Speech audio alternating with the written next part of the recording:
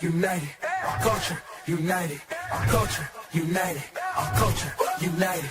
Connecting all over the world. Connecting all over the world. Connecting all over the world. Connecting all over the world. All right, check. You're tuned in live. Culture United every Wednesday right here on the Company Man channel. Hashtag See You Wednesdays. 9-second applause to you all.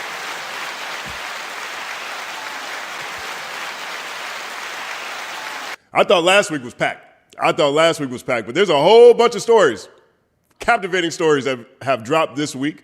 We're going to dive into all of those. We have the perfect panel to do so. We got newsmakers on this panel. Newsmakers on the panel. 1 second applause. Big shout out to all of you for tuning in. Thank you guys so much for all of the support.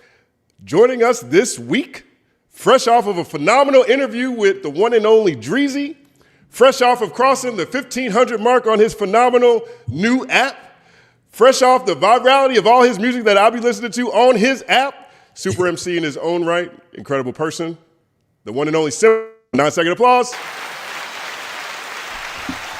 Shout out to the company, man. Word up. Thank you for joining us, man. Thanks for having me, bro. Word up. Also on the panel this week, man, I have had the highest respect and appreciation for this panelist, but watching him navigate very tricky situations with people we all love this week on his phenomenal midday show called The Lunch Hour just raised the bar for me even higher. In some circles, they call him the OVO final boss. I call him just a brother that puts the culture first. The one and only Glass Malone. 9-second applause. Hey, what's the deal? Let's do it. Word up. Also on the panel this week was part of the original episode of Culture United. Someone whose work I've been inspired by for a very long time, to watch him grow into the leadership position he has, not only internally in his own organization, but externally within conversations around the culture, has also been inspiring as well. Also made a lot of news this week too. Joining us, the one and only Jeremy Heck. 9-second applause.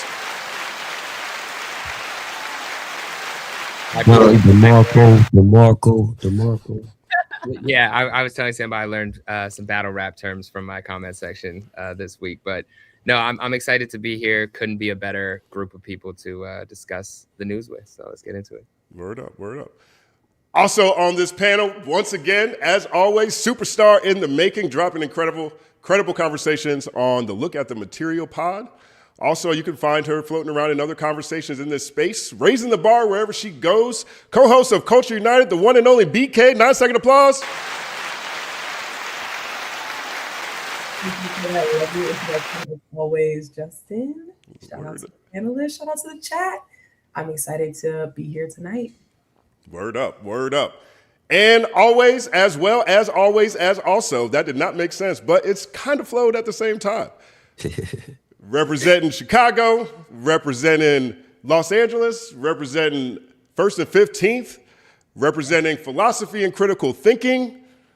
One of my favorite people in the world to talk to. Also co-host of Culture United, the one and only El Janelle. 9-second applause.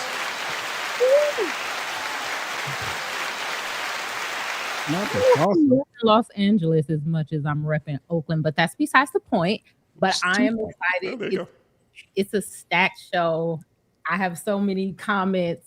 I can't wait to hear all you guys' thoughts. And let's go. See you Wednesday. Word up. Justin, do you need an intro? No, I think I'm fine. All right, cool. I have the Polarizing theme song. It's funny. I have the theme song for just my own videos. It gets props all the time. The theme song to the third verse gets props all the time. This one's polarizing. And I think I like it that way.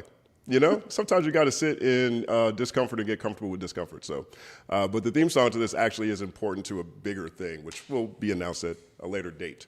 So if those of you are curious why it's still around, there is a reason, because I be thinking. 1 second applause to thinking. People don't do that as much. Thank you guys for rocking with Culture United once again every Wednesday right here on the Company Man YouTube channel, 5 p.m. PST. This show, those of you who are familiar with the show understand that the first conversation, the opening conversation, is a 2-hour main discussion that normally tackles 3 to 5 different conversations. We have 4 very popular conversations we're going to talk about in the first 2 hours. And then after that, we move over to the second show. The second show is a whole different show because it is driven by you all's conversations and contributions to the chat. And so without further ado, 9-second applause to you all one more time.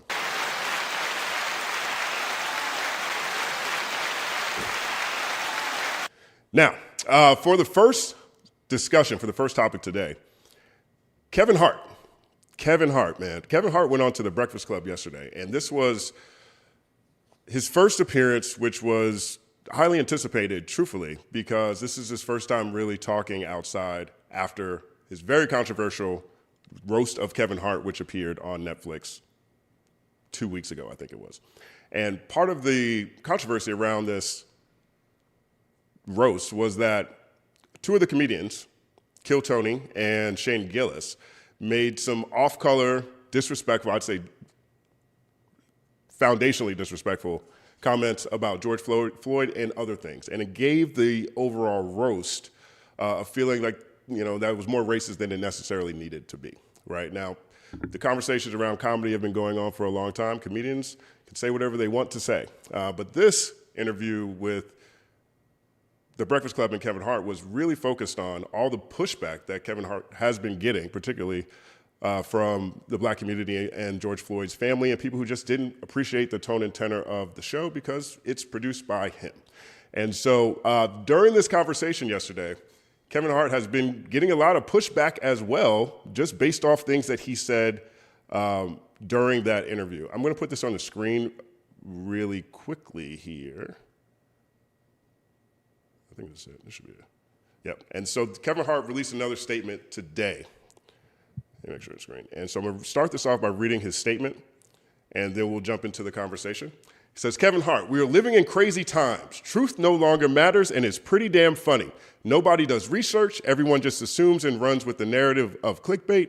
Even when the proof is right in front of your face, most will forever choose the lazy road of assumption.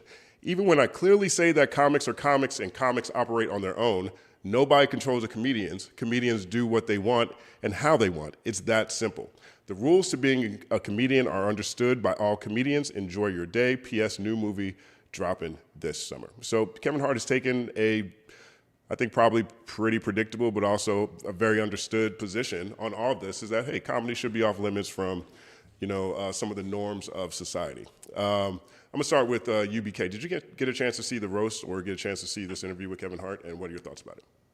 I didn't see the roast in its entirety, and I didn't see the Breakfast Club interview in its entirety, but I saw some clips from the roast, probably the same clips that most of us saw. Even some clips that were actually funny. I didn't tap into Kevin Hart's roast because I just don't tap into Kevin Hart anymore, and I haven't for some time now, since like his old stand-up days.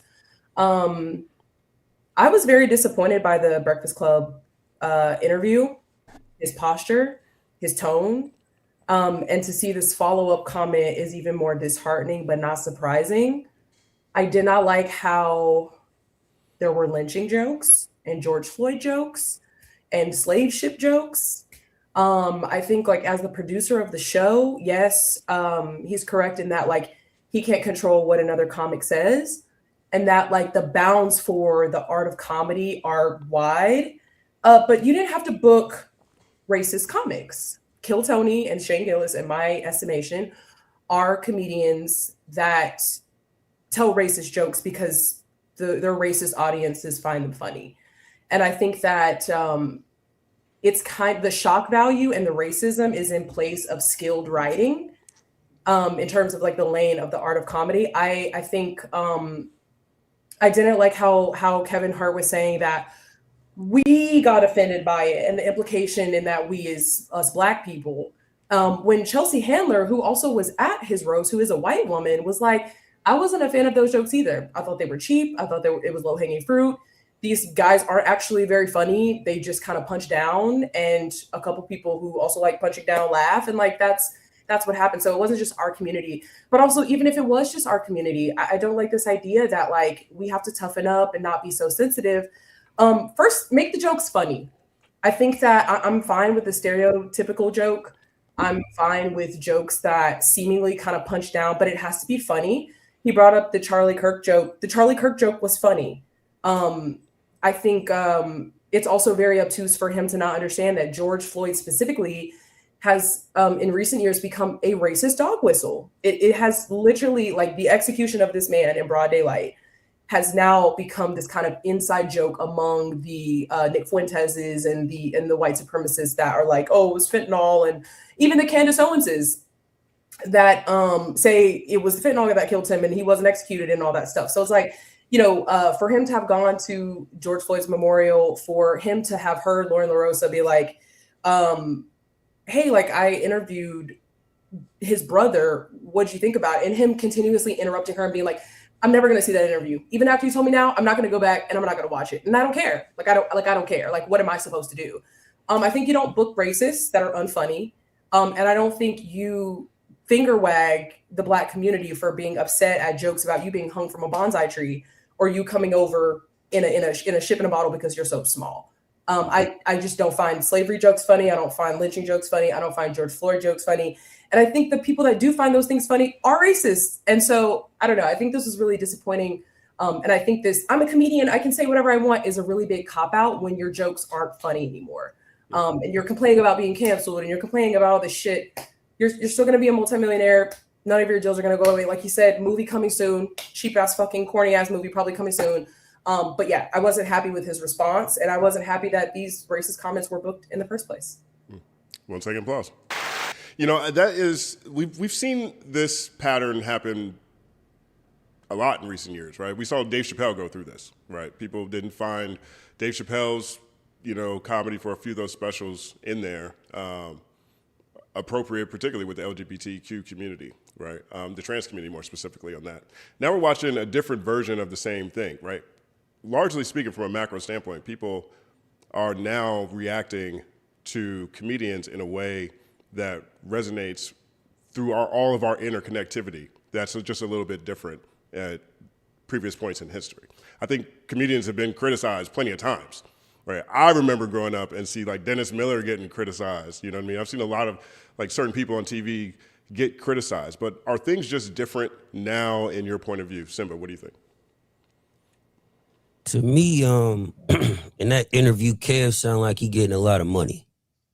Is what it sounded like to me. And unfortunately, sometimes when our people speaking for our community get to a certain level financially, we start to put certain things aside.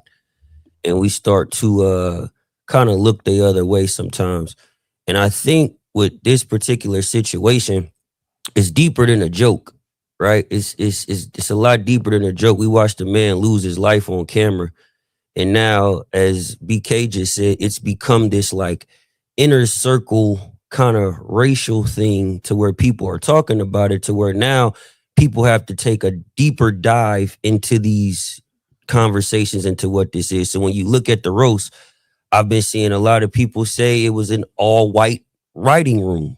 There wasn't any color in the room, right? So I think a lot of people could take that as if, okay, this was an opportunity for a lot of people who feel a certain way about our community to kind of get their shit off. And you gave them the platform to kind of do that.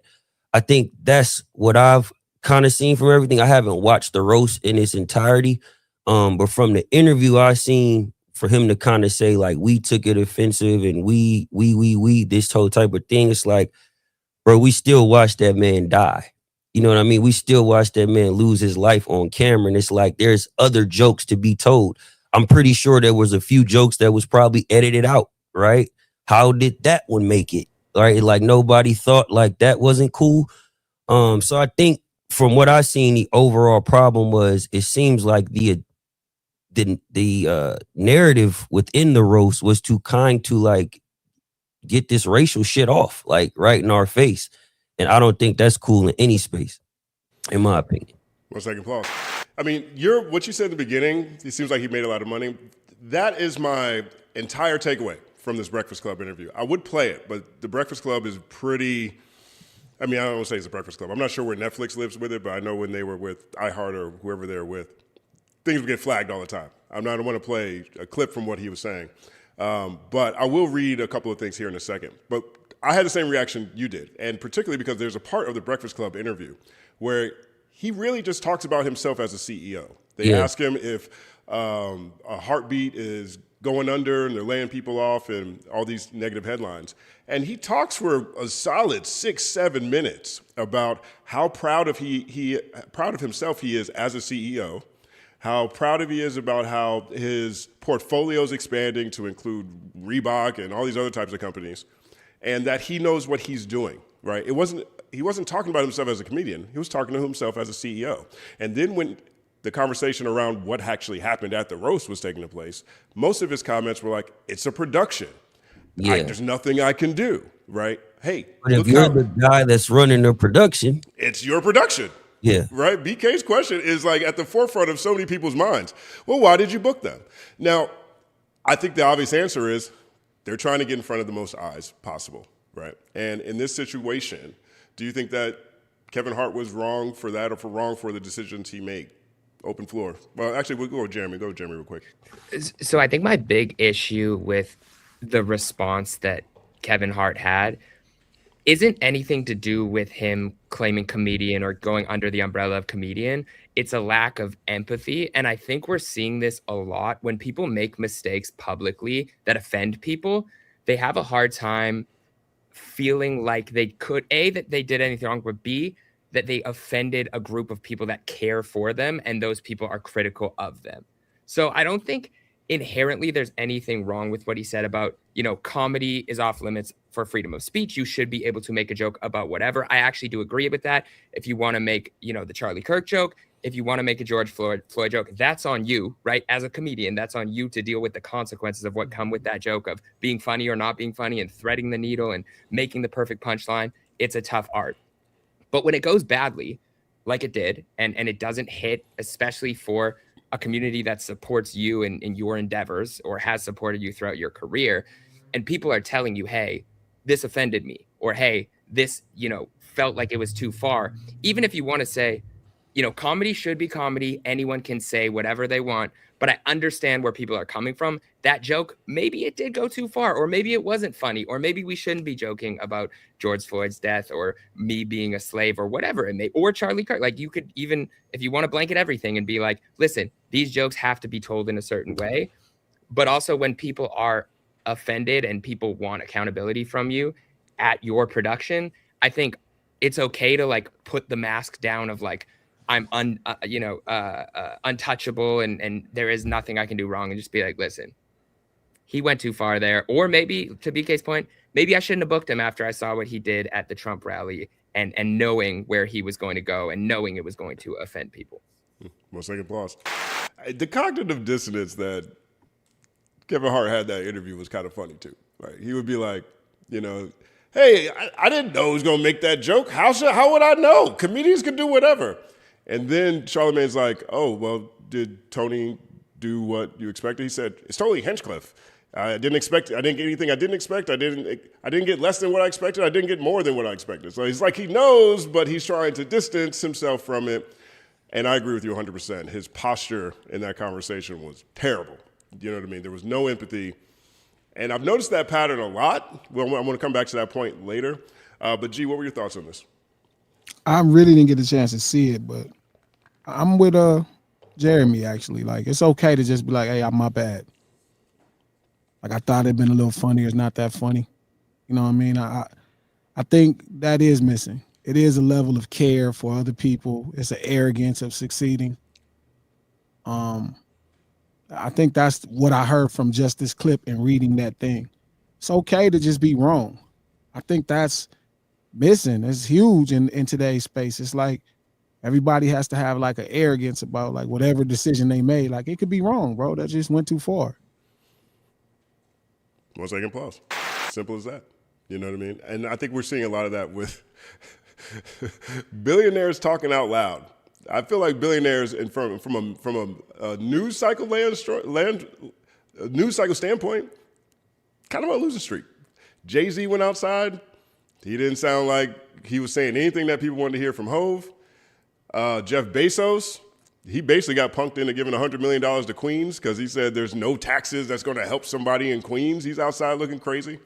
And I'm I'm glad he said that. for real, he's nuts. Thank God for telling the truth. Tell the truth. They Please, not gonna Lord. get the money. Shout out to him.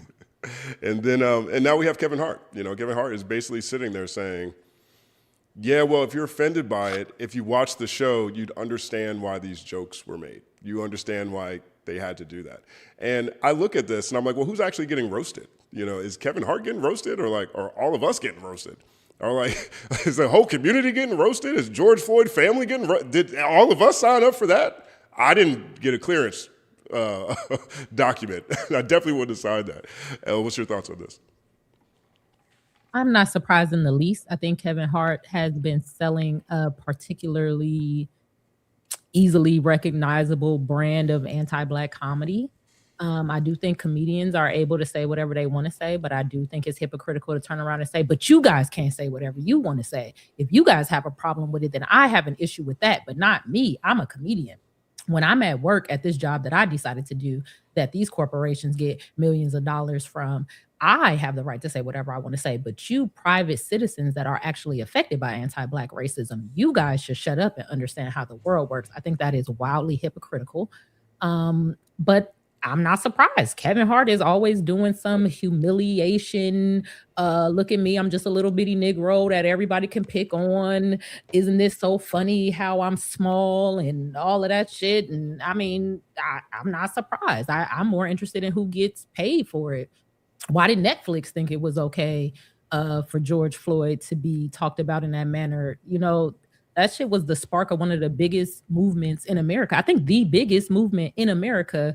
And you guys feel like it's a plaything. I thought it was interesting. All of the groups that did not get joked on, that we know will never get joked on because they know money will be removed from different spaces if they are. So I think we should comment with our money. P.S. New movie coming out next year. That trash ass promo, don't go to the movie. When you see Kevin Hart, click away. When Kevin Hart promotes something, block him. Comment to Netflix. Netflix, next time you do a roast, we're not watching that shit. That shit is trash. Why would we watch that? I think we have to move in that manner because obviously they don't respect our community enough to be like, oh, nah, we ain't going to offend the Negroes like that. So. Well, take applause. I mean, I think a lot of people over there thinking like you thinking. Now, I'm not sure how successful this is going to be, but I do want to share this real fast. There has been a MoveOn.org petition that's gone out asking, or in this case, demanding that Netflix donate proceeds to George Floyd's family, right? And so here's what here's what the intro says. The murder of George Floyd by police officer Derek Chauvin which sparked nationwide protests and civil unrest, continues to be a stain in our country's history. George's daughter, Gianna, is now growing up without a father. His family, loved ones, and community continue to grieve their loss every day. But to hack comedian Tony Hinchcliffe, George's murder is a joke, literally. Hinchcliffe and team of predominantly white comedians are facing backlash for a racist and cruel joke made during the roast of Kevin Hart, which aired on Netflix as part of Netflix is a Joke Festival. They say, we are not laughing and we demand more than an apology. We demand reparations. Reparations. And add your name to the petition to urge Netflix and Heartbeat to contribute profits from the roast of Kevin Hart to the Floyd Family Center for Social Equity, right? And so there's almost 11,000 signatures out of 15. Is this going too far? Open the floor. No, I like this. I like the idea of seeking monetary retribution for stuff like this because anti-Blackness is a lucrative practice. Like rage baiting Black people or making fun of dead Black people, executed Black people, that's a lucrative business. And I think to Elle's point, we have to find a way as consumers to make it expensive to be anti-Black in this way and to be so flippant with it. She also raises a great point that other communities, not to do Impression Olympics, but it is true that other communities would not be, I think, told to just suck it up and stop being so sensitive if they were implicated. Like there's even like norms within comedy. Like you don't really hear rape jokes anymore. You don't really hear HIV jokes anymore. Like there are certain things that we just are like, culturally we can move past. I also think it was a bit of I like the petition. I like the call for Netflix to donate money to the Floyd family, because I mean, the harassment they get, the death threats they get. I mean, these are just private citizens. Kevin brought up, you know, there was a Charlie Kirk joke, which actually was super funny. So that's also a big difference. But like Charlie Kirk was a public figure. He wasn't just a private citizen that was executed. And like, you know what I mean? Like there's kind of a different level of like, if you're a public figure like that, you should kind of be expected. You should expect to be spoken about in that way. And then we also saw like the Kirkification, like those types of memes and things like that. After they fired people for like saying he was a racist, you know what I mean? And so I like moves like this. And I think like turning inward and thinking about how we could be smarter or more strategic consumers is a path forward that I feel like it speaks to the thing that you advocate for, Justin, which is like, when we have the anger, what then do we do to like organize that and like impact somebody's bottom line? So I think what made it worse too was his reaction that was brought up earlier to Lauren bringing up an interview she did with the family. Like it was overly dismissive for no reason. And I think had he come with a little bit more empathy, even in that moment, like, you know, I understand comedy is comedy. You can say whatever you want. I understand how this might have upset the family. Even if he was like, I want to do something. I've taken care of them before. Like I got the family, rather than like have a petition go on. So I think that made it worse. And then I also have been noticing the hypocrisy, specifically on certain websites, but the hypocrisy of people who were more than okay with that George Floyd joke, but were up in arms about the Charlie Kirk joke. Very interesting that people do not keep the same energy in the exact same way that people were forcing people to get on their hands and knees and mourn someone that they didn't know when Charlie died, but were willing to make George Floyd challenge jokes when George Floyd died. It's always the same type of hypocrisy that you see. So I just want people to keep the same energy when it comes to that. Well, second pause. No, I like what both of you guys said. I'm gonna kind of piggyback off of what BK said because I agree with that. I think we've seen so many different communities come together and rally for things when it happens to their communities. We've seen the Stop Asian Hate campaigns and all of these different things, but for some reason, it's still okay to pick on us. Now, I don't know the background of how this was presented, you know what I mean, or how they put this out there or whatever, but I do think as a community, we do have to find ways to let people know y'all can't just say anything about us and nothing's going to happen and just tell a joke about a man's death without a lack of empathy. And to what Jeremy said, I totally agree with that too. It was super dismissive when I think it was Lauren LaRosa. She was like, I interviewed the family. He was like, I'm never going to watch it. I'm never going to, I don't care. It kind of came off as if like, y'all niggas need to get over this shit. You know what I mean? It's just like, dog, like you telling us to get over years of things that's happened to us. And now that it feels like you're in a new space, like you're kind of like leaning to look past it a little bit because of how it furthers your business. That don't mean it's helping us. That don't mean it's not happening to us down here on the ground every day. So I love what both of you guys said. I just wanted to piggyback off that. Right up. 1 second pause. The worst part is he was on kind of a good run. Like I really did enjoy his Funny AF show on Netflix. I thought that was an amazing platform for upcoming comics that really, it's different than like a Voice or American Idol where it's very hard to make it in music without a hit song or at least like a notoriety to some degree. Like those shows don't necessarily do the same level of career building. But as a comic, that show definitely launched multiple careers or at least uplifted like 5-6 careers very heavily. So I was kind of like on a run of like, oh, look at Kev, like giving back, like giving opportunities. So it's disappointing when you see somebody that you were rooting for and you're like, look at you doing this. And then you see how they react when it doesn't go their way.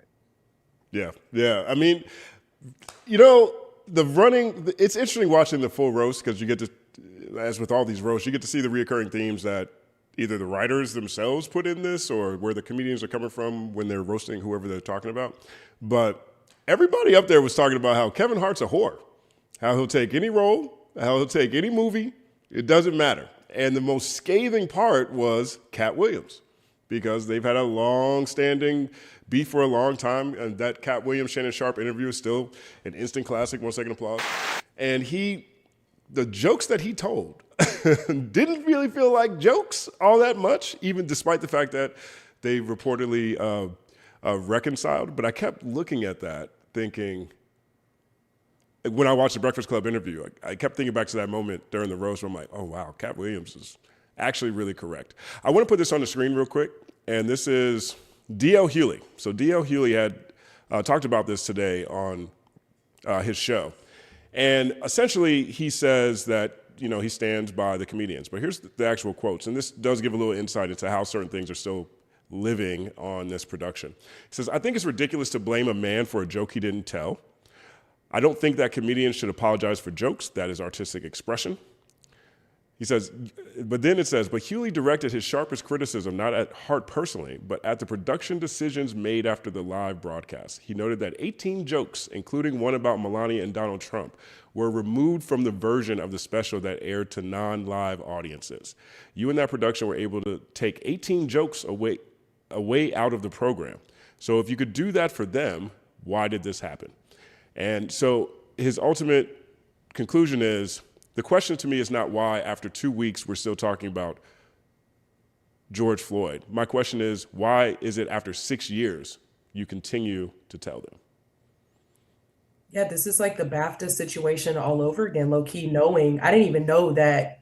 I mean, I figured there was editing, but I didn't realize like 18 jokes had been taken out and you pick and choose. And one of the jokes you take out, or maybe a couple, were like, do not offend dear Supreme Leader and his baby mama, but you leave in the anti-Black shit because even if it's just clickbait from Rage Bait, which he's decrying in this like response here, it's lucrative.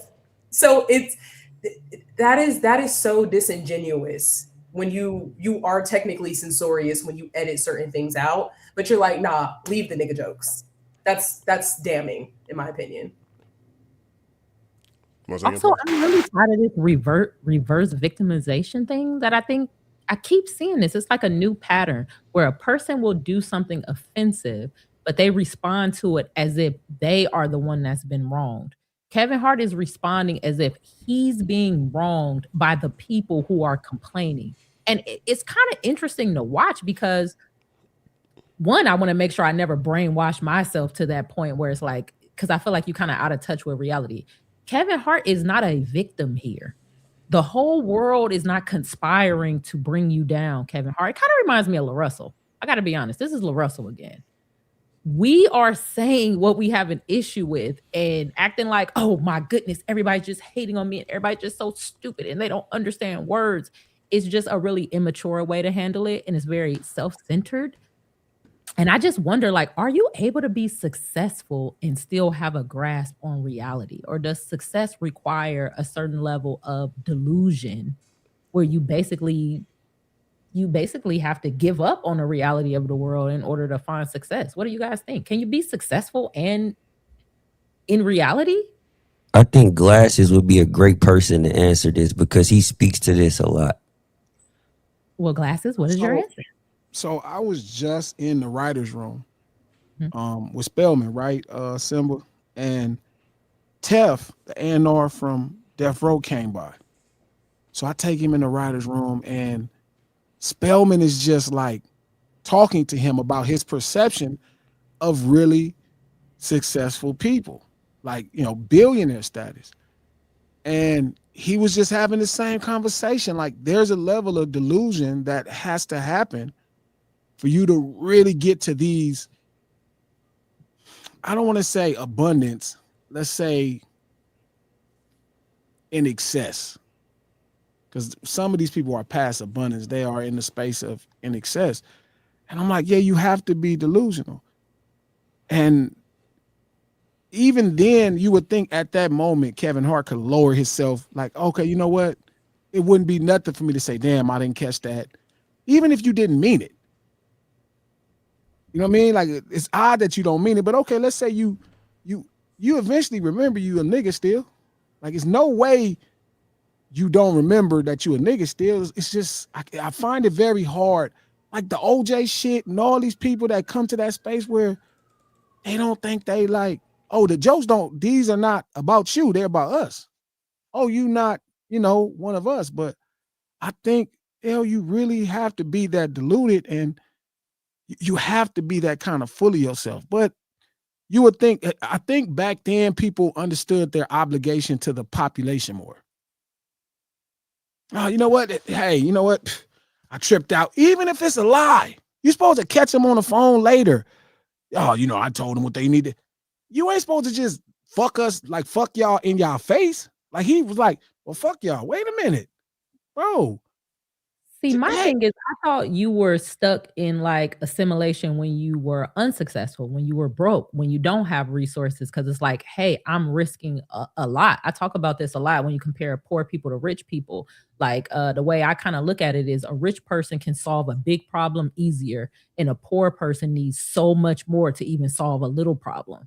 So I can understand why that type of person would feel like, well, let me kind of walk on eggshells and let me make sure I don't fuck up, because a fuck up could really ruin what I have going on. But I thought you got a level of freedom when you have this level of success where it's like, well, I could keep it real. What y'all gonna do to me? Y'all can't take all my money away. Like, and even if you take half my money away, I'm still gonna be straight. But it seems as if the more successful you get, the I don't want to say the less free, because it is free, but it's almost like it's not what I thought it would be. Me, I look at it like the more successful I get, the realer I can be, the more things I can do, the more things I can provide, the more I can buck the system. But it seems like people are just like, no, fuck that. The system worked for me. Let's promote it. And I feel like you're describing Kanye 2018 perfectly. Don't get me started. Kanye with the MAGA hat offends not just that, but the slavery as a choice, like the things he was saying, the things he was aligning with, the things he was doing. A lot of people who have supported him for a long time go, hey man, can you not do that? Or can you explain it? Or just tell us what's going on? Or maybe say sorry. And it was so difficult for him to come down to earth enough to be like, oh, I offended people, I'm wrong. Instead, he became the victim, and you can't tell me what to do. I can say whatever I want. Speaking of free thinking is the term he was using at that point in time. And he is maybe the most delusional person in the world, which has worked for him delusional confidence wise in terms of creating at such a high level, which I do think you need a level of that to a degree to get to that level. Like, you need to believe in yourself so much that society telling you no cannot stop you. So I do think it's positive in that way. But I also think at some point that belief that I can do anything and I'm above all of the voices around me can get to you to the point where you don't hear any of those voices. And so even the voices that may be the ones you should be listening to are kind of drowned out by your delusion. Yeah, but if you could do anything, why would you choose to do that? I think what it be sometimes too, L, is like, and I noticed this in rap sometimes, right? Before I'm a entertainer, before I'm a millionaire, before I'm all these things, I'm a man first. And a lot of times people got known being a version of the man that they are, not truly who they are. And sometimes they don't know how to draw that line in between some of the things that they stand for. I can't tell y'all how many times I've been in a record label and I play my music and they say, you're not like the rest of them. And I'm like, well, what does that mean? You know what I mean? Like, what does the rest of them mean? Now, I kind of might look like the elephant in the room for asking, what does that mean? I can't tell you how many black executives and told me you shouldn't have asked, what does that mean? You know what I mean? What he's trying to say is this and this, that. But it's like somebody compromising the man that they are to keep their position. That's just not who the fuck I am. If I got to go to another record label or me and the homies got to figure this shit out, that's just what it is, because I'm not going to feel right as a man going home to my black little boy, allowing somebody to say something like that to me, and he gonna grow up thinking it's okay for somebody to talk to him that way. So I think a lot of times these guys, and I'm not speaking to nobody directly, Kevin Hart, whoever, I think a lot of times they get to these positions and they think that they're above what we come from, and they don't no longer have to play by those rules, when in any given moment they'll remind you who the fuck you are and send you right back to where you came from. Well, second applause. What kind of answers did you get when you asked that question? You're you know, like, because I think when I say like, what does that mean? They immediately know I'm the guy that's like, oh, you being racist. So there's like, oh, you know, you're not talking about guns, or you're not talking about being in the streets. And I'm like, I am. I'm talking about the effects of gun violence. You just didn't hear me killing a nigga. You know what I'm saying? That's what you used to hearing. But it's like, then now I'm the loud one. I'm Martin Luther King. I'm Malcolm X. And now I'm going back and forth. And now the other black gentleman in the room is uncomfortable because he invited me. Now his job is at risk. Now I'm kind of off the list of who to invite now. You know what I mean? Yeah. That's that Bay Area in you. Let it shine through.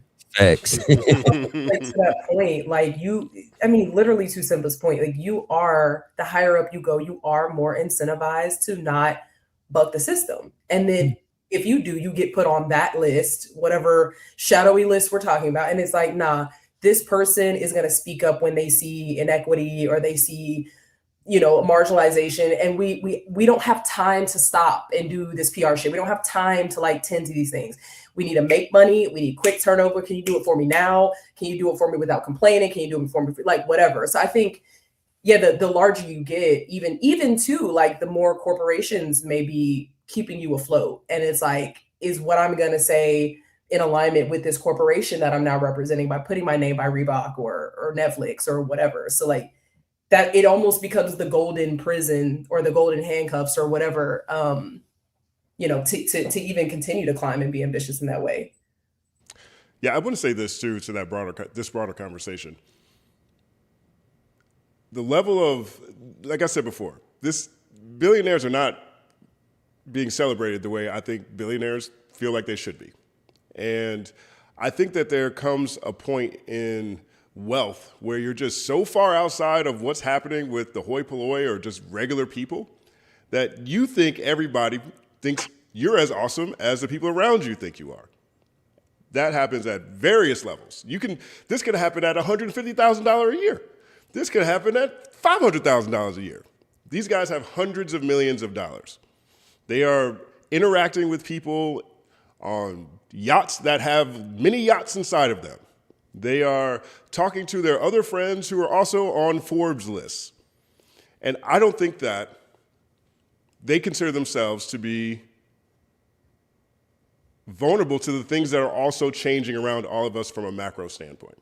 And I think it signals the divide, the gap between Kevin Hart or Jay-Z and everybody else. And this is a pattern I've watched happen in this community. But just generally speaking, nobody likes what Sam Altman has to say. Sam Altman said that he thinks a future where everybody has AI tapped into their brain and everybody has to buy intelligence is on the horizon. You've got to re-up your intelligence just to live. This is the world that certain people with extreme resources are cultivating. And just outside of that are another group of people with hundreds of millions of dollars who are very far away from what's actually happening, what the average person is experiencing.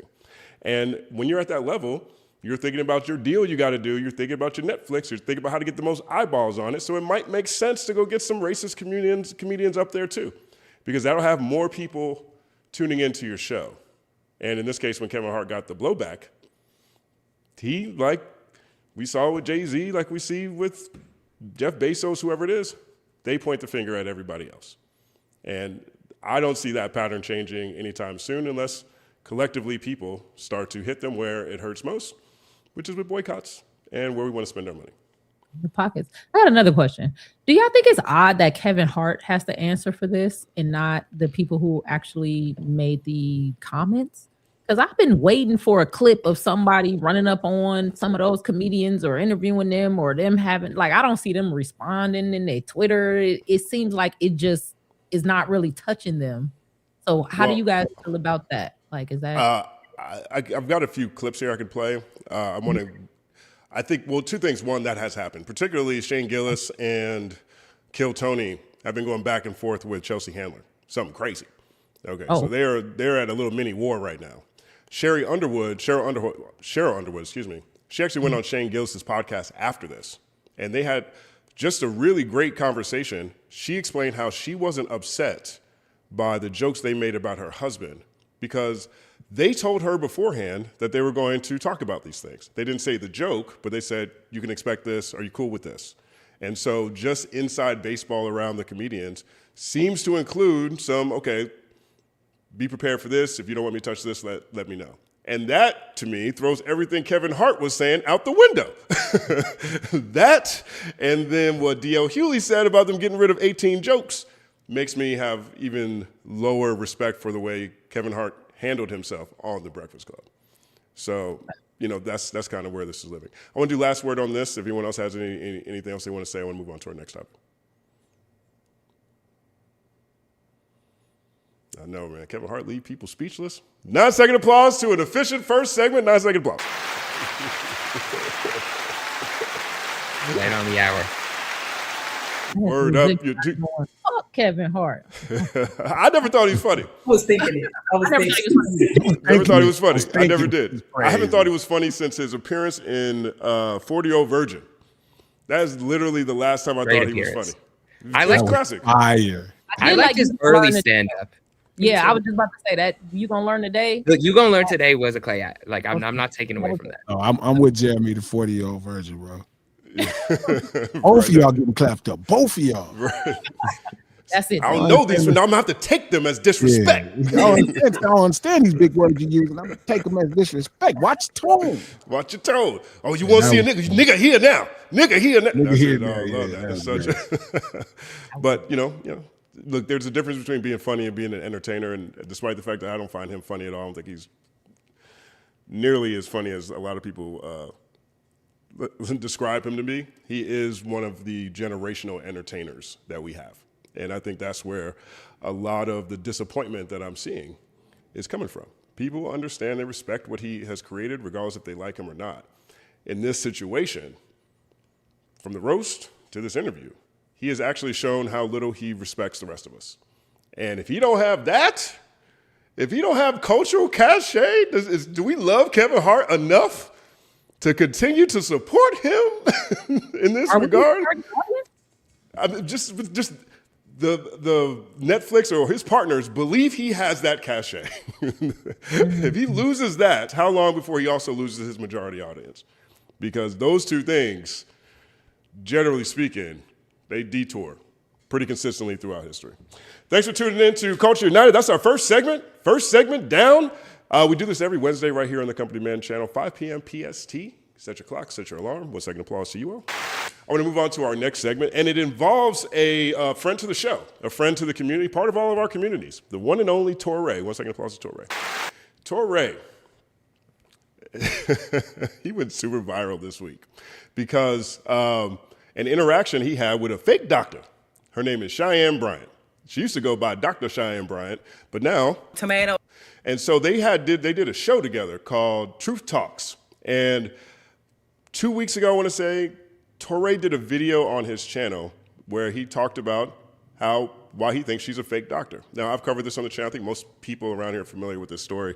Essentially, there is a life coach who sometimes refers to herself as a therapist, who is also a doctor, who has been making talk show circuits and reality show appearances and put out a lot of books and has garnered a lot of goodwill from the community. The Joe Budden podcast pressured her a couple of weeks ago to, hey, where's your doctoral? We'd love to read what you wrote your doctoral on. And she said that she didn't have her doctoral because she doesn't know the difference between those two pronunciations. Then she went on The Breakfast Club and gave one poor answer explaining why she couldn't provide her doctoral. She said her college closed and all the records were transferred to a company that only allows you to access your degree within 2 years. Sadly, it's within 3 years. So, Tomato. All this is going around.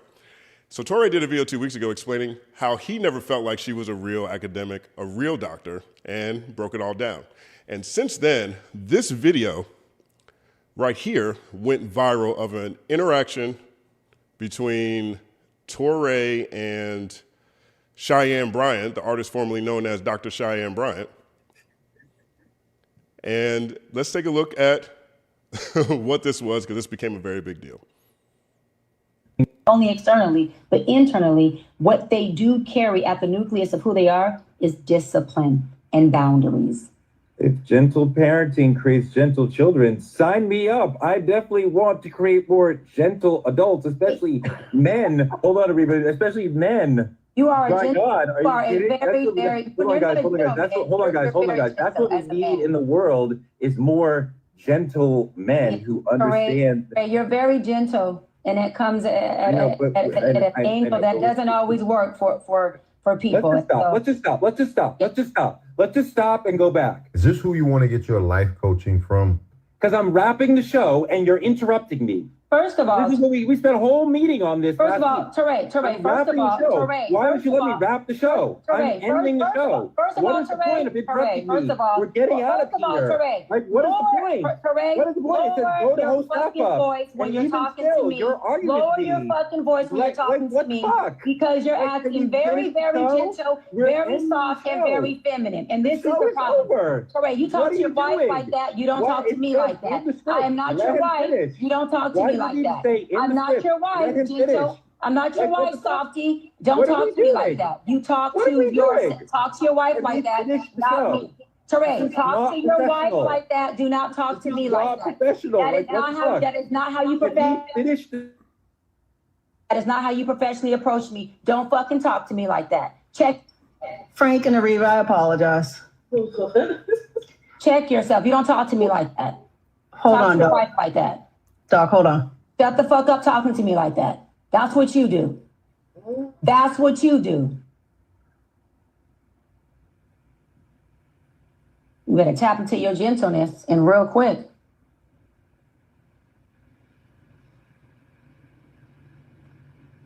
Are we ready?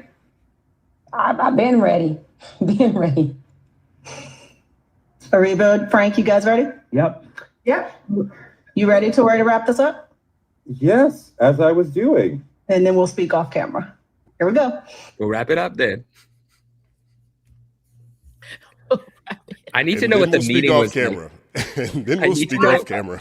When they were like, we discussed, when Tori's like, we already had a meeting about this. I need the footage of the meeting.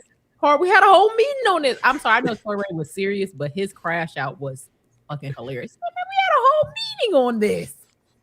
It was funny. It was legitimately hilarious, but I also think it was a very revealing moment for the artist formerly known as Dr. Cheyenne Bryant. Open floor. What are you guys' reactions to this? This name is funny. The artist formerly known as funny. There's a lot of fake doctors in the world. No, I'm just playing. No, she's trash for this. Dr. Dre. What are this guy's credentials? The Dr. Strange. Did his school close? Did we ever see his doctoral? Did he get his doctoral? Who else? Dr. Seuss. I mean, y'all didn't do this to Dr. Seuss. I'm kidding. I think she's completely trash for this. I think it's very dangerous to present yourself as a doctor, but I also think it's very dangerous to get mental health help from the internet. I know that's going to be a hot take. I know a lot of people are going to be like, well, we don't really have money like that. Sometimes we watch YouTube videos. We have a lot of great people like, what's her name? That Mark Lamont Hill interviewed, Dr. I think it's Raquel Martin. Yeah. She's awesome. I watch a lot of her videos, but I do put a little asterisk next to it because you do need to get actual help that's personalized to you. So it's dangerous all around the board, I think, getting mental health help from the internet, especially from random videos. Things could be slightly different for your particular situation, but it is specifically kind of nasty to present yourself as a doctor when you're not. And then it's really bad for your brand the way she crashed out on Touré. Like, if this is all about entertainment and getting money and getting more clients, you probably don't want to be on there calling people soft. Like, would you tell your client to respond that way in a conflict? So I just think she really revealed herself as to be very much trash, and I don't feel sorry for her. I hope they drag her and stop presenting her as if she's a helpful professional. 1 second pause. To that point about would be wary about getting help on the internet right? First of all, I'm the artist formerly known as Dr. Cheyenne Bryant. I probably should be concerned, right? Because if I'm presenting myself as a doctor and I'm not a doctor, that's fraud. Legitimately. Just straight up. Up and down is fraud, right? She phrases the courses she offers on her website as life coaching, which is separate from therapy. But when you listen to her speak, she says therapy a lot. She says she's a therapist a lot.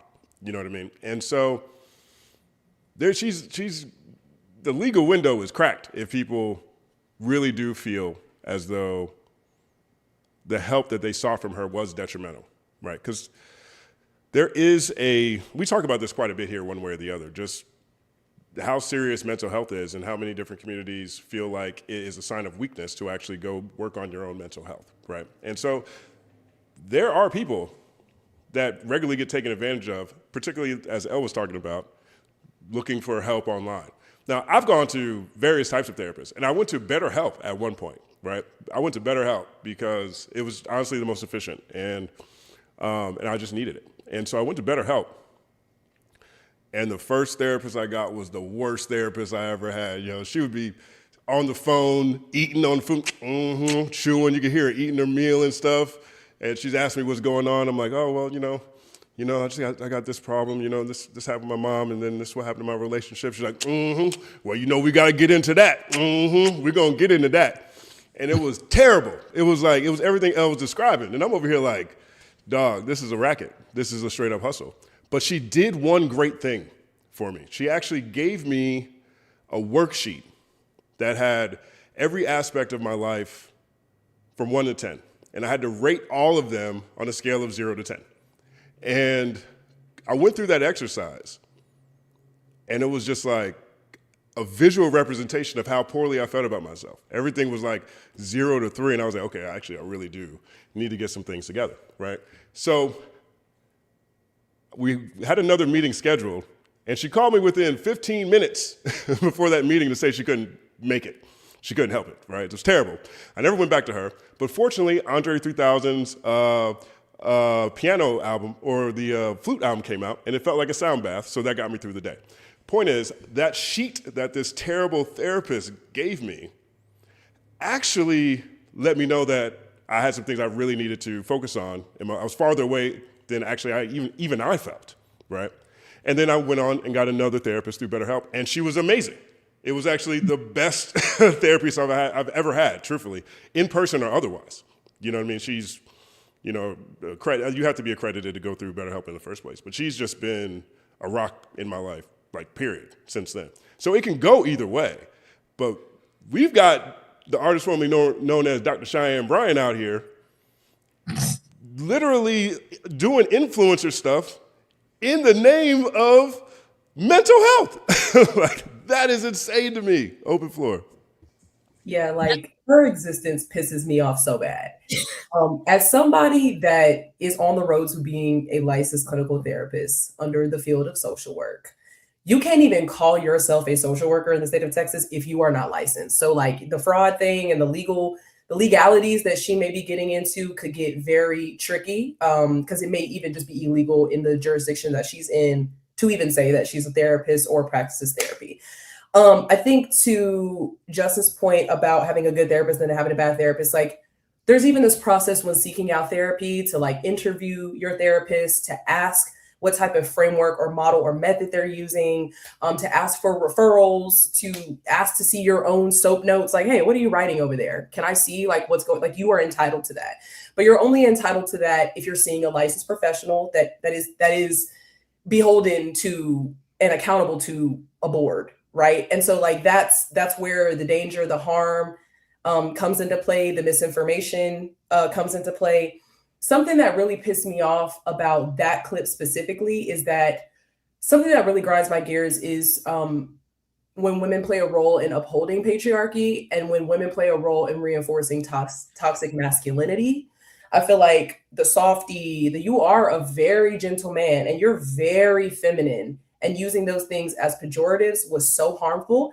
And it was very curious to me that the executive producer muted up Touré and not Cheyenne, or didn't mute up both of them, you know what I mean? And like allowed her to shut the fuck up talking to me, softy, talk to your wife like that, like absolutely disparaging his character, disparaging, you know, his masculinity. That was very upsetting to me. And to Elle's earlier point, that is not how a therapist, a professional, or an academic would handle themselves when speaking to a therapist, to a journalist, or speaking among their peers.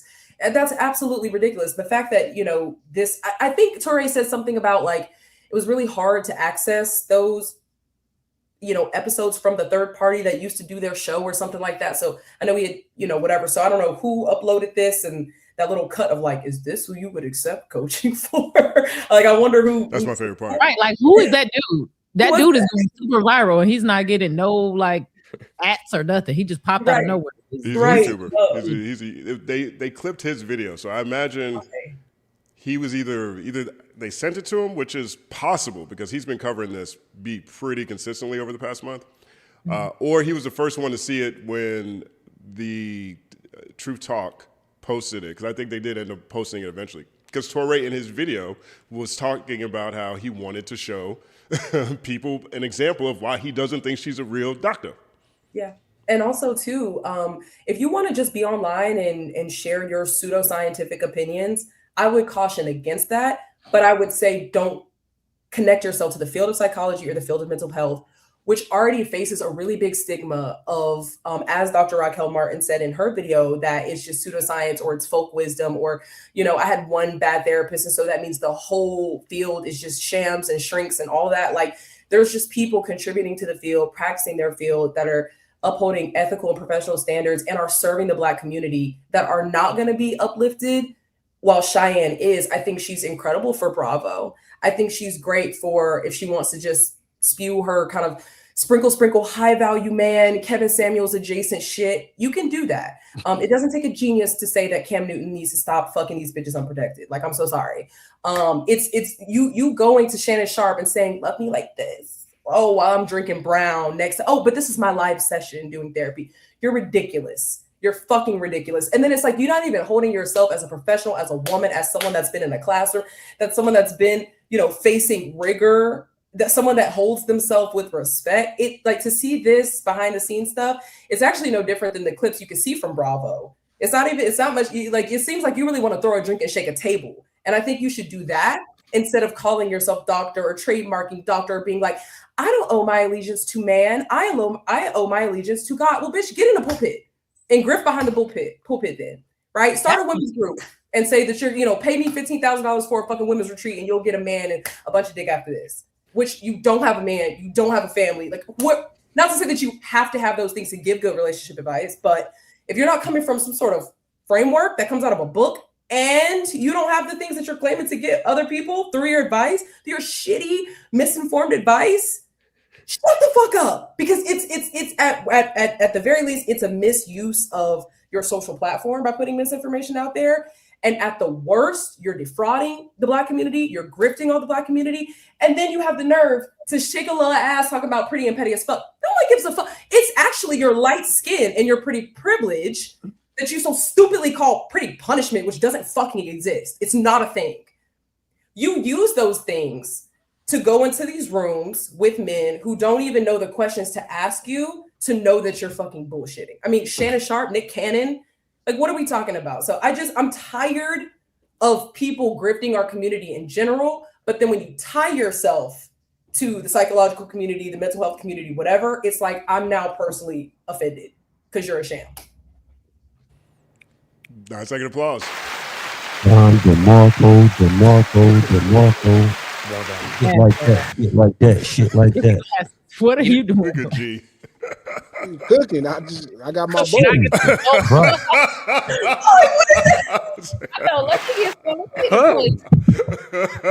Somebody clip this. Clip this, please. That was good. That is crazy. That is crazy. Yo, she could have just done the whole thing that our boy Super Hot Fire Victory Boxing over Ray J did and just said, I'm not a doctor. It would have been more than fine. She's just like, I give this advice. I'm not a doctor, though. I will say, though, she is an actor. she's an actress. I don't know if anyone's seen this, but she Lord. is allegedly in the Make It Clap music video by Busta Rhymes. I found this out today. I checked it out. If it's not her, it looks like her. And apparently it is her. Somebody can double check this, but she's an actress. I hated that whole She's traveled a long way. Look how far she's From come. Cheyenne Bryant to the artist formerly known as Dr. Cheyenne Bryant. I also wanted to say, to Elle's point, you should take caution when taking like advice. Like, you should not take mental health advice like online. And actually, any therapist worth their salt that makes social media content, if you notice, they'll put a little caveat or they'll say, this does not replace therapy. And that's also a differentiator. Like, if there's a practitioner online that's giving you advice, they should be giving you the disclaimer. It's within our ethical standards to give you the disclaimer. Like, I would need you to come in my office and do a full intake and assess you and actually look at your case and do some notes on you in order to, but I do think that there's a benefit to psychoeducation, which is what Dr. Raquel Martin even does. Also, she has forms, I believe, on her website of how to like interview a therapist as a Black person, like what questions to ask them to kind of vet if they're actually a fit to treat you. But if you're making, content like that online, I feel like it could be helpful to teach people the definition of gaslighting or being a narcissist or whatever. But to take it to heart, I would caution against that. Just wanted to put that on. What up? I want to share this one clip real quick. Elle, you had something you want to say? I wanted to ask kind of a wider question, but I'm trying to think of a responsible way to ask it where it doesn't look like I'm taking up for Cheyenne Bryant, but I think I'll do it after your clip. Okay, cool. So this conversation with the artist formerly known as Dr. Cheyenne Bryant spilled over onto the internet, of course, and one of the most polarizing reactions again came from the one and only Amanda Seales. And so Amanda Seales, I'm gonna play about the first 2 minutes of this. She's an advocate for the artist formerly known as Dr. Cheyenne Bryant, and who was on her podcast before. And she also makes comparisons to her and some other notable figures who don't have, at least haven't completed a doctoral. So let's take a listen. But she was on my podcast and she was brilliant. I think it's fucked up that she lied. And then that's that. The need to, if y'all went this hard against like Kamala Harris for supporting a genocide, then like, what would that would matter to me? There's no match. I don't need to have some type of debate with Cheyenne Bryant. At the end of the day, for some reason, she felt like she needed to lie about credentials. I don't know why. I think part of the reason is because we live in a world where we act like credentials is what determines somebody's effectiveness across the board. And in some respects, it is absolutely necessary. And in her respect, it actually wasn't necessary for her to do the work that she does. That being said, I just don't care. I don't care. She was on my podcast and she was incredible. I don't care. I think it sucks, and I think it was not smart, and I think that at the end of the day, there are people who work really hard to get doctorates. There are also people who call themselves doctor when they get an honorary doctorate, and I don't think that's much different. I don't think it's much different. Maya Angelou was walking around calling herself Dr. Maya Angelou. She didn't complete a doctorate. Maya Angelou walking around calling herself Dr. Maya Angelou. She didn't complete a doctorate. Open floor. Don't you ever put Maya Angelou in the same conversation with fucking Cheyenne Bryant. Let's put two motherfucking brain cells together and have some respect for our elders. Cheyenne Bryant has contributed nothing but a grift and a fraud and misinformation and maybe at some points entertainment for people. Maya Angelou, what she contributed to our community, to the canon of literature, to society, to broader society, it goes beyond an honorary doctorate. And also when people get honorary doctorates, they let you know it was honorary, right? Like that's where, again, you're losing me. Sometimes Amanda Seales says things that I agree with. But I think at times she can be reactionary, especially when she's just interacting with like the comments and specifically zoning in on comments where people are being like obtuse or they're just whatever. But I wish that Amanda would have talked to someone in the field. I don't like to hear someone who is educated say, I don't really care that someone is out there giving out misinformation like you should hit your kids and gentle parenting doesn't work, when a whole body of child psychology has produced data that debunks that, right? Like you're not even putting good shit out there. I also don't like that Amanda triangulated the genocide and Kamala. I don't like the genocide being used as a gotcha, as I said, you know, with Drake and everything. I do think that like we could have a whole separate conversation about like us doing the vote blue no matter who, and like anybody who's Black in office, we should just support them without critique. I don't support that. I don't support that. But when she says, I don't know why she decided to lie, you lied to bolster your legitimacy. Because if you were online, just like the sprinkle lady or just like Kevin Samuels, that would be, no one would be taking you seriously, just like they shouldn't.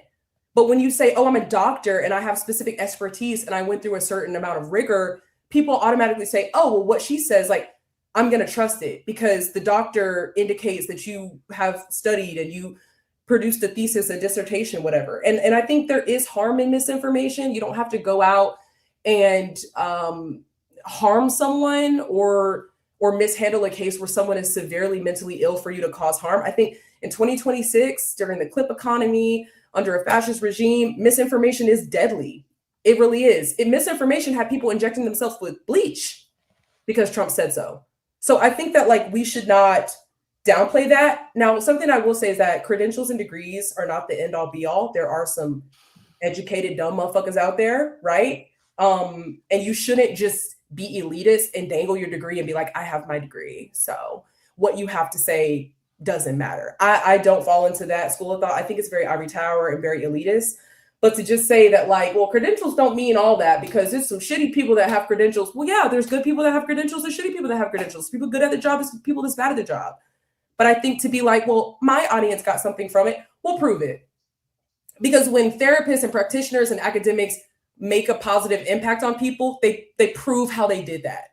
There's a before, there's an after. There's a before you got this information, you were suffering in some way out of equilibrium, and now that you do have it, you know, you're better now. And she can't prove that. So I just thought this was very intellectually lazy from Amanda, and I think she should be a fucking shamed. And no, I didn't watch the 31-minute. Nobody's watching that dumbass shit. No, I don't think that there's any context in where you need to be putting Cheyenne Bryant in the same conversation as Maya Angelou. Ridiculous. We'll take applause.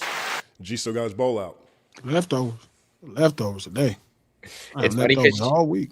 She realized as she was speaking that everything she said was actually not going to go well. She's like, well, you know, it's not like you need credentials for all things. I mean, well, some things you do actually need credentials. And I guess this would be one of those things that you would need a credential for actually to get, you know, so it's like, yes, in a way where you're providing mental health work for people and they're trusting you with their life problems, the credential is helpful for that and necessary.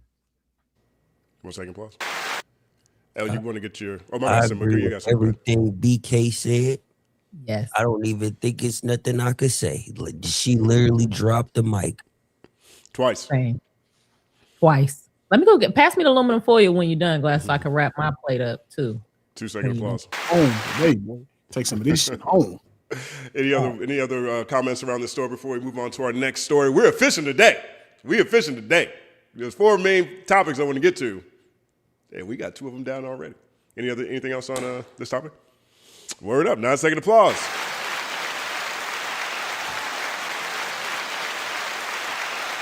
Thank you guys for tuning in to Culture United right here every Wednesday on the Company Man YouTube channel. Hashtag CU Wednesdays. It's always a beautiful thing when the hashtags work out multiple ways. When you have a hashtag that's an entendre, CU Wednesdays. 1-second applause. Moving on to our next story. Now, this is a blockbuster week in the music industry. And what we've been talking quite a bit about Drake's Iceman over the past couple of years. And turns out there was 3 projects, Iceman, Maid of Honor, and Habibti. And so, but first week numbers are in. And what we're looking at is historic. And so we're going to take a look at these charts really quickly. Here is the Billboard 200 Billboard 200. Here we go. Billboard 200, this is what Drake's goal was. His goal was to go 1, 2, and 3, and he was able to do that. Iceman is number 1 this week. Habibti came in at number 2, and Maid of Honor number 3. Very interesting because Maid of Honor has received the highest review rating so far, but Habibti still outstreamed it. 1, 2, 3 right there up top. Haven't seen that before in music history. 1 second applause. We also have Billboard Hot 100. And this Billboard Hot 100, 42 songs charted in the Billboard Hot 100. Janice STFU lands at number 1. Number 2, we have Ran to Atlanta, Drake featuring Future and Molly Santana. Excuse me. Number 3, we have Whisper My Name, Drake. We have number 4, we have Shebang. Number 5, Ella Langley, Choosing Texas. Choosing Texas, holding on. 1 second applause. 6, National Treasure. 7, Make Them Cry. 8, Dust. 9, Too Hard for the Radio. And number 10, Make Them Pay. Just take a look at the visual around this because it is insane just to look at. I've never seen a chart with half of which was essentially one artist. Open floor reactions to Drake's historic week. I mean, it is highly impressive, I think, no matter how you look at it, to be that dominant.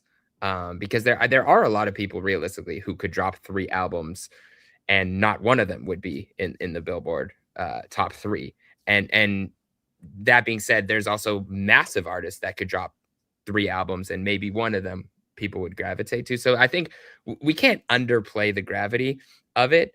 But I think it also shows, the market is still there. I think anyone who thought that Drake wasn't still going to be a superstar, it was just completely either mistaken or delusional.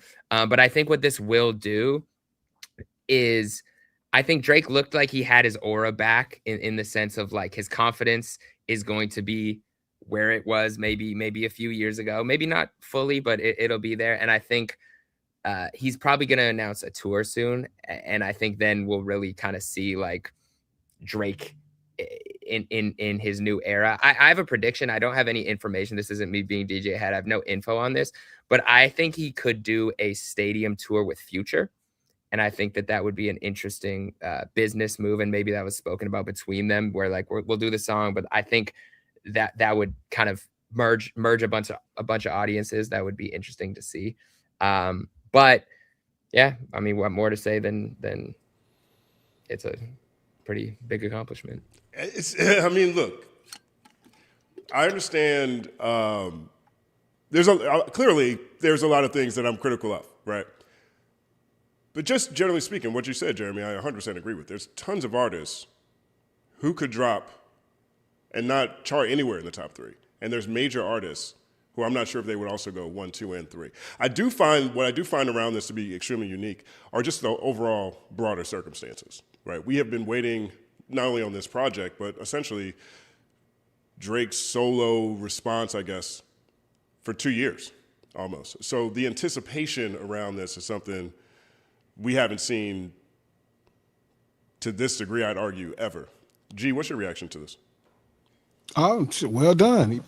I don't know what else to say. I think I predicted he was going to do just south of 500,000. He put out 3 albums. Worked out. I thought that was smart. It worked out for him in a really good situation. The most important is getting that 14th number 1. That was the most important. Yeah. 1 second, pause. What do you think, Symba? Similar thing. I think it's a dope accomplishment. I think it speaks to his level of mastering a streaming era. I've been seeing a lot of people say that, he recently broke Michael Jackson's record and they're saying he's a new Michael Jackson. I wouldn't particularly say that. I think Mike did it in an era where it was based off events. You know what I mean? Like MTV control visibility. You had to be on radio, television, all these things. And Drake did it in like a streaming era to where everybody has access and is playing your music all day long. You know what I mean? And it's like back in the day, bro, you can make a bad song, wasn't nobody gonna buy that shit. Today, you can make a bad song, they could put that shit on a meme and it could go platinum. You know what I mean? You could become the joke of the internet and it can go platinum. So he has a lot of access to be able to saturate the market, which I think is dope. Speaks to where technology has brought us, and he's able to do things like he did, put out 3 albums. The music is cool, some of it's dope. And I think when the bar is where it's at, just with certain styles of music right now, it was a void maybe missing for what he does for certain people in music. And I think that's shown. And I think to have that many slots on a Billboard chart is incredible. So shout out to him. 1 second applause. What was your reaction to the music? You said some of them were dope. Was there some standouts on these projects to you, Symba? For me, man, it's interesting. I'm still kind of living with it. Because for me, I try not to compare him to who he used to be, because I think that's very unfair at times. I do think, he did a good job lyrically. I think he went in lyrically, but I do feel a lot of like the cadences and kind of like subject matter was very similar to what we've been kind of hearing since Scorpion. I think some of the production was very similar. Some of the melodies and cadences was similar. But overall, I think his D-list effort is better than a lot of people's A-list work, just for what he is as a hit maker, as a guy that's a scientist when it comes to melody and constructing these catchy records that we all sing. I think the Janice record is very hypnotizing. I think it's something new that we haven't particularly seen him do. But it wasn't nothing that I was just like, oh, this is groundbreaking, like this is gonna change the world. I think it was just a dope way to just insert himself back into the system and back into the game. Word up, 1 second applause. Elle, what's your reaction? I'm tired of stats. I don't think that's fair, especially as a person who likes data. But I am very tired of, it sold this much, it got this much on the Billboard. It really kind of feels like a little bit of fluff being used to crown people. I think it's really brewed up in me because of the comparison to Michael Jackson. And it's hard for me not to have a knee-jerk reaction to, nigga, you're not Michael Jackson. Like, for real. Like, I know a lot of people are young. But we were alive when Michael Jackson was around. It was bigger than everything, okay? The nigga just stood there like this and niggas passed out. It was a medical thing. We needed Dr. Cheyenne Bryant to come in and pull the people out because they was passing out because Michael Jackson was standing on stage. So whatever is happening where people are calculating themselves to be better than Michael Jackson while not being able to sing, while not writing your own music, it's annoying me. And so, although, yes, that is dope, and I know I kind of sound like a hater to say it, I think I might be tired of stats. But I think that's kind of like a cognitive dissonance because I do care about data. But so that's really my thing. Yeah, that is dope. Half of the Billboard records, half of the Billboard slots are given to Drake. That is dope. We all know I like the Iceman album. So we're not even gonna, act like I'm just hating on the music. It's the Michael Jackson comparison. It's too fucking much. Like we really gotta like it's Thriller. Like acting like Drake has ever made a song that's comparable in any way, shape, or form, instrumental, video, lyrics, singing, performance to any song on Thriller, to me is just a fucking stretch. So although I understand how the ICE crew is proud, the squad, whatever's going on with the numbers that make you think you're comparable to Michael Jackson, they got to go to hell. That's just all. That's how I feel about it. 1 second applause. There's a few things that are happening with the Michael Jackson comparisons. One of them is people are starting to question if they counted Michael Jackson's number ones correctly because they just looked at him as a solo artist. They didn't use any of the number ones that they notched with the Jackson 5s. So they actually have 4 number ones with the Jackson 5s. And with Drake's, He has 14 number ones, but 6 of them are as a solo artist. The rest of them have features on them. Does that make a difference for this conversation? Open floor. I guess to your initial, the initial point. I'm kind of like in L's camp, like, and I just even before the record was broken, because it was projected that he was going to break it, I was thinking like, what does it mean though? Like, what does it mean? Because to me, the quality of the music is not matching this feat. Like, it's just, and I'm not saying, and I thought that like Iceman was good. I didn't think it was classic or great or groundbreaking or anything, but like, what does it mean? I think, what does it mean in the streaming era when we know that these things can be manipulated so much? What does it mean when, like, the stat conversation, it's kind of like, yeah, like, how are we categorizing it? Is it just solos? Is it features? Is it the group and the solo? You know, again, Michael stands the test of time musically, but also just like what he stood on his own. No features, no Jackson 5. Like, knowing that number didn't include Jackson 5 is kind of crazy. Like, him just on his own as a solo artist.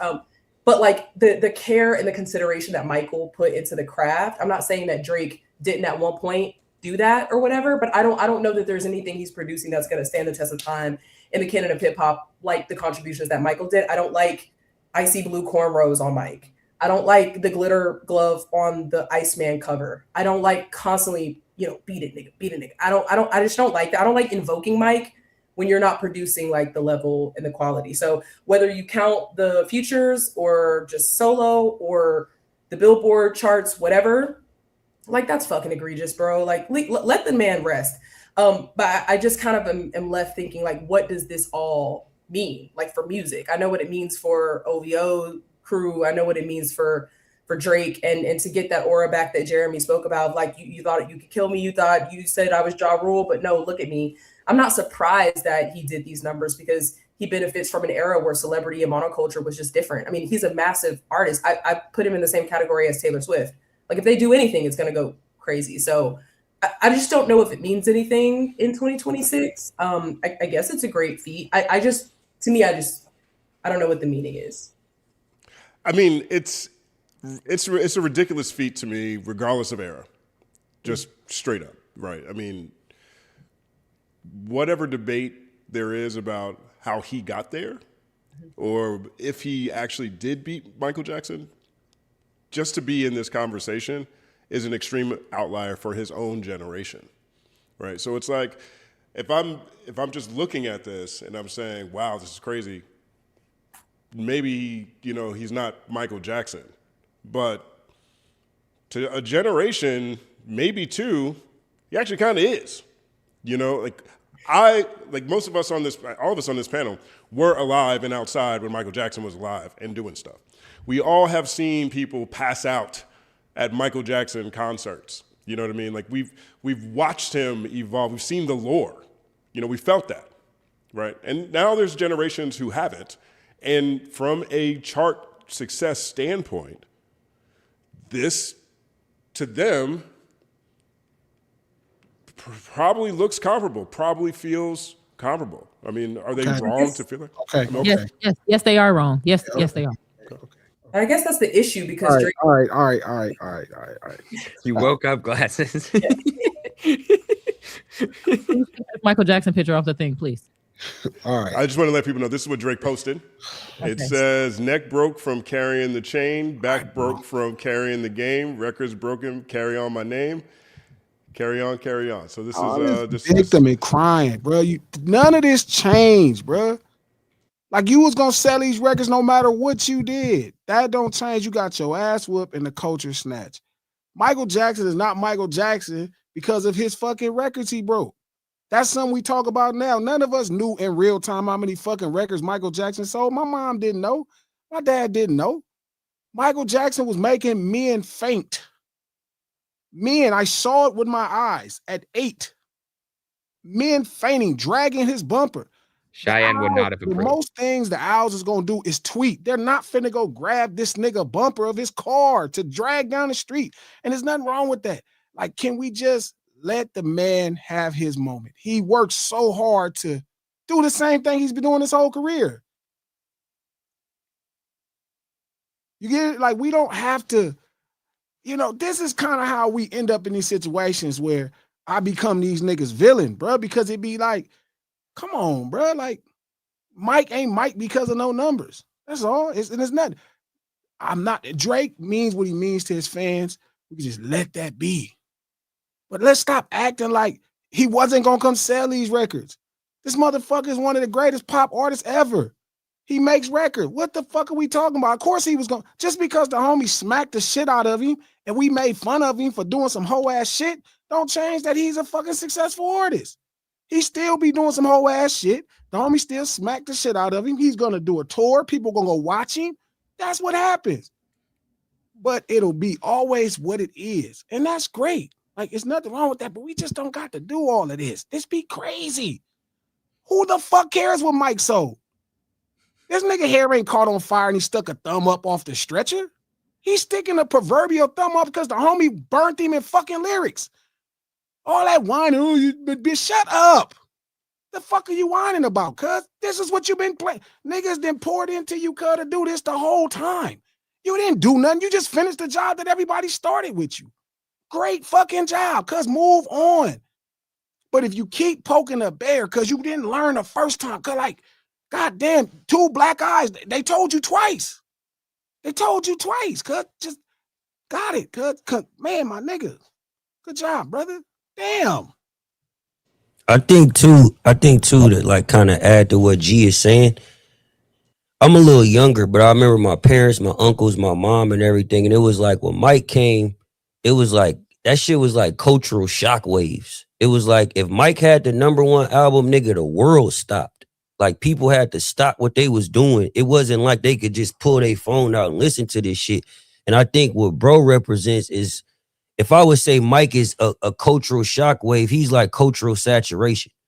Like, he built the system to where he never goes away. And because of that, you now have a argument to where people could say he's Michael Jackson of this era, but it's like that's 2 different times. And as Glasses just said, somebody getting their fucking hair burnt, throwing a thumb up, this shit's in a Pepsi commercial, like that you standing at the halftime show for 5 minutes and people scream. That's a different type of impact than, you know what I mean, somebody we just enjoy the bops. So I totally agree with that. He does great. He does fucking great. We not art. The fact that a fan of his thought for 2 seconds that he wasn't going to be able to sell records. We've had this conversation a million times. I'm like, bro, I told El, I'm like, bro, he'll be able to sell some records. That's not going to be the thing. But you can't. That's the fuck, bro. Like, Jesus Christ, cuz, just enjoy the win, bro. You finally got you a win again, bro. It's been a while. But it's just, you gotta keep poking the fucking bear. I'm gonna be honest. This stat is cap. This stat is cap. I looked up the 14 songs. Out of the 14 songs for Michael Jackson, the only feature is Paul McCartney on 1. So he has 13. Oh no, I'm sorry, and Sadia Garrett. So it's 2 features on those 13 songs. This list of 14, like 2 of them is Rihanna featuring Drake. I don't know how that counts towards a soloist streaming record. Streaming it. But it's Rihanna's song. So how could it be part of the male song? soloist? But how is that soloist? You were part of the song as a solo artist. I think they're just saying, like, rather than a group. Streaming is primary. So streaming changes how music is. People can actually add themselves as a lead artist. They have a space in Spotify or Apple for 3 primaries. I know. Because I think it's like the Beatles, right? The Beatles have the all-time record for most #1s, and so they're categorizing it as like Drake and Michael were solo artists who had these #1s, whether it be with other artists or themselves, versus the Beatles as a group. I think that's categorization. That's correct. Yeah, they cook. But what I will say about this is I think 2 things can be true. A, I am tired of the numbers conversation in general. I don't think that that's what defines superstardom. It defines omnipresence within culture. Like we talked about, like a Taylor, a Drake, a Beyonce. Like, there's people that you will never escape because of their cultural cachet, where they're at, how big their machine is, how big their superstardom is. But I think what this stat does show, if anything, is kind of just his dominance within this lane for how long it's been. Like, I would never compare those two. I would never compare Michael and Drake in terms of a lot of things, in terms of talent level, in terms of star power. Like, I'm not comparing those two. But to Justin's point, two certain generations, like, he's been around throughout their whole life. And I think the thing that I always appreciated about his music was how it tied into memories, right? It ties into different parts of your life, where you're at. You can remember where you're at when, you know, Views came out, or when, if you're reading this, etc. And I think for him to be around and be relevant for that long, that's what this stat shows more than anything, of like, oh, he's been impactful in culture for a very long time. How does this milestone relate to LeBron becoming? Same shit. I think there's nothing wrong with it. But sometimes it's when you compare it to other things, and that, like 2 years ago, we compared it to Dot. Bad comparison. Just like sometimes you just don't compare. You allow it, a thing, to be a thing in itself. Like it's like Kobe and Bam Adebayo. Yeah, it's different. It's like, yeah, you beat them, but it's like different. It's different.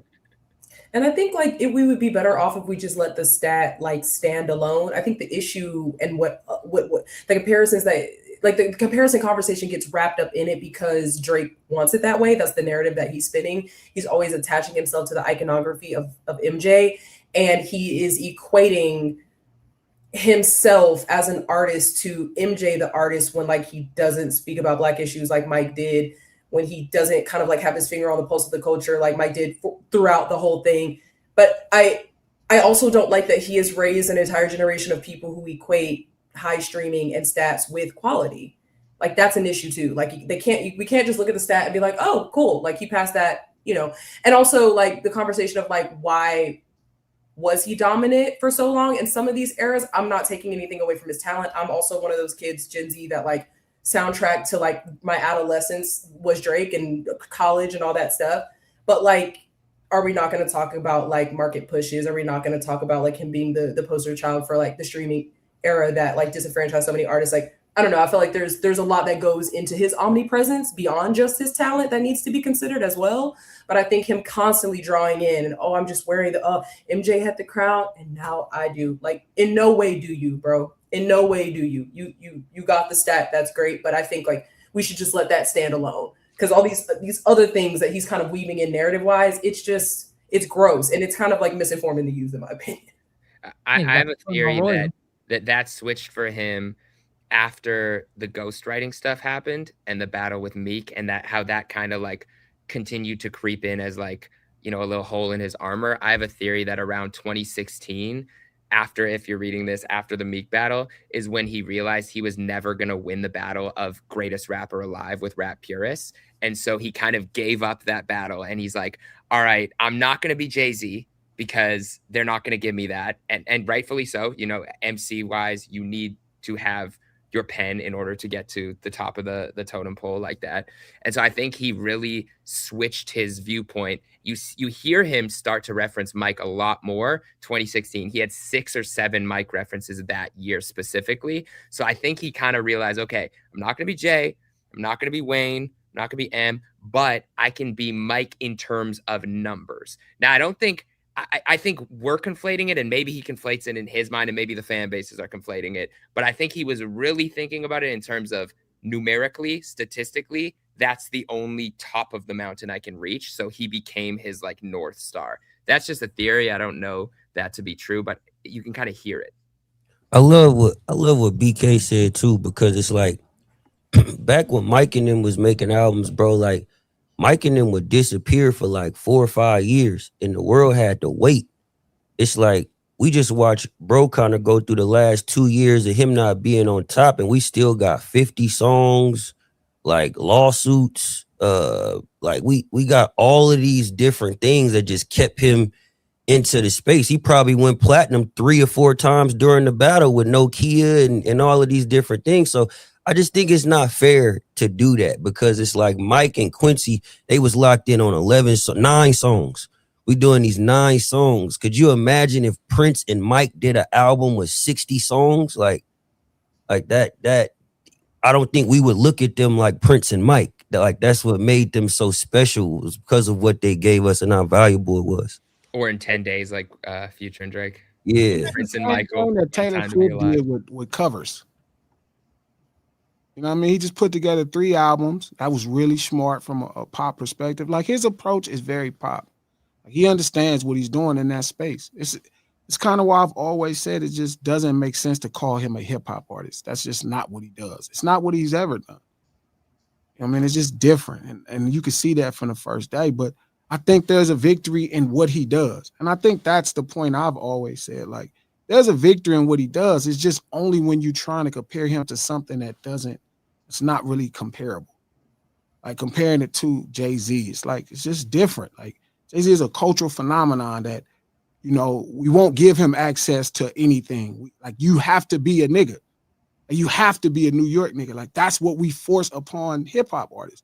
We're not gonna let Symba come out with Timberlands and I don't give a fuck how good this song is. We're not gonna let him come out with a premiere album and jumping out of MPV van and with Timberlands and a Bubble Goose. We're not gonna let him go to New Orleans and wear some Jabos and Reeboks and have a soldier. We're not going to allow hip hop artists to do that. The only people we allow to do that is pop artists, and that's the whole thing. Just putting it in context. But I understand it. Like I agree with Jeremy. I think it was way before 2015 and 16. I think he always understood it. And then there was a time where he thought to himself, wait a minute, maybe they're gonna let me get this off. Right? It was after the, you know, right during the Meek battle, he's like, oh, they're gonna let me get this off. And as the pushback started to kind of rise, then he was like, well, it ain't no thing, either one way or another. Because he's still fighting for our attention. He's still fighting for our love. Even though he just lust us, he's fighting for our love. He's like, no, but I deserve to be loved by you guys. It's like, bro, we do, bro. Like we love Madonna, bro. Or like we love Taylor Swift or something. Like we do, bro. You got the joints, bro. Like some of them joints is good, bro. Like just jam out, but you don't gotta be this. Just do that. Yeah, it seems to be a recurring theme, I think, this episode about stolen valor. And there is a reason why you're trying to connect yourself to things that we value and respect. And it's not lost on us that you're purposely saying, I would like to present myself as a doctor because we know how much respect the doctor gets. I would like to present myself as comparable to Michael Jackson because we know how much respect Michael Jackson gets. And I just think what people confuse as hate is us, or at least me, consistently saying, hey, my eyes work, my mind works. You can't wave a magic wand in front of my face and say, oh, I'm the same thing as Michael Jackson. You're not. And I just really wish people would be more open-minded at the pushback instead of immediately going into, well, he's a victim and y'all are haters. So I guess that kind of connects to the Kevin Hart thing. So we're having this, it's funny how all of these stories kind of link together with stolen valor and self-victimization when you're actually are the one being offensive. Like, we love Michael Jackson. So it's like, why didn't something click in your mind like, let me have more respect for the GOAT instead of just putting him in some goddamn, like, at least get a better comic. The nigga, what the hell? Did you see that picture? It was terrible. So yeah, I think that's the problem. I agree, retweet O, because I think, you know, Jeremy, kind of to your point, it's like, it's not just the audience's conflating the narrative. It's like you're invoking the glove. You're putting it on, you're posting with it, you put it on your cover art, which has nothing to do with Iceman. Like, I whatever. I mean, I guess ice, diamonds, whatever, but like, it's MJ's glove. It's, you know, the purchasing of the memorabilia of like the greats that we love. But you're not just saying, I'm Michael, beat it, nigga. You're putting on his memorabilia. So it's almost like, okay, you did everything but say, hey, I'm basically Michael Jackson, right? He's like breadcrumbing you so that you say the thing. No, he actually did say that. He said, I don't know if you know, but I'm actually Michael Jackson. Okay, well there you go. I feel like it's bigger than just reaching that stat. And I think you can see it in the lack of regard, kind of like what Elle was saying, and actually kind of giving your fans a little pow, like, yo, bro, I'm seeing full-on clips of people be like, he basically Michael, bro. Like, no. You need to come out and be like, if you're a fan of mine and you're a fan of music, do not compare. Like there is nobody that can be compared to him. So like he's doing everything except for, you know, making that clear. So I'll just say that. Do you think that's a requirement these days? Do you think with the attention economy, as they call it, being so stiff, pause, do you think that people feel like they have to do some sort of tokenization or putting on other people's image as like a little flesh suit or some sort of weird thing in order to reach this level of success? Is it a requirement now in this troll do something crazy, clickbaity, rage bait economy? Do you think that it's required? I mean, Because there's definitely people putting out think quality marketing. and they're I think marketing pretty much, especially at a macro level, like a big label, is all about seeing things that are familiar. He's really good at that as a record maker. Labels understand he's able to tap into any character. You know, it's like, you know, that's kind of the calling card to pop music specifically. You know what I mean? Like there is a little bit of it in all genres or all things, but it is very, you know, you could look at NSYNC or fucking Backstreet Boys or K-pop and be like, this shit is crazy. You know what I mean? You will see they'll make it New Edition just yellow. You know what I mean? Like you will see it. So I think he understands it really well, and that's what worked for him consistently. He's always been able to do it. Like he knows that about records, he knows that about albums, he knows that about what he's doing. He's purposely doing it. And I think it's nothing like that's dope. That's do your thing. It's just understand that it's a con. And it worries me that he don't get it's a con. Like sometimes, like when I guess as a method actor, sometimes you're all the way in and it's like somebody got to snatch you out. Yellow Edition is fucking hilarious. Thanks, man. Look at them K-pop dudes, man. Them dudes be just knocking off R&B bags and shit. You be looking like, and people be trying to celebrate it. I'm like, this is the most racist shit in the fucking world. As soon as they see anybody else doing the same nigga shit, anybody, even him is like, oh, you know, yeah, no. God damn, man. Like they don't even be doing nothing new. Bossa Nova too. I was thinking about this in a comparison to furniture. Sorry, Justin, I saw you reach for the thing. I was thinking about this in comparison to furniture too. I don't know if you guys are really into furniture, but I'm going to talk about it anyway since y'all keep talking about sports and I don't know shit about your little sports ball references. Your little sports. So we're going to talk about furniture. I don't know if you guys know about this, but furniture is like you can have some really high quality craftsman furniture that takes a lot of time to make, a lot of quality materials. That couch or that chair or that table, they may not sell millions, but it's still high quality craftsmanship. To me, that would be like comparing that to IKEA and being like, look how many damn beds and dressers IKEA have sold. It doesn't matter if you take the nail out and put it back in, all of a sudden now it's a slip and slide and you can't really move it from one room to the other and it actually survived. Look how many beds they've sold. Look how many dressers they sold. So obviously IKEA furniture is better than this Italian craftsman that's been doing this for 40 years. That's kind of how I look at it. 1 second pause. Symba, you got something? No, I was gonna tell L at the end of the day, it's people that think McDonald's is good. You know what I mean? Like it's people that think McDonald's is real food at the end of the day. So it's like different strokes for different folks, gang. I said this a million times. There are certain people around this country that call soul food Sundays and they go to Kentucky. They bring home Kentucky and they're like, this soul food Sundays. That's a real thing, bro. I saw it.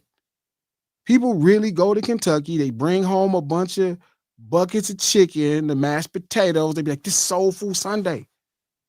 And that's what it is, bro. That shit is just soul food Sunday with KFC. That's all it's, and there's nothing wrong with the KFC. Is good sometimes. Yeah, sometimes it is cool. Original recipe, you know, that fresh original recipe, bro. It's cool. It's cool. They need to get themselves some fixings, I'll tell you that. Fix It stays great. 1 second applause to Fix It. Shout out to Fix It. Downtown LA, LA Live. If you're ever in the city, go to Fix It. Yep. It's good. Shout out to Uncle Andres in the Valley too. Uncle Andres be doing his thing out here in North Hollywood. Shout out to Uncle Andres. 1 second applause. I'm gonna play this clip real quick. This is a stat breaking down what's at stake. Should Drake, with Drake and his contract, and then I'm going to pose this question to the panel. And this comes in light of some rumors that have been out there today from Akademiks talking about he believes that Drake is going to re-up with UMG for a massive contract. So let's take a look at this clip, and then let's see if that makes a difference at all in terms of some of the, the marketing and branding that's been around this project. If he drop an album independently and people just like say, okay, yo, we're going to support it, and he put the money where it's supposed to be, like Kanye West, Kanye West said, I spent $3 million to go #1 with that song. What if Drake say, you know what? I'm going to go do a deal over here. I'm going to get 20 million. I'm going to dump 20 into it. He come with 4 or 5 #1s and have his biggest release in his independent. Whole industry shifted, dog. Then you can't dangle that little money in front of a kid's face because he's going to be like, nah, well, I know Russ did that, but no, this Drake thing is different. I could still be one of the biggest stars in the world. I don't need a label. All these buildings with all these people in it. Man, listen, boy. Ooh, if you're living dangerously, you're living too dangerous for me. Living dangerously. Shout out to Stat. He's 1 second applause. Now, what Stat was talking about was what would happen should Drake decide to just be independent, right? And we saw, and I love this example because to a degree we saw this with Ye, right? Ye put out Vultures, went #1 on the album charts, went #1 on the songs charts. Did the interview with Justin LaBoy, said he gets 9 times whatever the revenue is. Then he voted himself off of every island on the planet. With Drake, a lot of this, especially around this battle, especially around this lawsuit, initial speculation was Drake was trying to change the music industry by, taking down the industry itself and helping bolster opportunities for different artists. I remember those days. Feels like a long time ago. I'm boiling. But in this, another part of this conversation, not in this clip, Stat also says that he believes that the labels would just make a huge offer to Drake to stay within the system, that happened like right before this clip that we just saw. So he's saying because if you take Drake out of the system, that is a huge hole in the system, not only from revenue that is going around the music industry economy, but also it'll signal to people following Drake that, this entire model is defunct. If Drake does sign back with the labels, which is what Stats thinks was going to happen, and which is what Akademiks reported today, is he thinks that'll probably happen. Does that make a difference in perhaps the anti-industry stance that it seems like that was going to be the case? It seemed like that's what he was taking. Three things before we get to that. 2 things before we get to that. Just bear with me. I was telling Elle this. I remember telling y'all that he wasn't close to being out of his deal. Everybody told me he sued because he's finna get out of his deal. He just needed 1 more album. The reason he's suing because he was in negotiations to renew a new deal. He was 1 album. He had already recouped.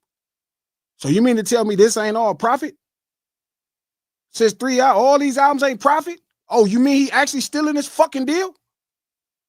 Okay, so we got that out the way. That ridiculous lie that he sued because he was in the middle of negotiations for this new deal because he had already recouped. All that lie y'all fucking been doing and all that dumbass shit, like this new lie y'all telling, y'all know goddamn well that ain't what's finna happen. Okay, if he felt like these people were trying, why the fuck would he re-up for new money? Like, come on, man. Like,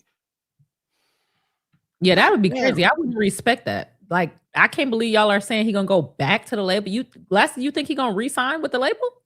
Yes. Drake. What would happen to a pop artist without the system? At this point, he's been through the system for so long, he should be able to go independent and freak the system himself by paying. What Glasses is saying, they own the system. Like how would you get access? It's not a cash for. It's like you can have the money and it's not gonna work for you. Like it's their system. Billboard is their system. All this is systems that they in business with. Why the fuck? Back up. First off, fuck that. Everybody told me that, oh, you know, he was on the verge. He had just finished his deal. He recouped. That's what y'all lied and told me. He recouped. He already recouped this $300-400 million. He finished sign for $600 million. He was down to his last album. Now, why has it been 4 albums since then? Why has it been 4 albums since then? Y'all told me this shit in 2024. And 25 for that fucking album came out. I'm sorry. I was trying to listen. I'm sorry. I know I'm fucking up your rant. Explain it to me again. So I did hear that he was supposed to be up for renegotiation in 2026. And this is the reason why he was suing, because he was saying promoting Not Like Us was to make him look bad, to fuck up the negotiation. Tell me where the recoup part is coming in. And one, there was never a negotiation talk about 2026. That just came up today. The initial thing was he was done. He had recouped. He had put out the 4 albums when he first signed a deal. He had put out the 4 albums. Here go the 4 albums. And I'm telling you, I'm like, why would they devalue him in a song? That don't even make sense. Like, you're going to sell the records you're going to sell. Fuck the song, bro. Like, what is that? What? Like, they thought for 2 seconds he lost the battle. You know what? If he loses his battle, he ain't going to sell the records like he used to. Bro, y'all keep making that up. That's not what happened to Ja Rule. Fucking Murder Inc. got a fair case. Def Jam dropped their deal. Ja Rule had 3 or 4 fucking top 40 songs after the battle. He had a fucking gold single. He had a top 10 song. Like, he wasn't some motherfucker that was dead. I don't know where y'all get this lie. Y'all just been lying this whole fucking time. And now y'all talking this old silly shit. Oh, he's up for a bid. For what? Why? It's a market share business. Totally get it. Where are we at? You cannot go independent and have access to the system. Kanye is learning that the first hand. You try to go independent and you fuck with that system, they're going to do what they did to Larry to your ass. They're going to start putting all kind of crazy cases and lying on your name and say you did this because Larry gave him access to the system. And they said, nah, this motherfucker out the system. If you decide to go out the system, it ain't no money you can spend to get in it. And that's something you just got to be in it to know. Once you understand, you do it anyway. Real quick, just for audience clarity, Glass is talking about Larry Jackson. Larry Jackson is the president of Gamma. Gamma just put out Ye's Bully. Not too long after that, a website called Larry Jackson Exposed pop up and started saying all kinds of crazy things that, if they are true, were entirely meant to damage his business relationship. And then today, Larry Jackson confirmed that he's actually suing who put that website up. I just want to make sure people are clear in terms of what you're talking about, G. And side note, before you move on, I'm very excited about this website this lawsuit, because what's interesting about this lawsuit is he doesn't know who put the website up. So what he's doing is he's using the court to try to get the discovery to find out who is behind this campaign. And I am locked in as if we watching a whodunit, because if they actually reveal it, I'm sure it's gonna be like Scooby-Doo when they snatch the mask off somebody, be like, Kanye. No, I'm just playing. Go ahead. What's interesting? I would have got away for it. I would have got away for it if it wasn't for you pesky courts. I want to say something just right quick, because I was reading the chat. I got my laptop up over here. For the artists in the chat that don't understand what Glasses is saying when he's saying the system, right? It's like the same thing with prohibition and shit. John Gotti and these motherfuckers was trying to control where the alcohol was distributed, how the bottles looked, who could buy it, where it was served. In music, it's the same thing. These Billboard charts, these Complex, these pages, these things that radio stations, Clear Channel, Illuminate, all these are systems that are all in tune together. So when you get out of that system and you try to hit Live Nation and say, I'm paying for my own, it's a lot of shit that got to go down before you could just pay to do your own shit. Dave Chappelle, Cat Williams, they call Cat Williams a smoker for years, bro. Because, listen, I'm not saying you can't be what people consider independent. Like, Jay-Z is what you consider independent until you realize his partner is Live Nation.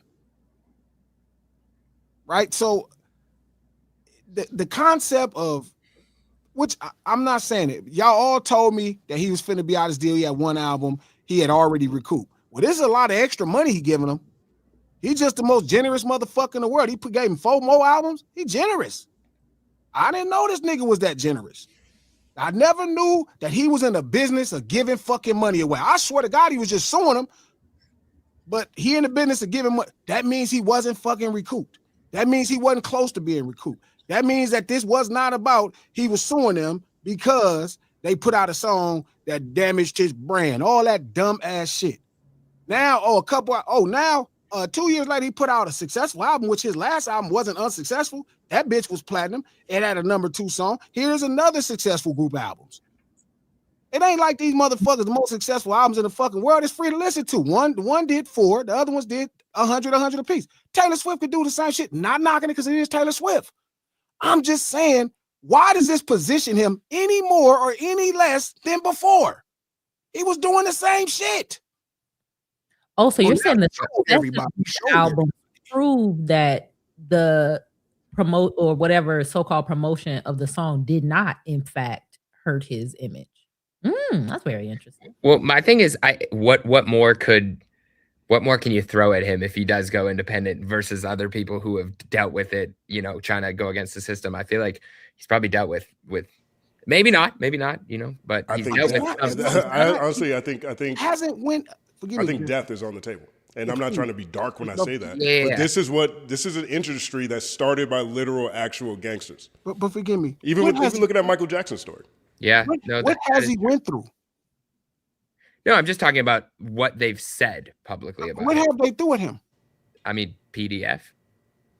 That's a fucking line in a rap battle. They actually threw PDF at Michael Jackson. But let me answer your question. I'll answer your question directly, G. If we're going to believe the lawsuit, Drake's team argues that UMG interfered with the potential success of any of these tracks during the battle by continuously promoting them, which in their filings, they argue would devalue him at a point when he was about to have to enter renegotiations. He devalued him in the marketplace. That is the argument from what they're saying. He has not went through anything. Even people lying. You know how fucking crazy? He didn't go through nothing. He sued them because of how they promoted someone else's record. He didn't sue them because they lacked promotion on his record. He sued them because they said, you promoted this record. Oh, and you did special things for this record. What did he go through? I'm not defending the lawsuit at all. I was just saying. No, I know. Yeah. I'm just saying he hasn't went through anything. The label they haven't did anything to him. That's their argument. They like, bro, what the fuck you talking about? We made you a fucking millionaire. We've worked your fucking records. We made you an all American talent. That's their argument. And they're right. Even right now, they made you an all-American talent. They didn't do anything wrong to him. He had everything go his way. The only thing that did not go his way is they didn't take down his song. That's what this shit is about. I made you this much money. Why you didn't take this song down? I don't like how it make me feel. That's it. Nothing else happened. Can you give me an example of an artist? Shut his shit down. They can shut his shit down. I would like to go back to the dark part about if he goes independent. But first, could you give me an example of an artist who did go through a lot of things, just so you can kind of clarify what you mean by he didn't go through anything? Michael Jackson. Prince couldn't put out an album. He couldn't get out his deal. He had to put out his fucking music as a fucking symbol and still sold records. That's going through something. Going through something is when the labels do something to hinder your progress. They did nothing to hinder his progress. He got mad they promoted someone else because they were competing. Nothing happened to him. He lost a battle. The fact that we keep making this big thing because he lost a fucking battle. Oh my God. They promoted this song and the song made me feel like you even thought of yourself as a pedophile. You made that fucking joke. You made it in the song because you got pictures where you kissing some 17-year-old girl in the head and nobody tripped. Niggas was like, oh man, you just goofy. You got your own shit and you made the joke. Why the fuck are we talking about like the labels went against him? Oh, the rappers went against. Nobody went against you.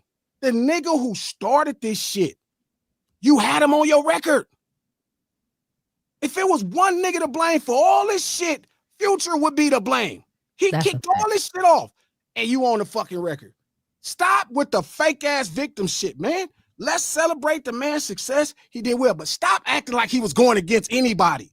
He was going against himself. He was going against the lies that he wanted to believe. He went against himself. No fucking body went against him.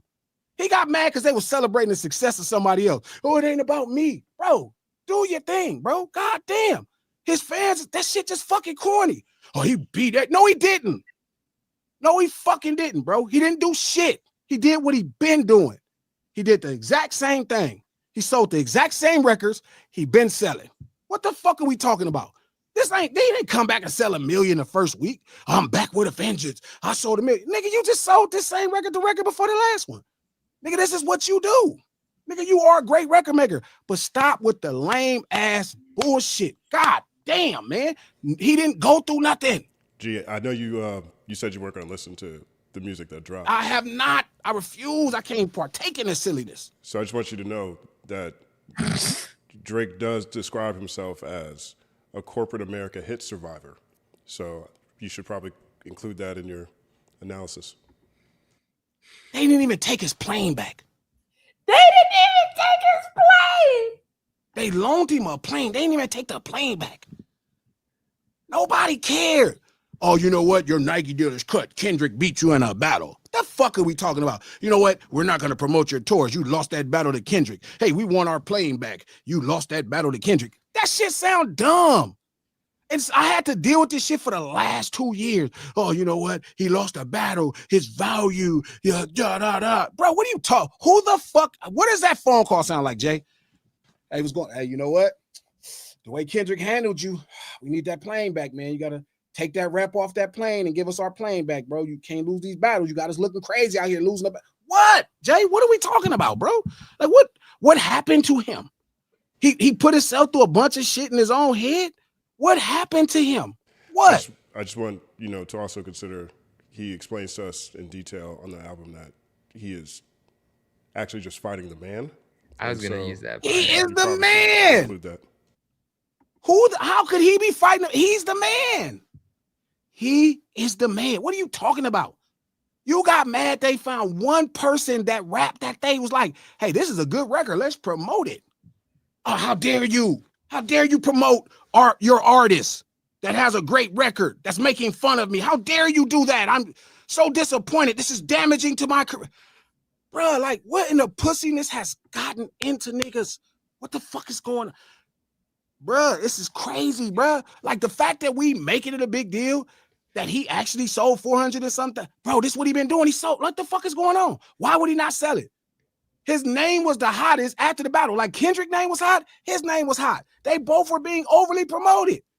What the fuck was going to happen? He makes great records. Why the fuck would it not be fine? This shit dumb, bro. And you, god damn, man, it's like loser central. Cause like, how are you winning and still acting like a loser? Oh, you know what? Hey, you know what? They tried to take me out. Who tried to take you out? Who tried to take you out? Who did one thing to you? Nigga, you ain't went through nothing. You ain't did shit. You created all your own problems. You and fucking Future. You did. And you lost a battle. Them people did not want their plane back. Hey, we need our plane back, man. It's not like us. It's too good, man. We need our plane back. You know what? We can't do this deal with you. Hey, the gambling company. Hey, man, you can't get any free money to bet and convince everybody that you're using your money. We're not going to use you. The way Kendrick did you, the deal is, what the fuck? How stupid does that sound? And y'all ran with this shit for 2 years. Hey, you know what? We're not, hey, Live Nation, we're not going to promote your concerts no more, man. The way Kendrick did you in that rap battle, hey, we can't sell any tickets. Nobody wants to come see you. Nobody's there. Y'all so silly. It's silly. I mean, Glasses, somebody was shot at his house. Because somebody was shot at somebody else's house. Because if you shoot at other motherfuckers, people shoot back at you.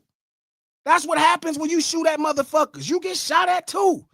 I don't want to hear this crybaby shit. Let's celebrate this man. He did his thing. 3 albums in 1 day is a tremendous occasion that E40 did first. Let's note that. Earl Stevens already did that twice. But nobody placed them songs in the chart. That's dope. That's dope. We don't gotta act like this is some kind of comeback story. Comeback for what? You lost a battle, bro. So fucking what? You lost a battle before that to Pusha T. No, it wasn't as big as this one, but you can win the next fight. Canelo can win his next fight. Canelo beat somebody after he lost to Bivol. LeBron James lost a championship in 2015 and won one in 2016. Stop with the fucking silliness, bro. God damn, grow up. Stop making. You're not losers anymore. Like, you goddamn, man. Like, how you still been winning as long as you got a loser mentality? Like, you the underdog. You're not the fucking underdog. Well, I think that speaks to what we were talking about earlier, just the broader victimhood mentality that permeates throughout the manosphere. And also, not even just really just the manosphere, even to Kevin Hart, Jeff Bezos, powerful people show up in front of microphones on a regular basis right now and tell everybody how terrible their life is and how they need to be celebrated more despite their actions. Yeah, it's like somebody taught them how to play Uno and now they're just consistently using the reverse card. It's like really ridiculous.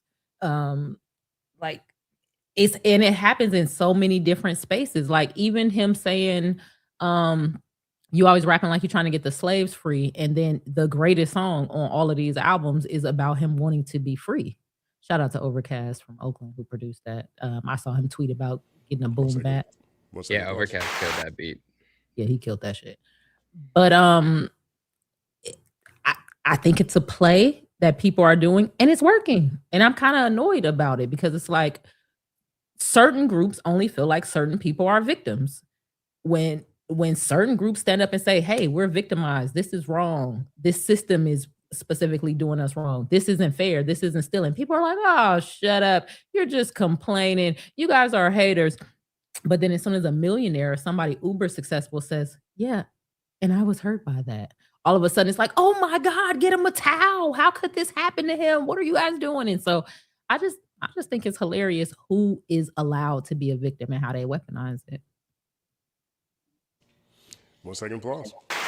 Last word on Drake's historic week.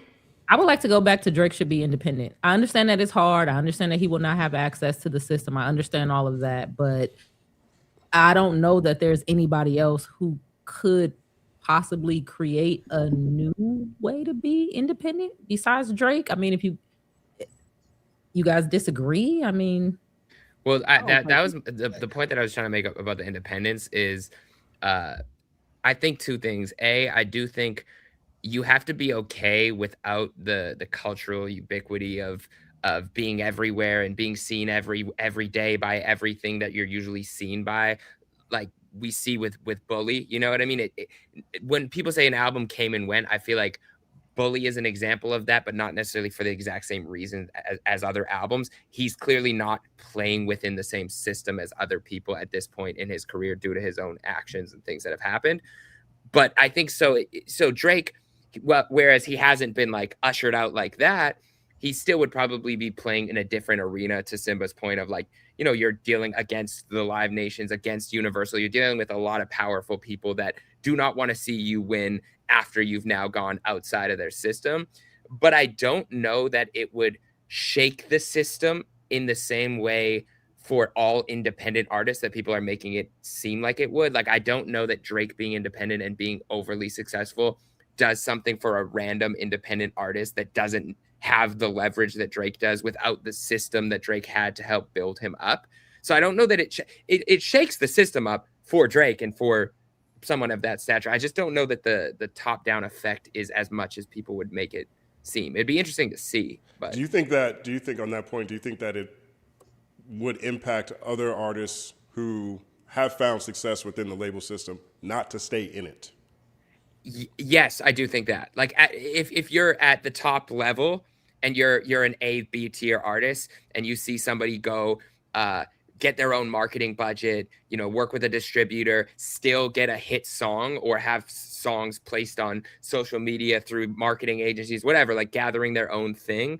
And this is no support to this guy, but in the same way that, Tory Lanez was operating outside of a system and everyone's narrative was the label is scared of him, which I don't know that to be true or untrue. I think what would happen is it would inspire some people at Drake, like below Drake's level that are still making a lot of money in the system to be like, well, he did it. That might be my blueprint for my next album once I'm out this deal. So I do see why the labels would be incentivized to not want that to happen. I'm not saying that did happen.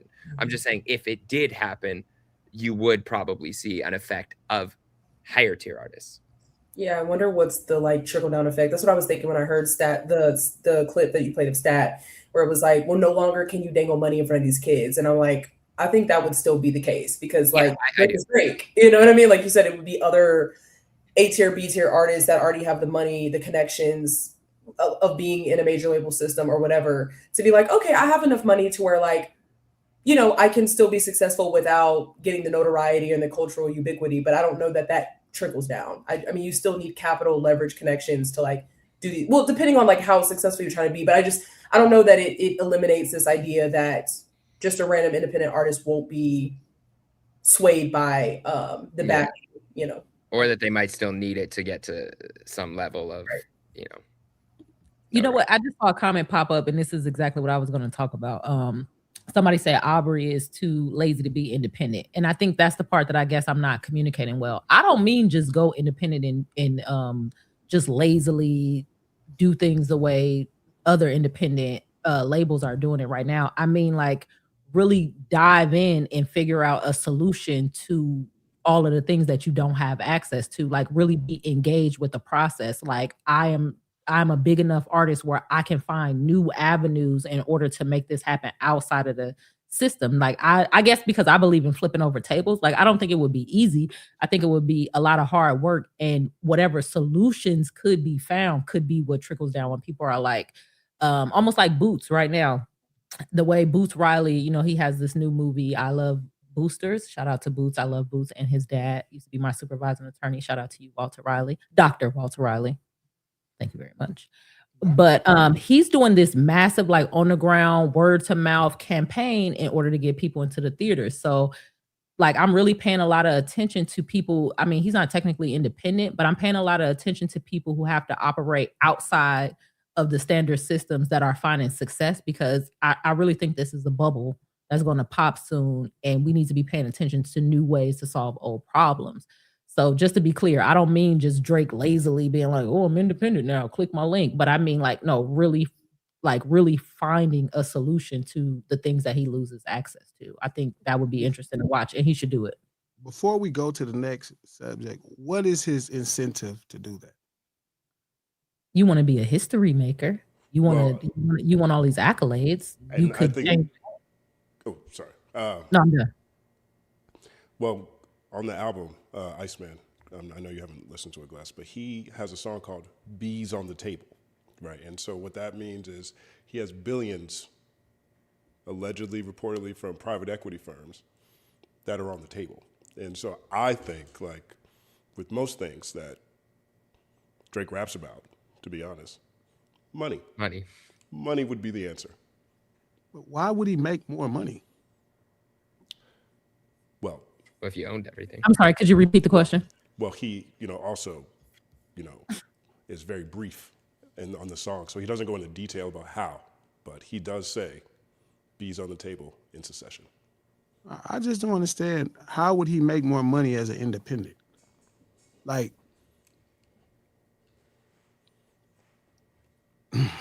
Jesus Christ. I think the other thing, too, most people don't understand is that his catalog would still remain with Universal and Sony, right? So I think Glass's question, as I would interpret it, would be like, okay, well, you get $2 billion up front for your future work. Why would somebody give him $2 billion? Which is not going to be nearly as valuable as your catalog. Why would somebody give him $2 billion to stream what? Well, I guess you could argue, like, if you look at what Kanye made off of his SoFi shows, they're reporting it at $33 million, with the first one bringing $18 million. Now, his reported cost was high to produce that show, but if you do own everything, regardless of back catalog, if you do a stadium tour independently, and to Symba's point, who knows how that happens, but if you're able to pull something like that off, and you, even in the streaming era, you drop, let's say, another 3 albums that you own all the music, I don't know what those numbers look like. It's probably not $1 billion. So it's not even 100 million. Listen, Jay. Listen, Jeremy. Live Nation owns the venues. Like, Yes, I don't think imminent people alleged quite monopoly. understand the monopoly here. It's, you know what? No, I get it. I was just trying to give a kind of out of our conversation. Because this is like y'all in y'all fields, and it's like I think there's some things missing about what's happening. And like I would have to start so far back in like 2007 to kind of get here of what he would like. Do you understand? Kanye couldn't do any more after that. Like that person got like Yeah, I mean, he got banned from countries. Not even just banned. It's like, well, yeah, they shut off the faucet.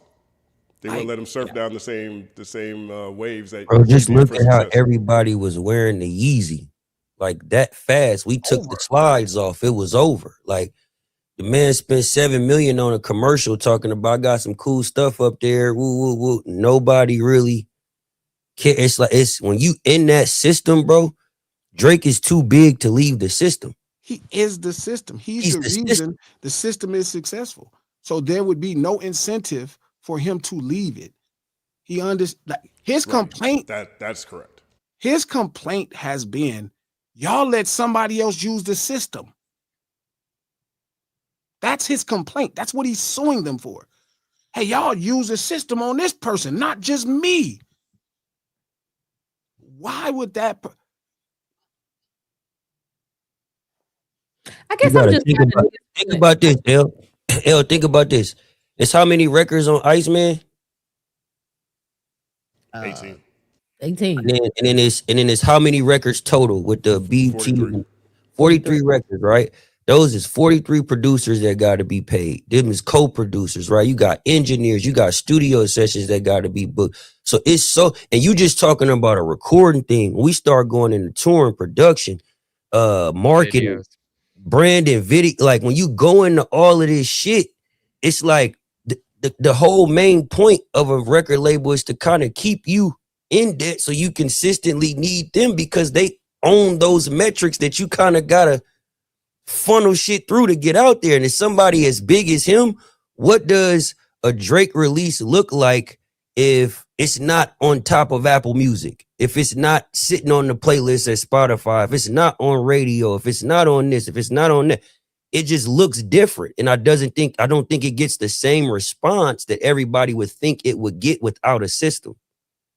Yeah, I think maybe I have stars in my eyes, but I think that's part of the problem. I think niggas are too comfortable just shitting on other niggas. Oh, you beat out all the other niggas. Like, when are you gonna start to be in competition with the label?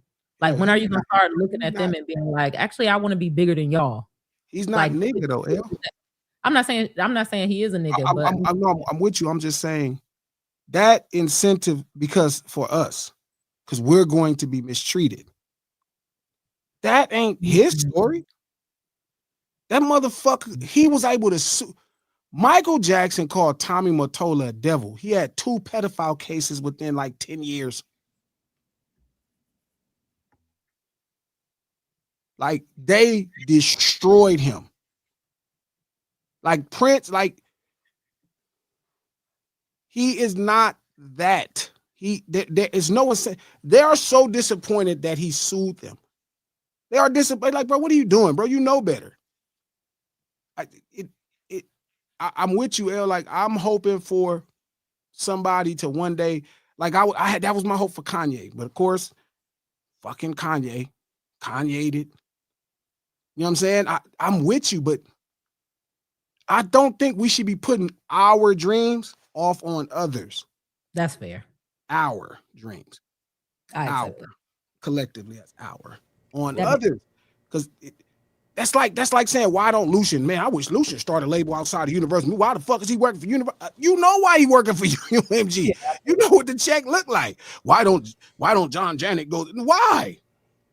Now for us it's different because we ain't gonna be Lucian or John. That ain't gonna happen for us. So, but Drake is not like that. It's different. He is going to get, bro. He threatened to sue them. They gave him everything still. Yeah.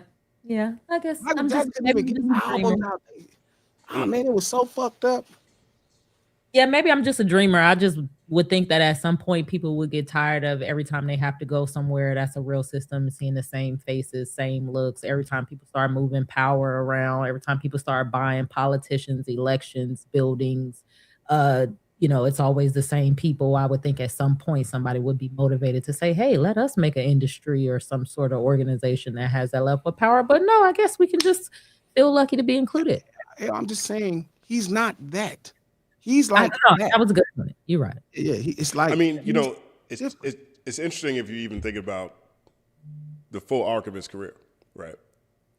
He blows up, and he's basically the Canadian Zach Morris.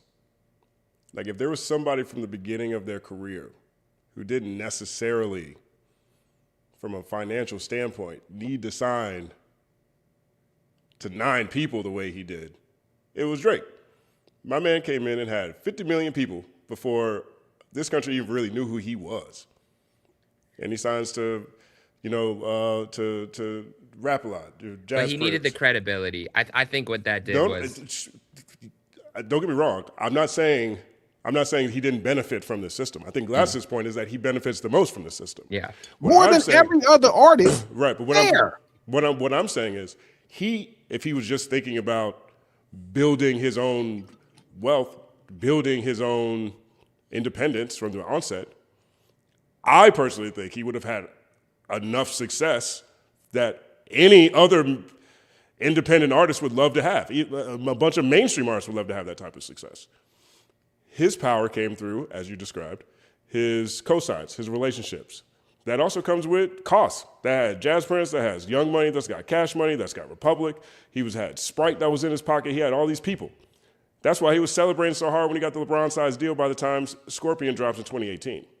My point is, regardless of the choice he made, and I think that he made the one that turned him into the biggest global superstar, the one that gave him the most cultural cachet, I'm not disputing the benefits of that, but we're not used to seeing people with his talent level who already came into the game with 50 million people from another country.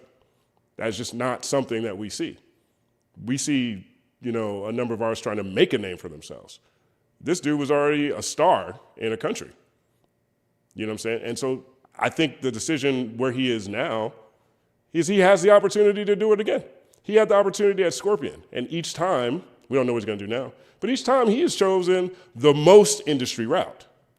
And I'm not truthfully surprised by this idea that he'll just get a bigger deal from UMG. I think it's just easier that way anyway, since his whole catalog is there. The system knows him. The people there know him. They know his markets. It just makes more sense. And it's the most money. Yeah. There's no other way, because you're not going to do the same amount out of the system. You can do well, but you're not going to do the same amount. So even getting more of the money, like he stands to make more money being with Live Nation. He stands to make more money being with UMG. Like when black folk buck the system, it's other things making us buck it. Like we're complaining about not being treated. That's never been his premise. He's never in his life complained about money from the labels. Think about every fucking artist that was black and successful. They all complained about money from the fucking label. Everyone. This motherfucker had one complaint. They are. I interviewed Lucian in 2020, and I asked him about Drake's lyric on a red carpet when he said, "Tell Lucian I said fuck it, I'm tearing holes in the budget." And Lucian said, "I said, do you ever get the call from Drake? Hey, I need more money for my album." And he said, "Whatever Drake wants, he gets. He's the greatest." That was his answer, and then he walked away. Like, what the fuck are we? That's what kills me, Jeremy. That there was some kind of, bro, if you get what he represents in the business, he is a other that can say nigga. That is like priceless to them. It's like Elvis Reborn. Like, what? They are whatever you want. He's just upset that they promoted someone else's record. That's what this is all about. It really don't have no other legs. You still don't hear him say, they owed me money. Never. Never one time did he have to say that. Never. This is about him mad that they promoted another artist's record. That's it. It's a tantrum. They're not going against him. It makes no sense for him to do nothing else. Why the fuck would he do anything else? Why? Look at the results now.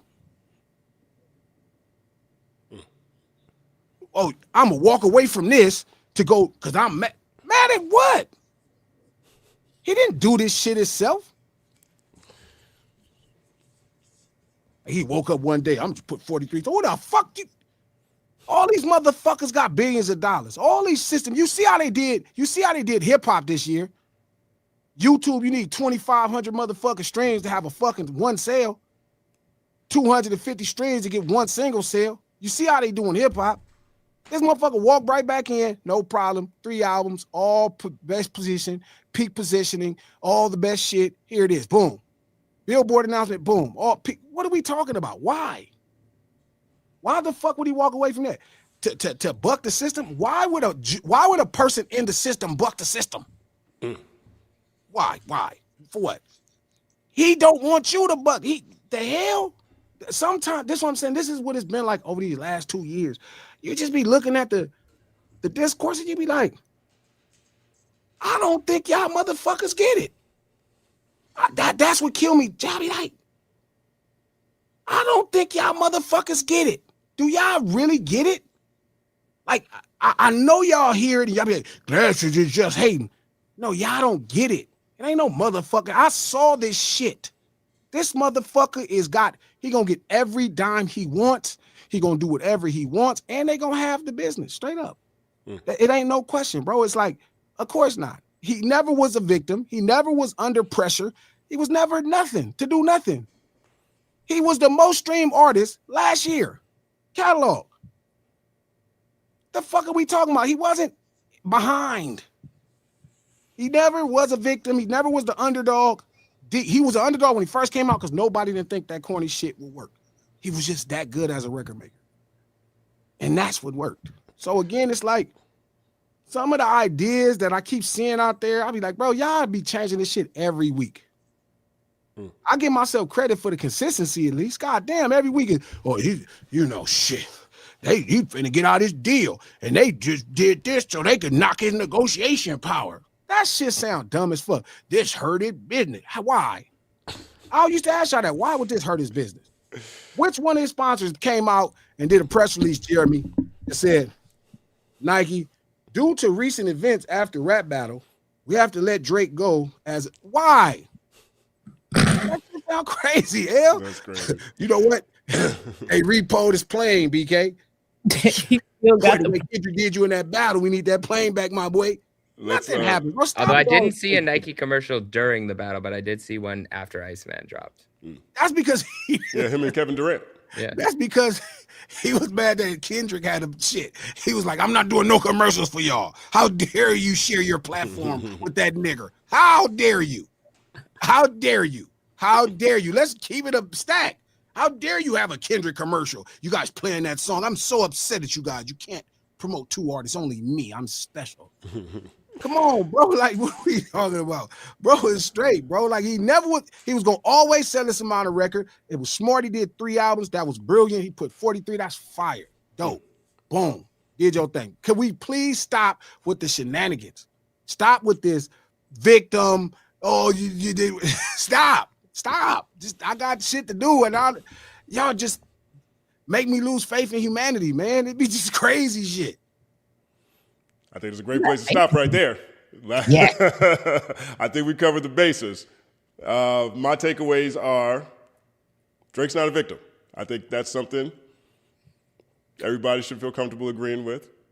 And he put up a historic week. So, 9-second applause to the segment. You were expecting this to be a 5-minute segment. You're like, yeah, we could get through the numbers real quick. You guys have no idea. The audience has no clue. Everybody got the same text description of what we're going to talk about. And it said, okay, we're going to talk about Kevin Hart. We're going to talk about Dr. Cheyenne Bryant, the artist formerly known as Dr. Cheyenne Bryant. We're going to talk about Drake sales briefly. Because you literally said briefly. Briefly. I literally said briefly. We had a meeting about this. We had a meeting about it. I think y'all do this shit comment. on purpose. Oh, man. All we gotta do is say this to glasses. All we gotta do is say this to glasses, and he's going. No. Glasses was, you were so restrained during Yo, the first sales convo. right. You could see it. You're like, yeah, no, it's pretty good. I'm happy for him. No problem. And then you could see like somebody said something, and you were just itching, getting triggered. You're like, all right, I've had enough. Right. Here we go. Justin ain't no help. Justin put on his troll voice. Actually, glasses. yeah. Justin was poking the bear. It starts with reasonable, and we can't celebrate Drake for being reasonably like he does great shit. This is dope. 3 albums is dope. 42 songs on chart. That's dope. 14 #1. That's fire, bro. Top tier. None dope. But then it start being shit. Like, is he better than Michael Jackson, bro? Yeah, that's what I'm saying. They always gotta take it too far. They take Here it. go Like, fuck. There are plenty of comments in here ready for the second show to, I think, explore that a little bit more. There's 2 things I want to get to just real briefly. Since we are talking about Drake, since we did talk about Akademiks for a second, we have Jeremy Heck right here on the platform. And Jeremy Heck, Don DeMarco. he has had a viral week with going back and forth with Akademiks. The last video. Do you want to break down what happened? You want to break down from your point of view? Yeah, sure. So I think a lot of people know in the chat what went down, so I'll be very brief. But I had made a tweet basically saying that I forget the exact wording. It was like the White House has now made 2 promos using Drake's album, and he hasn't announced it yet, and they called us crazy for saying the title Iceman was tone deaf in this climate. It was a very specific directed and then after that I think they made 2 more promos right after that, but that was directed at no one with the name Akademiks, and yet I got responded to with disrespect, called out of my name, stomped on Twitter, and then obviously if Ak's gonna say it, you're going to get it from all angles, all these people coming out the woodwork. It made it up to some chief of staff in the White House is telling me this ain't it, chief.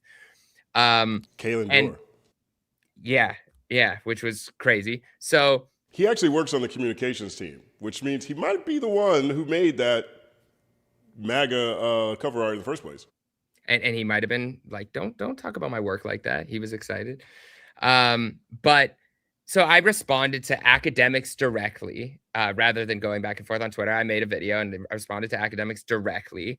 And I had kind of broken down my thought process in my tweet, why I thought that maybe he should have said something if he wanted to denounce, them using specifically that title too. This wasn't about just the album and the songs being used. This was about the name Iceman being used. They were calling Trump Iceman. It was specifically that. And I even said in there, I don't think that was Drake's intent. I was just saying, if you want to disassociate from that, all you have to do is say so. That was really my point. But in doing so, because of the way Akademiks addressed me, I did address him in a very similar manner. And I threw some shots his way, as well as some intel that I had received about maybe him having some backing that was political, and maybe that swaying some of his commentary. He responded by basically telling me, I have $100,000 for you if you can prove that. He spoke a little bit nicer to me on his stream, I will say. I'll give him credit there. He said he has $100,000 if I could prove that with receipts. So I dropped another video, and I basically said that there were certain ties that may be politically, and I gave some transaction dates. And he responded recently on his stream on Saturday, basically claiming that, he only watched half of my video conveniently.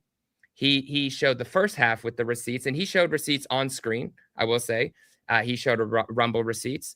I will say there's also a much deeper tie between True Social and Rumble and the person that I mentioned than he's willing to give credit for, and that we might even know at this moment publicly. But I will all allegedly, right? I'll let things play out in time. I won't necessarily go too deep into it, but it was convenient that he basically only responded to the first half of my video and cut it, because in the second half of my video, I also talked about ongoing legal investigations into him alongside his boy, George, Grand Wizard, who goes by a name associated with the KKK, and uses the N-word and is an Asian man and promotes hate all over his platform and has probably spoken negatively about many of us on this platform before, many times. But I spoke about an investigation going on there between them. And I just felt like Ak maybe feels the walls crumbling around him and maybe things are coming to the light and things are happening and he's trying to get ahead of it and he's trying to bring other people into it. He brought multiple artists into it, even though I addressed him directly and said, let's just make this about me and you. But yeah, I don't want to, divulge much more, say too much more about it. I just want to say that I think the truth comes to light over time, and I'm interested to see how things play out over time. Murder, most like applause. I want to, in Akademiks' response, he did, like you said, focus quite a bit on the first half of the video. And he actually put up his own bank statements, and it showed that it was from Rumble, right? And so I guess it's the same CEO of Rumble and Truth Social. Am I understanding that correctly? So the man that I brought up, Chris, so Akademiks also conveniently only showed one part of that Forbes article. But in the Forbes article, the quote is, the man who helped run Truth Social and a key player in Truth Social.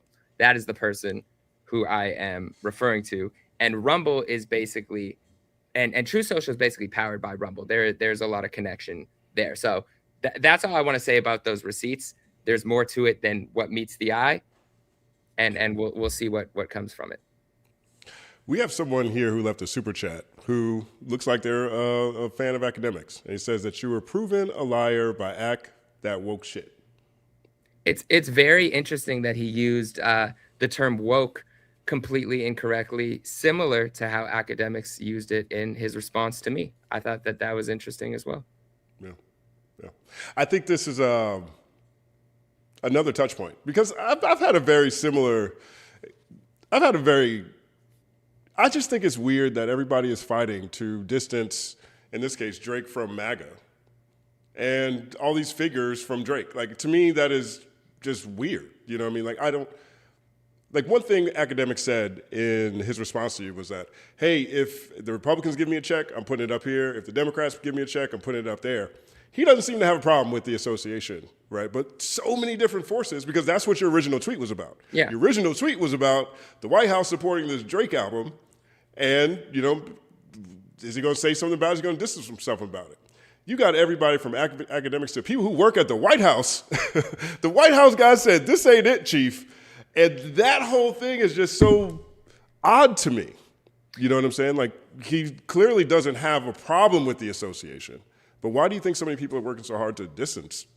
Well, that to me is very interesting. I think also the manner in which they're responding, to my tweet, the way, and then also the way he's responding to my video, shows that this isn't all false. This isn't coming from nowhere. It's not like there's no connections between the things that I'm piecing together. And I haven't pieced all these things together.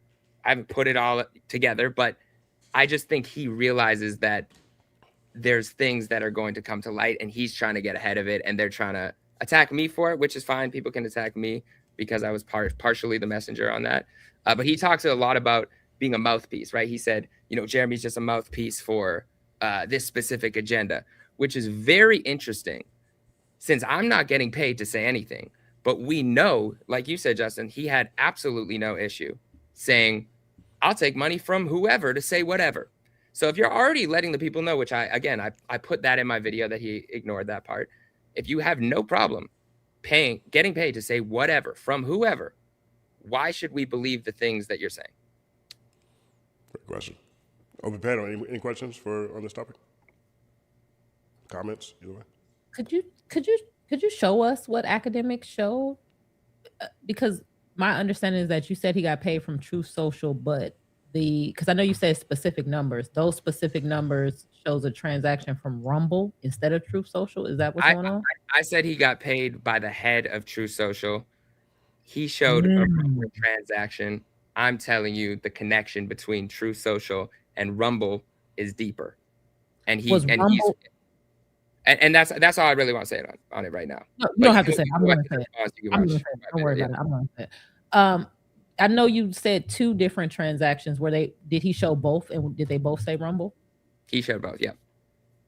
Okay, because I looked it up and it says that Rumble is the infrastructure behind True Social, similar to how like AWS powers so much of the internet. Yeah, and so I didn't True know Social is powered by Rumble. Yes. Jeremy, it's okay. You don't have to say it. They're gonna try to sue you. I'll say it. I don't Okay. have.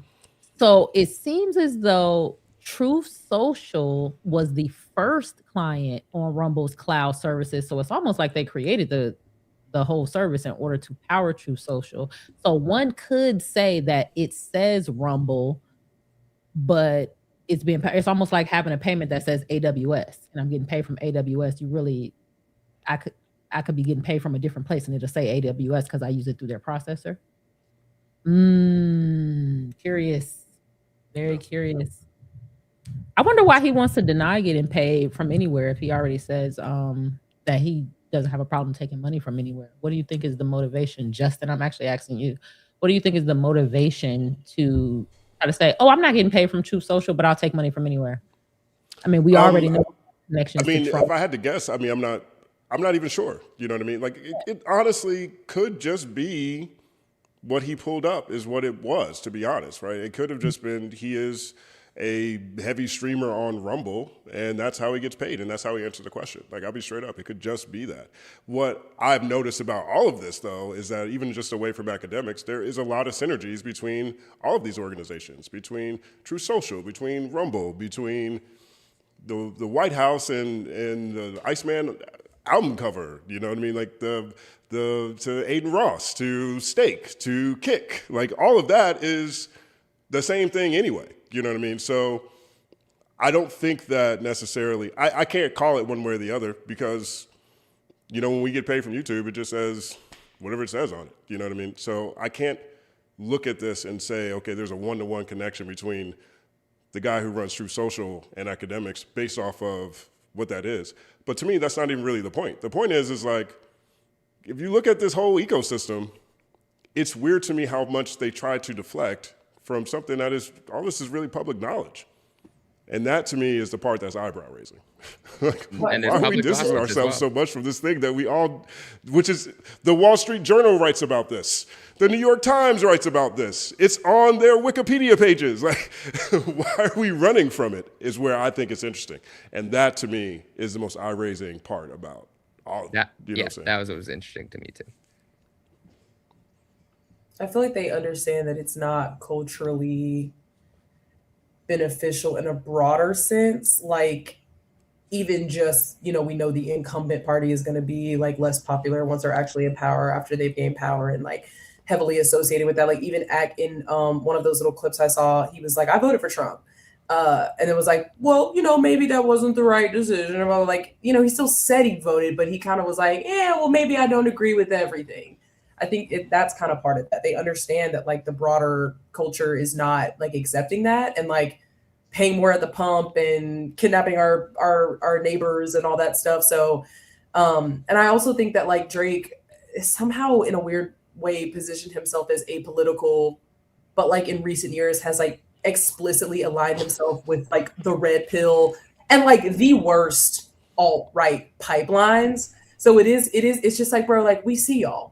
Like we see y'all. It's as greasy and as musty and as dirty as it looks. So yeah, I don't understand like what the overall goal, but I think the knee-jerk instinct of like, yeah, we fuck with Trump, we don't really fuck with Trump, and we kind of do that, but we try to be discreet, and I don't know, it's just a weird little dance, but it's like I'm with you 100%, but Akademiks is different. Like he literally still was this week saying like, you know, he still rocks with Trump. He supported Trump. He at the same time said he's not happy with what Trump's doing right now, but he said if whatever you put on this banner, pay me and it'll be fine.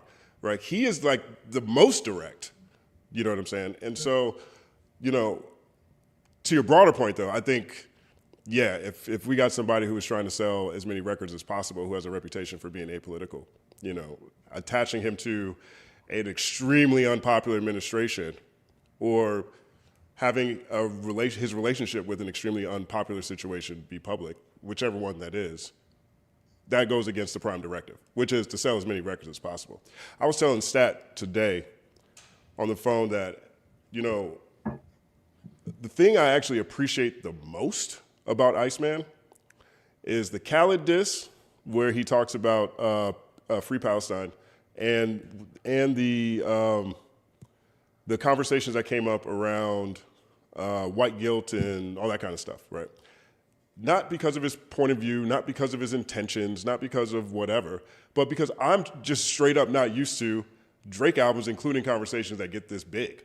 You know what I mean? Like, to me, that the nexus for a lot of this, even down to the social post for this discussion about not even really just Drake or Akademiks or these things, to me, a lot of this stuff connects to what Jay-Z said in that GQ interview about how there is a right-wing push agenda that's happening in hip-hop. We've all talked about this one way or another, privately, publicly, in content and whatever, how much the manosphere has targeted hip-hop along with contact sports, along with video games, along with all these things, right?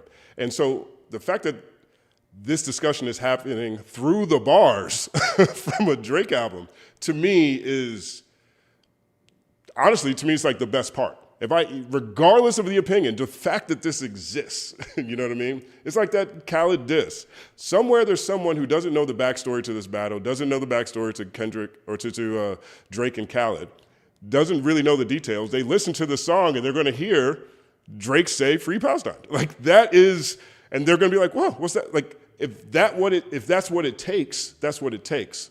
Like, to me, that's the part I find most compelling. Away from opinion, away from debate, but the fact that the music, the bars led us in that direction is something I do really appreciate about Iceman, which is why I think, again, for me, more than anything else, when I look at this, I'm like, why is everybody running away from this? One, and truthfully, two, for this discussion, Akademiks, to me, is the only guy who's not. He's like actually still trying to, he's still saying he still fucks with Trump. He's still saying that he's not happy with what's happening right now. And whoever gives him the money is going to get the love, or who's going to get, reporting. You know what I'm saying? But the fact that, this is because of some Drake music, that's crazy to me. There also may be, on the other side of it, someone who won't hear, was it Make Them Pay that he put that on there, or was it Make Them Cry? Or was it another? I think that was Make Them Pay. For this. There's someone that won't hear the Free Palestine bar that will see the MAGA meme. I think there's like someone on the other side. Right, of that, yes. Right? All of that. Like, oh shit. Is right. Drake MAGA? That's the fascinating part to me. Like, because look, I've been out here giving my critiques on all kinds of artists, Drake included, for a long time. And one of them is that Drake's conversation that take place on his album end up being pretty narrow, in my opinion. There's a lot of things that these albums don't take me to. But this one did. This one has taken me to places I am not used to for one reason or another. You know what I mean? And that is kind of exciting to me. It's like, oh, shoot, let's explore this. A lot of people think that it just comes from a place of hate, but truthfully, I actually am fascinated by that. And I think this is actually one of the things that I like the most about the Iceman album. That's interesting you say that, because I felt like the Palestine bar was a bit safe because he framed it to be more about Khaled than it was Palestine. And it's like, if you're gonna do that, nigga, talk about Israel, right? It's a whole lot of things going on, and we kind of leave that off the table. So to me, it was more of a reach and clickbaity than it was like a stance for something. I'm with you, and that is. I don't want to necessarily go down that debate on this topic on this episode of the show, but the fact that that is a debate that can be had. You know what I'm saying? Like, I'm not saying I agree with him. I think he did a good job, a bad job. I'm not just away from that. The fact that that is where the debate is. You know what I mean? Because there are pro-Israel groups who have been very critical of Drake for not talking about October 7th. Right? There's a geopolitical discussion happening in the Middle East around some of these bars. You know what I'm saying? That, to me, is the unique part. And that, it's like, wow, people have opinions on something that is way outside of just, what's happening in Drake's life. You know what I mean? Oh my God, just real quick, because I just keep seeing people spam this. He signed a ceasefire already. Drake did not sign a ceasefire. He signed an artist for ceasefire letter years ago and has been absolutely silent on the issue since then. So, yes, I do agree with Justin. We never are, well, it depends on what side of the internet you're on, because on my side of the internet, we've been debating the red pill, slant. and extrapolating the misogynistic bars and being like, oh, okay, well, what do we think about this politically as it relates to Drake's music? But like, you guys have to stop saying he signed a ceasefire. The syntax wise, there's just like bothering me. He didn't do that, but he signed the letter like years ago and has been silent since then. So like, and also it was a gotcha for Khaled, like Symba said. So like, just don't give him undue credit. Yeah, wherever opinions people have, wherever that debates take people. No, not to your point. No. Yeah, I know what you're saying, but like, it's happening inside of a Drake album, guys. Like, Justin's just saying it's all happening. It's all happening. Like that to me is something I just didn't expect to happen. By the way, just in case people watching haven't realized this, we are officially in the second show. We got Jeremy reacted. That was a super chat that you did react to. So we do have that here. We got one for you too, Glasses, that's here, that's on this topic. I think it's related to a video that you did years ago talking about whether or not you are a Trump supporter or if you fuck with Trump. Did you see that? Do you care to address this? Sure, I see that. Yeah. What's funny is, Justin, I was talking to you when this conversation came up. We were doing the interview and I was in the shop. And we were talking about this is right when he got shot or alleged he got shot. He got in trouble and then he put his mug shot. Lord knows if you listen to the video, I'm like, man, I would never vote for this motherfucker. But I think it's a bunch of crazy motherfuckers that's in there. But listen, if whatever this kind of discourse happened because when Jeremy called out Drake, who actually paid for those advertisement slots with the White House, but somehow we just keep acting like that's not happening. Like that's not the new payment model, but keep going. It became like, oh, Glasses supports MAGA. Like, really? I'm just enamored that the rest of the country would cheer for this crazy motherfucker. That's what I'm enamored with. But again, I'm watching y'all cheer for another crazy motherfucker. That's what y'all do. So if I have to defend the fact that I'm not MAGA, I'm a Crip. Like, what are y'all talking about? You can't even be MAGA and a Crip. Like, what? How does that work? Like, how I'm gonna be on the same side with supremacists or white people in general? I don't even like white people as a whole. Like, what the fuck? But again, I understand. Look, I'll be who y'all need. I know right now y'all hero who don't give two fucks about niggas in America, who don't give two fucks about Americans. You need somebody, I'll be that person. I got time. I'll take that. It was really they were trying to be a shot at me. They were basically trying to make it so that Jeremy likes Glasses and Glasses supports MAGA. The whole video, I'm like, man, I would never vote for none of these people. I don't fuck with none of these people. I don't fuck with you said Trump's better than Biden. This motherfucker about to die. It's like, bro, sometimes y'all be so desperate to protect your hero who got the tattoo of one man and covered it up with another fucking man because he act like he got cheated on, that you would really try to come after a real low. That shit just be crazy to me, but I'm used to it. I'm a player. It's just what it is. I can't help it. I'm just not gonna lie. If I like Trump, I would say I like Trump. I wouldn't be scared of y'all. Who the fuck is y'all? Fuck Trump. The hell that mean? I'm telling you, I don't know what they want me to say. It's so crazy that popped up because of that conversation, though. I'm telling you. The way that conversation spiraled is insane. Yes, his fans be like, oh, look at this headline. I'm like, did you look at the video? No, the headline is still being messy, putting up the headlines, right? And he like, Trump is like, so it's no context, so they hold it. But the greatest advice I ever got from Lil Wayne was be okay with being misunderstood. It's all good. One second, pause that advice. You didn't, on the topic of being a Crip and not being political, I thought it was really masterful this week. I mentioned it in your intro, but I want to say it again. Really masterful how you managed from a host standpoint, from a community standpoint, from a professional standpoint, this conversation between Daz Dillinger and Snoop Dogg. And so for people who aren't aware, Daz is incredibly frustrated with what he sees as him not receiving the revenue he should be receiving from Death Row and a lot of the classic undefeated work that he has done. And he's got to the point where he is now selling copies of The Chronic that he burned himself, and he's autographing them and selling them directly. And he started talking about this. And so Glasses, during the lunch hour on Tuesday, I think it was Tuesday, maybe Monday, he was having a conversation and Snoop calls in. And so Snoop and G had a conversation explaining where Snoop's coming from on his side. And then the next morning, I think maybe it might have been this morning, Daz drops a video and he's very upset. He's upset at Glasses for how that happened because G has a relationship with Daz as well.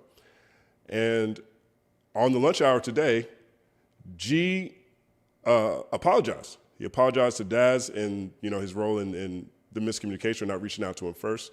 And he continued to elaborate on how important it is that these two legendary men, but also family members and titans just in culture in this space, how important it is for them to talk out this issue and how this issue shouldn't be public. And I thought that this was one of those situations where when you start watching enough podcasts, you watch enough hosts, you start watching enough people who are around these conversations, it's very easy to notice when people hit the switch and turn everything into content. And this is one of the few examples that I've seen recently where the content is just showing up on the phone. The content is just showing up just right there in the middle of the stream, and G is doing everything he can to turn it down. And I just thought that was just a skill set, a level of tact, but also an approach that we don't see that often in this everything's viral, everything's content, everything's got to be us versus them, him versus him. I got to get the exclusive landscape. Today, Glasses was legitimately saying, Daz, it'd be better if you didn't call in. I'd rather just talk to you. You know what I'm saying? And I just thought that was a great example of just integrity and being a part of a community that puts that community first above the viral opportunities that conflict or any conflict might actually create. And yeah, so when's the last time you've ever seen someone turn down content live that they know will do well for their business? I can't even think about it. Not second plus. Well, you know what's funny, dog? It's like I talked to L about this. Daz called me at 5 a.m. It was legit like 4:56, and I just happened to be up. And I take the call, and I could just tell, like, he FaceTimed me. So I'm like, what up? He just going, man, how you betray me? I'm like, why would I betray you, cuz? He just going and expressing to me how he feel. He like, man, you just let this nigga say anything. And I'm like, bro, I didn't let this nigga say nothing, cuz this your cousin. So I have to let him vent, right? And I'm just thinking like, damn, cuz this is crazy. Like, I knew this was going to happen. And I listened to it. I say, look, man, I'm gonna figure out what I'm gonna say, and I'll talk about it later. He's like, let me come on the podcast. I was like, nah, fuck all that. Man, it's gonna do nothing. I don't care. You know what I mean? I didn't want them numbers. Right? I said, I'll figure out how to deal with it later. So I'm driving, I'm doing everything I gotta do for the day. And I talked to L. I'm like, L, man, like, she's like, I told her, I was like, I think I'm wrong. And she's like, what you mean? Like, you didn't say nothing wrong. I'm like, that's not the point. Like, I got a relationship. I've been to this man's houses. You know what I mean? I've been to his house in Atlanta. I've been to his house in Long Beach. I've been to his house in. He came and picked me up. My first trip to Atlanta, he came and picked me up from the airport. Like, it's that serious. Him and Corrupt came and picked me up from the airport. So it's like, you can always critique somebody for not doing everything you want them to do or not doing enough for you, but then there's people who do things for you, and that's just what it is. And it hit me like, damn, man, like, he was telling me his complaints in October or November last year when I was in Atlanta. And I'm telling him, like, I don't want to get involved, cuz, like, I'm cool. Like, he's showing me he building his house from scratch, cuz, his big, beautiful house in Georgia, cuz, and these back studios and all this dope ass shit. And he's trying to explain to me, and I'm rejecting the information. I'm like, I don't want to get in your shit with you and your cousin, bro. Like, I got, you niggas as cousins, y'all are makeup, and niggas be looking dumb trying to get into y'all business. And so I realized, I'm thinking about it, even though I'm not preempting Snoop, Snoop calls in. Now, Snoop is a fucking legend, and he's looked out at this point. So he called me. I didn't know. It's not my regular phone. It's the hotline for the lunch hour. And I don't know. He's talking. So remember, the whole post, Jay, goes up because Daz posted a thing saying Snoop wished him happy birthday. So the whole stream was about celebrating brothers getting back together and they made up, and it's greatness. It gave me even hope for the day. I'm having horrible last 2-3 weeks. My brother on life support, my little brother locked, just craziness. And it was hope. It was like dope. Like, oh man, these brothers getting back together. Thank God. That's why I stay out of their business. And so when Snoop calls, I'm thinking he about to, like, man, I'm glad you didn't get in it. And he just like, I'm just calling on the topic. Where you at with it?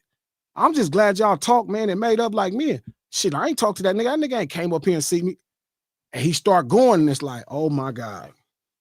That's fucking trolling. And I bought it. I'm like, what the fuck? So now I'm like, now I have to push like, okay, y'all need to talk. We shouldn't be talking about this online. Yeah, G, but that. But I got to listen to him. I got to give him that respect. But hey, y'all should talk about this for real, bro, like in person. Coke, y'all should. So I almost rush him. I let him speak, but I rush him because I'm trying to. The truth is, Jay, I should have called him right after I got off the phone. Hey, your cousin just came on this show, bro. He said some shit, combating the shit you saying. I'm going to send it over to you. Nigga, I did not know cuz was going to call. That would have been the real thing to do. That would have been the man thing to do. Something in me knew Daz was going to feel some kind of way, and instead of being a man and getting in front of it, I let, like, life get in the way. Like, some dumb shit. I don't even know what I did. And I don't know why I did, because I fuck with him enough. He just was finna be out here a week ago. So it's not like I don't fuck with him, but I didn't call him right off. And other people were allowed to tell Daz what happened. And that became where it's been. So even later, after I talked to him, he goes online and puts my mouth next to a Frank. Glasses, sucking Snoop dick. Immediately, these is in the career community, these fighting words. Cause like, nigga. But as a man, I'm like, damn, cuz like, this nigga really felt, because he kept saying that you betrayed me. And I'm like, betrayed you, cuz nigga, I'm just listening to your cousin vent. He just didn't say nothing. This the first platform he vented to. So when it came, I told L, I said, cuz I really got to apologize. I'm wrong. L was like, gee, but you didn't do nothing wrong. I'm like, the wrong thing was I didn't call him. It's like L, right? L called me when Miss Hummus, shout out to Miss Hummus from the table. She was saying something. She like, hey, G, let me speak. So I'm trying to make sure I keep it right, but she kept pressing. It's like, okay, here, let me let y'all talk. I knew that Miss Hummus and L had enough sense to speak with each other.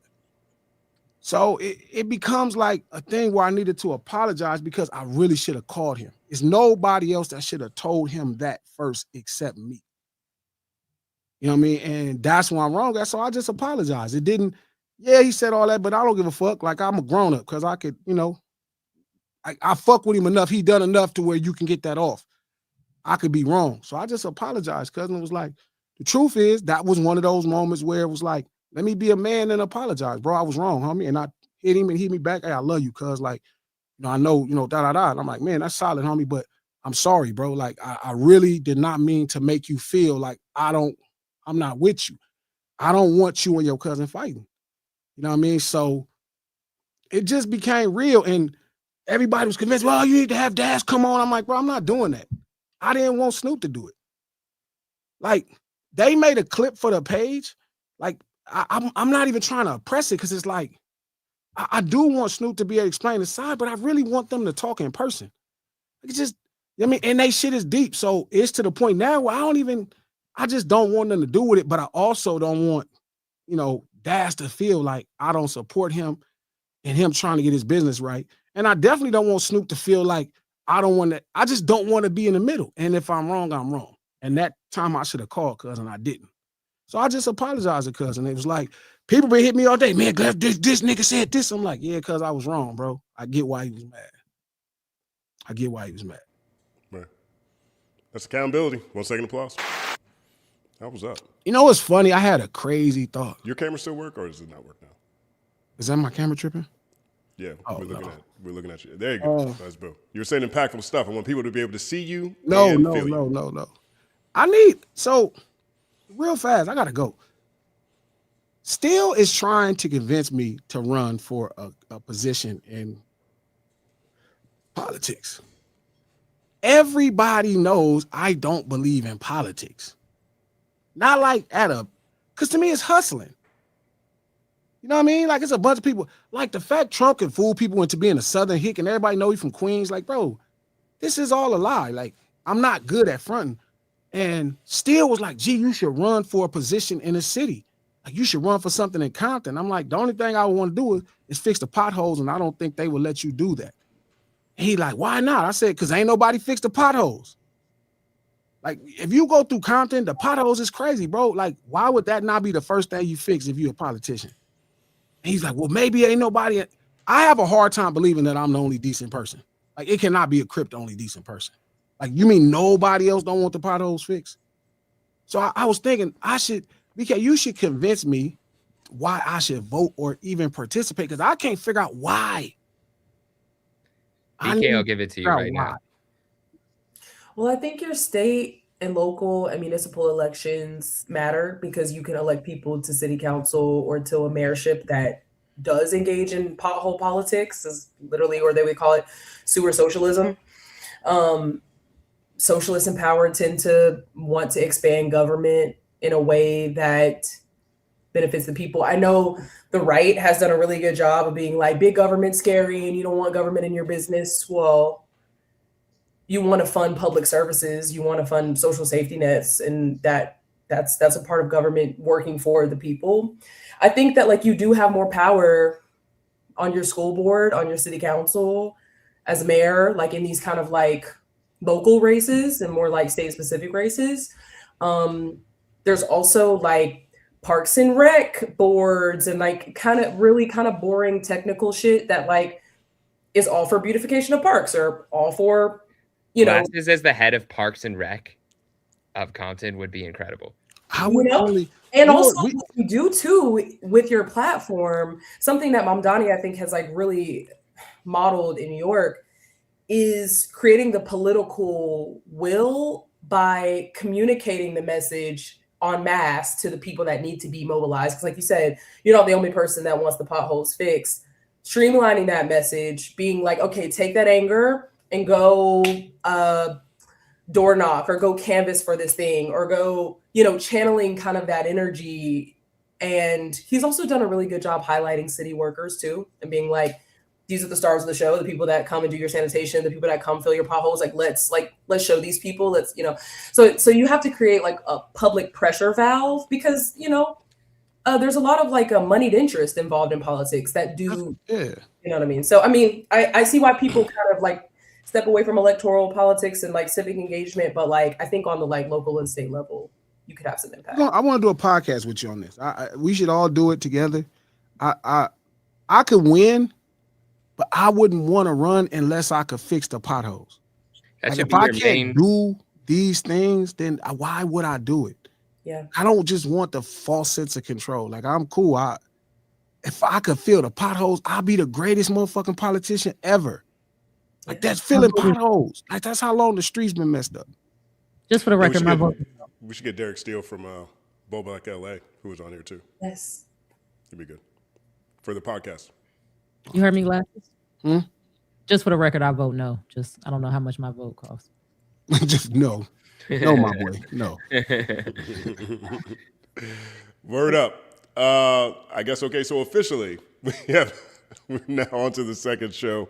Real quick, 9-second applause to everybody for a fantastic panel.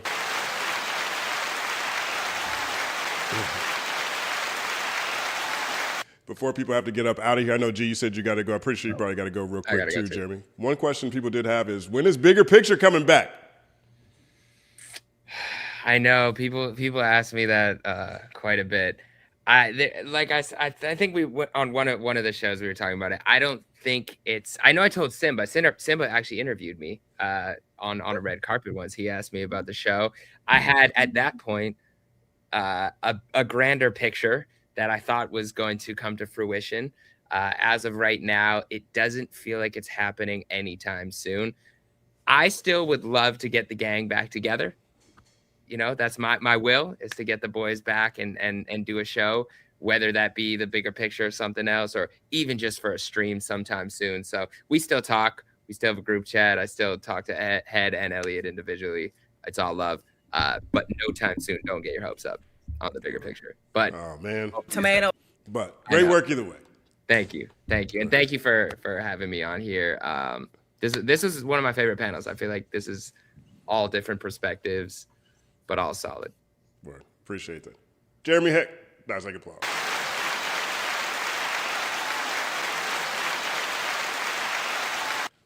Because it's the second one. Woo, the second woo. Woo! What you say, El? Nothing. I was just saying. Okay. G, you hanging for a second? We about to move on. I gotta get on. My brother glasses. I gotta drop this paint off. Yo, man, for real, man. It was great to see how you handled that this week, though. Nah, man, it was the most.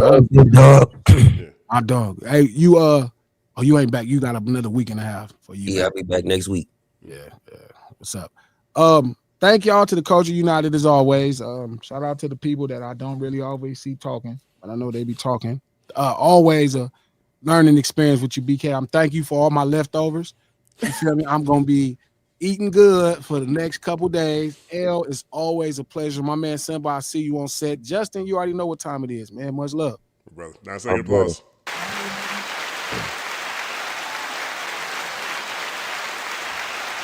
Word up. You're still tuned in.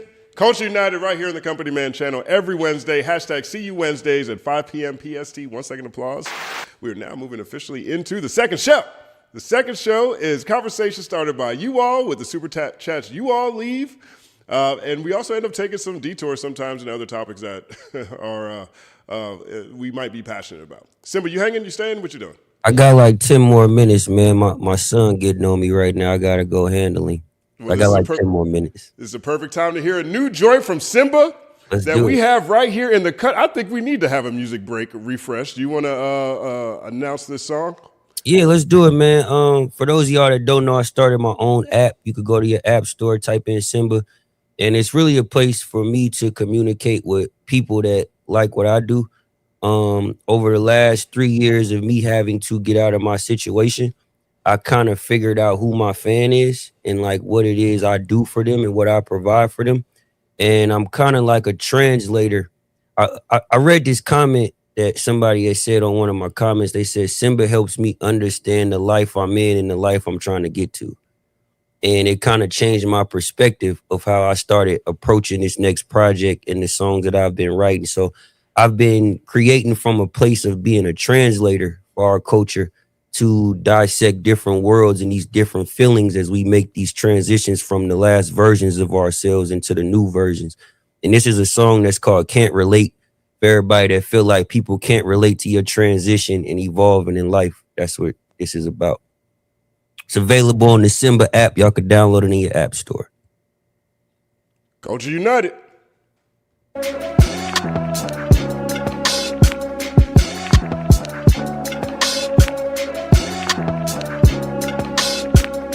Sick of niggas acting like this shit don't take a lot. I wake up every morning, bow my head and pray to God. Where I sit and watch the topic like a vacant spot. So that's my last stop before I find my way to God. I'm trying hard to find a balance between love and hate. Angel on my shoulder, demons that I can't escape. I got big spending habits and expensive taste. What you know about fucking hoes that you ain't have to date? Can't relate. Shit, I'm sidelined with Celine on, right next to Dion. And shit, I'm on to take you eons. I'm raps Elon, laughing at these hating peons that's doing recon. That Virgil Maybach butter pecan is Puerto Rican. Used to sell packs under bridges like I was Leon. Trapping out a Haley Nissan to keep the heat on. That's the shit y'all never see, huh? Sacrifices for your freedom. Y'all think it's free, huh? I'm sick of niggas acting like this shit don't take a lot. I wake up every morning, bow my head and pray to God. Where I sit and watch the topic like a vacant spot. So that's my last stop before I find my way to God. I'm trying hard to find a balance between love and hate. Angel on my shoulder, demons that I can't escape. I got big spending habits and expensive taste. What you know about fucking hoes that you ain't have to date? Can't relate. Living out my dream, no longer imaginary. I've learned the difference between allies and adversaries. Some niggas wanna see you win, some wanna see you buried. Sometimes the vision gets blurry when you a visionary. See, money change, people change too. Then they blame you when you don't let it change you. That's what the fame do. Build you up to break you down again soon as you break through. Make you chase the hide and criticize the shit they can't do. Niggas couldn't make it, but tell everyone they made you. If they could change the forecast, all they would do is shade you. Don't just think because you see me shining, it don't rain too. I'm sick of niggas acting like this shit don't take a lot. I wake up every morning, bow my head and pray to God. From where I sit and watch the topic like a vacant spot. So that's my last stop before I find my way to God. I'm trying hard to find a balance between love and hate. Angel on my shoulder, demons that I can't escape. I got big spending habits and expensive taste. What you know about fucking hoes that you ain't have to date? You can't relate. Can't relate right there. Available on the Symba app. Symba 9-second applause. Appreciate that, man. Word up. You got all kinds of fires in the chat right now. Shout out to the chat. Shout out to the chat, man. The chat be turned up. Before I get out of here, I want to say one thing to L and BK. As a black man, a young black man, I truly appreciate y'all. In certain environments we grow up in, we praise the wrong side of our sisters sometimes. And the way you guys articulate yourself and represent yourself as women, and you always come with a fair perspective, I truly appreciate that. I learned so much from the both of you today. And it's not many times where I have conversations with women in my age group or in professions I'm around where I'm learning things. So I truly appreciate you guys and never let life change y'all. Love y'all forever, man. This Culture United shit is lit. And let's drop some fires in the chat for L and BK because they did their motherfucking big one today. Yeah. Second applause.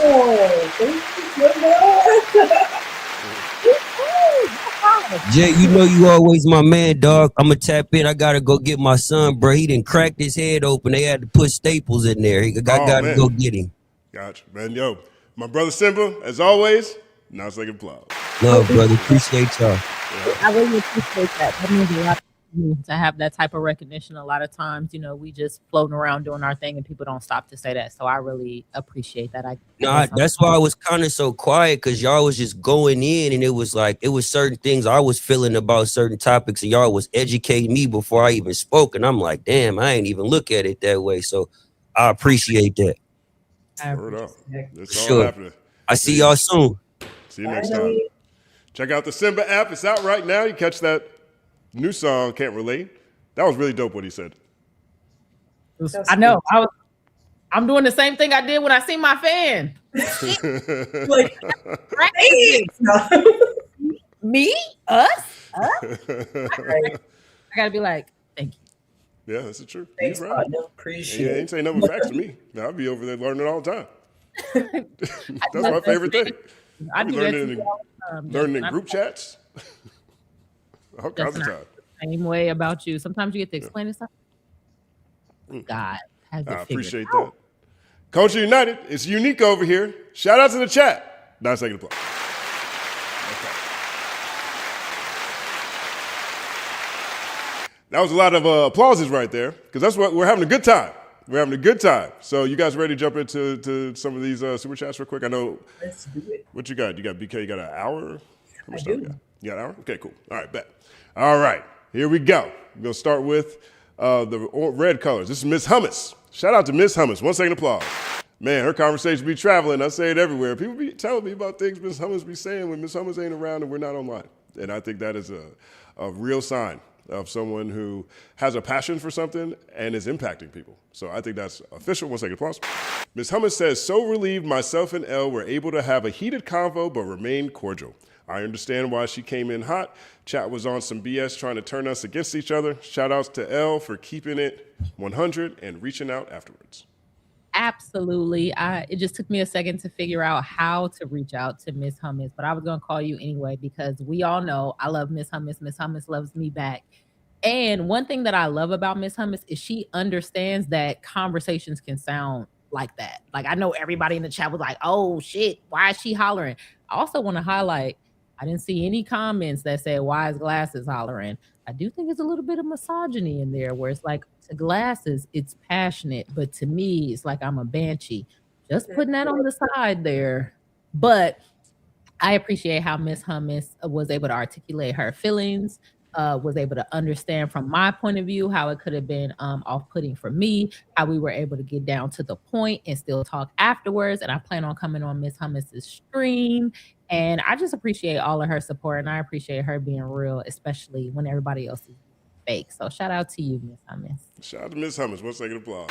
Miss Hummus is dope. She got the dope stream setup. I like her setup. The color schemes looks fresh in there. Somebody said we used to glasses yelling. That's a bigger thing though. You know, just generally speaking, when women do something, when men and women do the same thing, women get treated differently. Like that is a very real thing. You know what I'm saying? And, yes. Oh, absolutely. No, you clock that shit, L. Like it is, and I think like it's not to say that any one person is malicious, but it is how we're conditioned in society. Like we're supposed to smile and keep sweet and obey and be obedient and default to the next patriarch in the room. And especially when darker skinned Black women, it's a layer of colorism on that too, of like, oh, you're aggressive, you're ghetto, you're loud, you're ratchet. So people get uncomfortable with us raising our voice and think, oh, that's the girls doing their catty thing. And it's like, nah, I like how you keep reiterating like, interrogate why y'all are uncomfortable with me raising my voice a little bit. Yeah, I'm not even asking you to change. I just would like to spark the idea in your mind so that you can pay attention. That's one of my favorite things to do. Just pay attention. And so, you know, I don't really mind it too much. I think it's interesting because you know, first they put that on you, and then it's the request for punishment.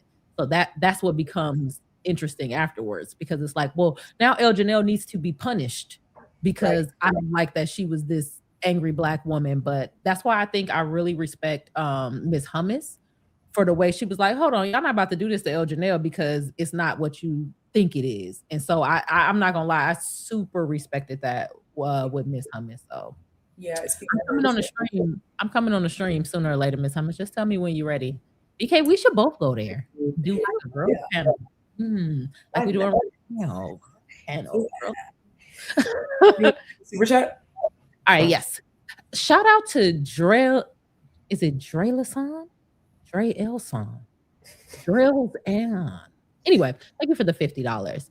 I'm 40 years old and I can recall 4 songs by Drake. The Rihanna song for the club, Hotline Bling because of the meme, Greatest Alive because it was on the And One mixtape, and God's Plan because of an article that said he gave out money. I remember Thriller like yesterday. That's the fact. I do think it's a little biased because at the time, like I said, we were in more of a monoculture. So it's like there was no getting away from Michael Jackson. You were going to hear it over and over and over and over again anyway. So I think that's fair to highlight. But even considering that, you not Michael Jackson. Like, thank you. Like you could take Michael Jackson off. Like if you listen to the instrumentals from Thriller, you don't have an instrumental that can line up with any instrumental on Thriller. Like, stop it. Justin, thoughts? I mean, I just think we're in an era where we're just like, you know, I don't want to say that in an era. I think you made a great point about the monoculture being different, you know. You know, 2, when I look at this, 2 things fall in line. 1, Drake's a collector.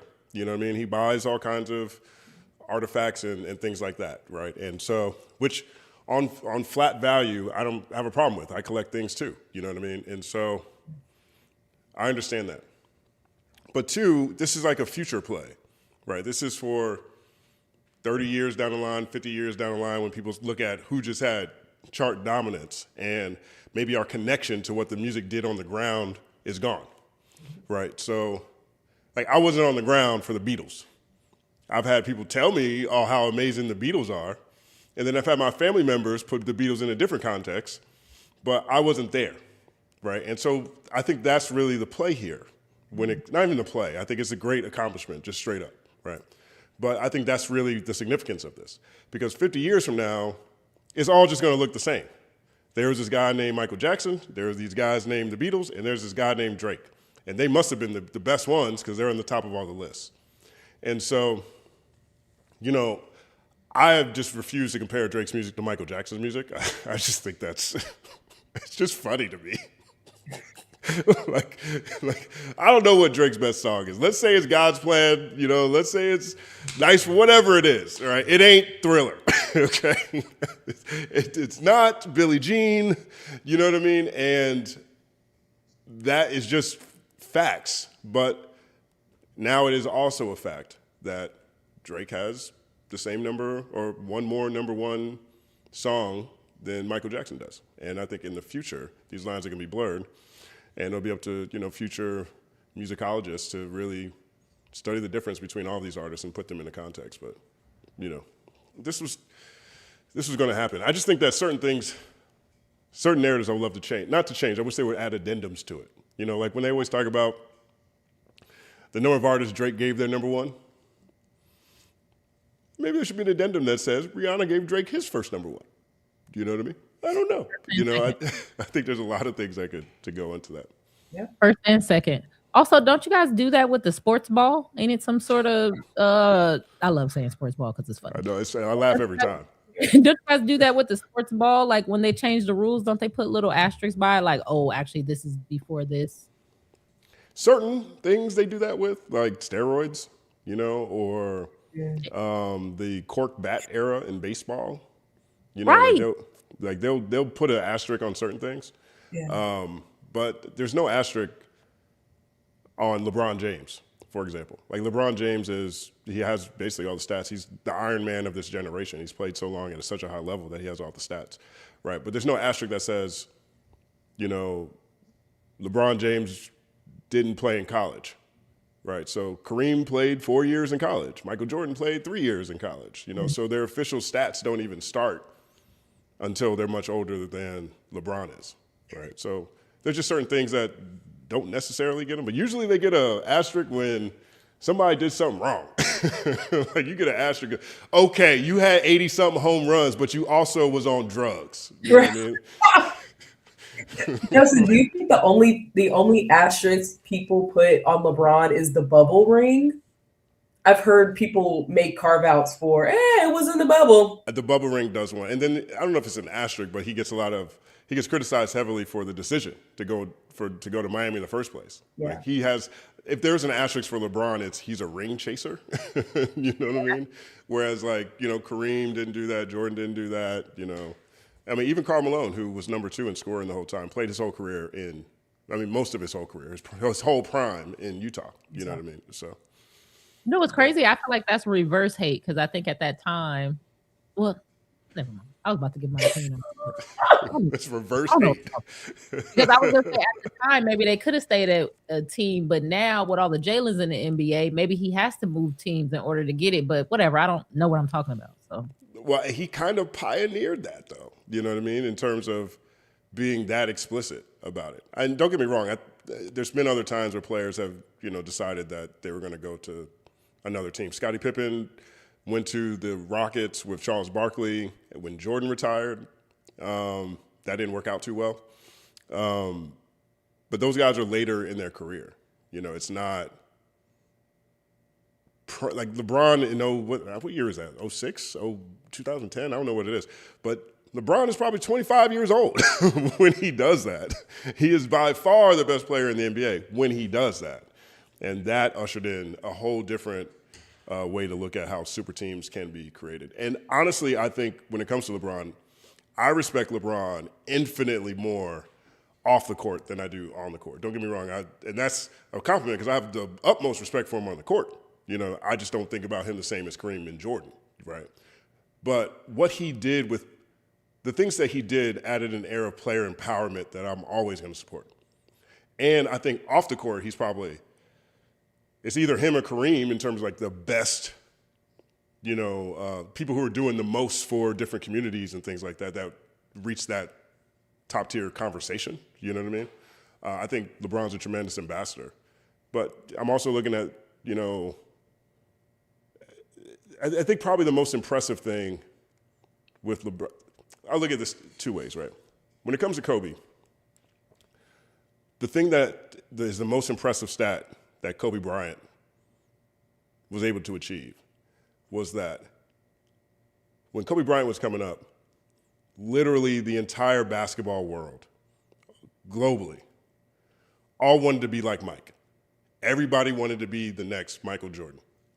And Kobe Bryant beat the globe at being the next Michael Jordan. And like, that is incredible to me. You know, like as a generational thing that everybody who played basketball thought about, Kobe did that. Like, that's insane. And for me, the most impressive thing with LeBron is they hailed this guy, this kid as the next great basketball player when he was a junior in high school. Okay. A junior in high school. And he achieved that anticipation. Like, he reached that goal. That is just, like, away from whatever the numbers are, who's number higher, who's number lower, away from that, there's been a lot of players who we were told were going to be great. They told the world this kid was going to be King James when he was in high school.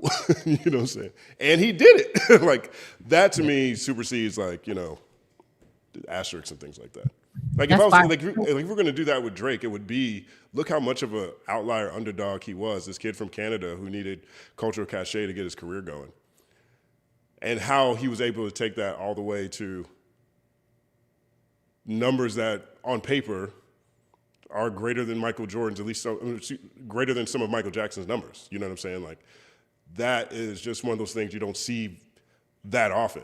And coming from someone that far outside of the system and outside of the culture, you know what I mean? Now, you could look at that another way, but like, you know, if you just look at it flat on paper, that's what it looks like, you know? And so, you know, I think about stuff like that, particularly when I think about asterisks in sports. Like, that's why I think Barry Bonds should have been in the Hall of Fame, dog. Like, if you take steroids away from Barry Bonds, he's still a Hall of Fame player. Like, it's not like steroids made him great. Yeah. He looked around and said, oh, everybody doing drugs? I should do drugs too. It just enhanced the play. Have you seen the enhanced games? I was about to say, they did the enhanced things and they said they didn't do any better. But I want to give my greatest Kobe stat. Say it one more time. I want to give my greatest Kobe stat. Cool. The greatest Kobe stat is, I was on a date with one of my tough exes. His name is Dion. Hi, Dion. I don't know if you're watching, but hello. And he was this huge Lakers fan.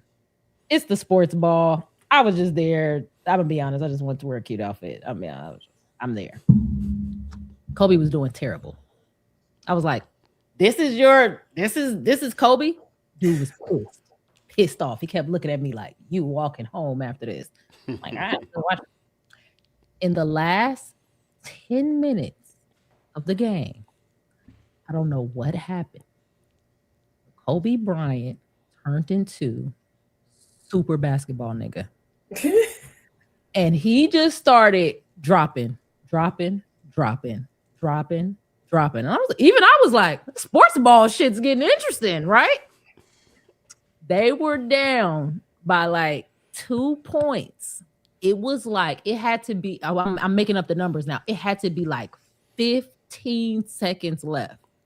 Kobe did some shit that made it look like he grew on the court taller than everybody else and moved around, got the ball, passed the ball, got it back, moved around, and hit a game-winning 3, like exactly at the buzzer, and hella confetti. I didn't know confetti was gonna happen. I'm not gonna lie. I jumped when the confetti. I said, oh shit, they shooting this bitch. It was confetti.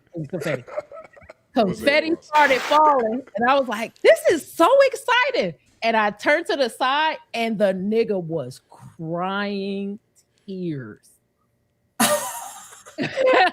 So to me, that is the greatest Kobe stat, because he made the toughest nigga you. Chicago nigga. Mind you, he's visiting from Chicago. Cried tear. I think it was the emotional roller coaster of it all. Like, you embarrassing me in front of my. I'm like, this is the nigga. I mean, we got beef with the game. I don't know what's going on. You know, I'm making stupid ass jokes. I don't know shit about basketball. Probably like, man, nigga cried tears. It was confetti and tears. So that is my Kobe stat, which I think nobody would be able to make a Chicago nigga cry. He had a stressed out, but he had that nigga stressed. One second applause to Kobe making tough Chicago niggas cry. Word up. Damn, this sports ball shit is serious. Shout out to the Sphinx 1906. First time catching y'all. Loving it. Thank you very much, Sphinx. Appreciate that. 1 second applause. Love that. That 1906. You Alpha? You I was gonna say, is dude Alpha? Is it Alpha right here? Just pan hell love. I'm a Noop over here. You can see all the crimson and cream in my background. I don't leave home without it. Let's see what we got here. I will say, Justin, you're very tasteful with the crimson and cream, though. It doesn't give candy cane, so shout out to you. I appreciate it, but also don't be criticizing my brothers like that, though. You know what I'm saying? Can't be criticizing the Noops. You know what I'm saying? Because you know what I'm saying. We don't. You know, this is home. I agree. No, I appreciate it. Now, Wait, I'm gonna grab something real quick. Could you take me off the screen for like 5 minutes? Yeah. Am I the only one that can do that? Can you? So. Do you have like remove yourself from the screen at the bottom? Like if you put the cursor over the video of you? Okay. All right. Well, that's cool. I got it. Oh yes, you can. Okay. Cool. There 3 dots. Yep. Yeah. Cool. All right. There we go. Appreciate that. We got Miss Hummus spreading the love. Thank you, Miss Hummus. 1 second applause. We like memberships over here. Memberships is also a really dope way to support a channel, any channel, in my opinion, because it also gives you the opportunity to win a new subscriber. You know what I mean? Like, it's like, you know, the super chats, the gifted memberships, all that's love, all of it's dope. The interesting thing about gifting memberships is that it's like, okay, these are new people who now have access to members-only perks or to the channel. And, you know, you get a chance to bring them into the community. So I really appreciate this, Ms. Hummus. Thank you. I've been thinking about doing memberships because, like, I'm on Patreon and it's, like, different or whatever. But I've been thinking, well, I don't know. Maybe we can talk off cam about that. But I've just been thinking about how to harness that community building aspect. And also just how to go about, like, my content with copyrighted stuff or with, like, I had a live about Doechii that got, like, age restricted because you know how I speak. Right. So I always wonder, like, well, is members only worth it for me with the type of content I make, or like, are there certain things that they allow or whatever? I don't know. I mean, we could talk in more detail. Patreon is always a good option. Take a look at Top Fan.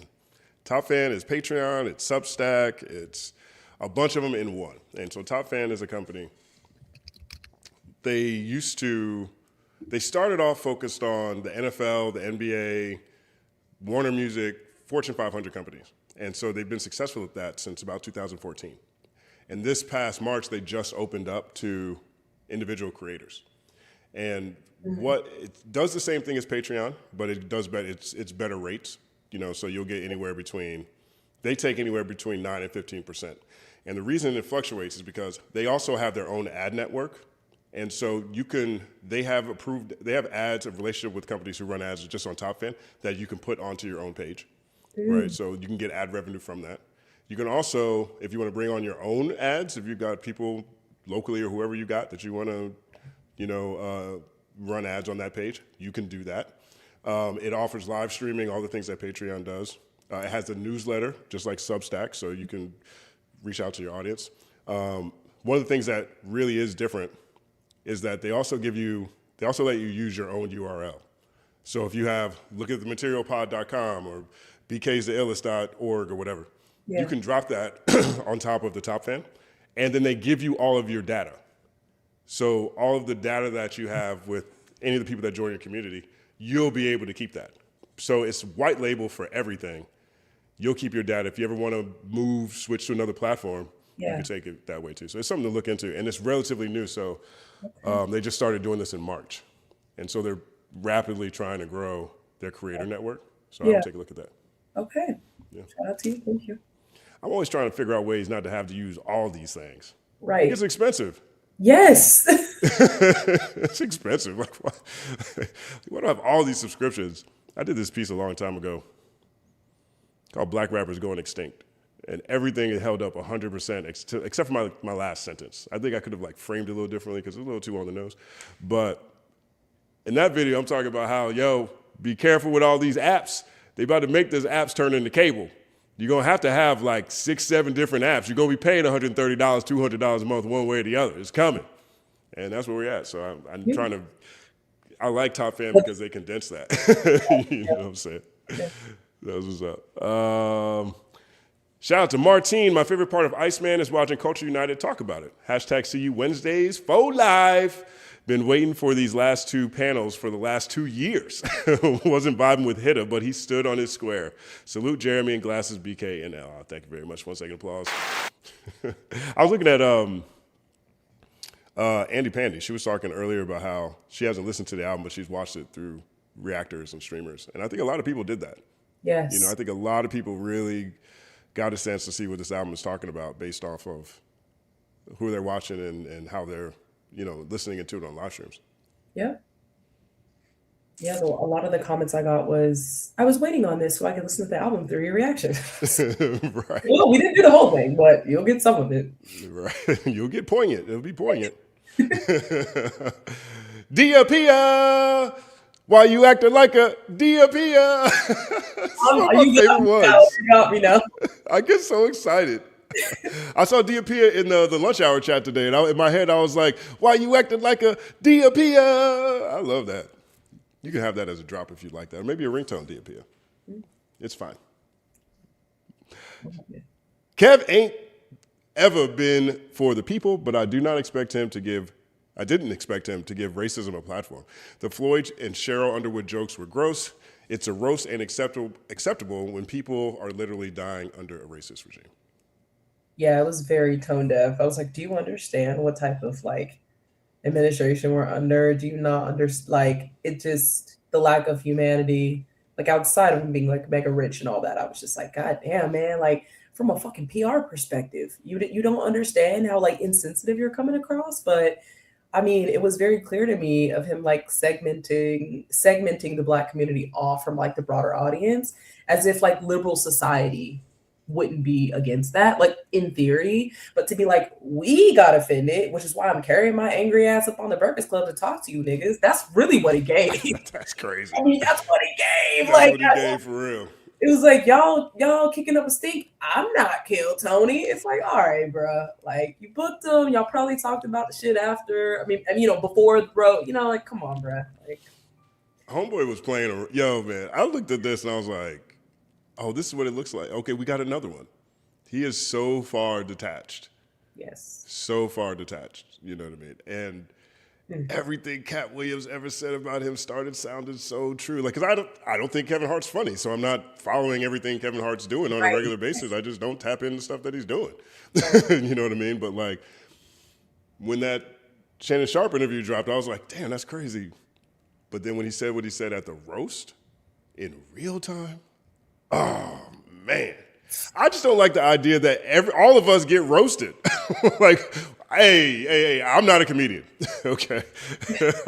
Right. I don't think all of us should be fair game because Netflix likes Kevin Hart, because Kevin Hart signed some contract. Now all of us have to deal with the stuff that he co-signs. That's crazy to me. yes. Tomato. Then it's like you stoke this, like what you're seeing is that, yeah, to your point, it's like the backlash comes onto your community because we're expressing our concern, and then you have Asmongold or you have Nick Fuentes or whatever that's like, I can't believe y'all are crying over our man, and then again the George Floyd cycle starts again. I mean, that person specifically. It's almost like a Trayvon Martin moment where there was like the Trayvon challenge, and you know what I'm saying? Like it's a specific type of dog whistle for white supremacy that is just him acting obtuse to that, or actually being like, actually I get it and I don't give a fuck. Like him telling Lauren over and over again, like, I didn't watch it. I'm not going to watch it. I would never watch that. And you telling me about it now, and I'm not going to go back and watch it. Why was that necessary? She seemed to be a little bit kind of, I don't want to say embarrassed in that moment, but a little bit like taken aback, like, damn, okay, well, a lot of people saw that. So because the way that he said it made it even worse. Because she was like, hey, did you see my interview with George Floyd's brother? She said, no. And no disrespect to you at all. But I would never watch that. I would never watch that. Like, the no disrespect came before the disrespect. Usually you get the no disrespect after. Right. He led with the no disrespect, then disrespected. Did you watch that interview by chance? I just saw that extendo section of them talking about the George Floyd. You just can't pay me to finish that shit. Sorry. I watched Laura LaRosa's interview with George Floyd's brother. Oh, you mean the? Yeah. Okay, I thought you meant The Breakfast Club. Yeah, they only put up 17 minutes on the YouTube channel. So okay. Yeah, I thought you were talking about the Kevin Hart interview. No, I didn't. I actually didn't see Laura's video interview. I'm gonna put this on the screen real quick because I thought this was like a really interesting thing that he said because Lauren is basically asking him what Kevin could have done differently or what can people learn from this or how should we move going forward, right? Oh, okay, to the stage. And so this part is it's at the very end of this conversation, but I thought this was really interesting what his solutions are. To speak to them right now, what would you say?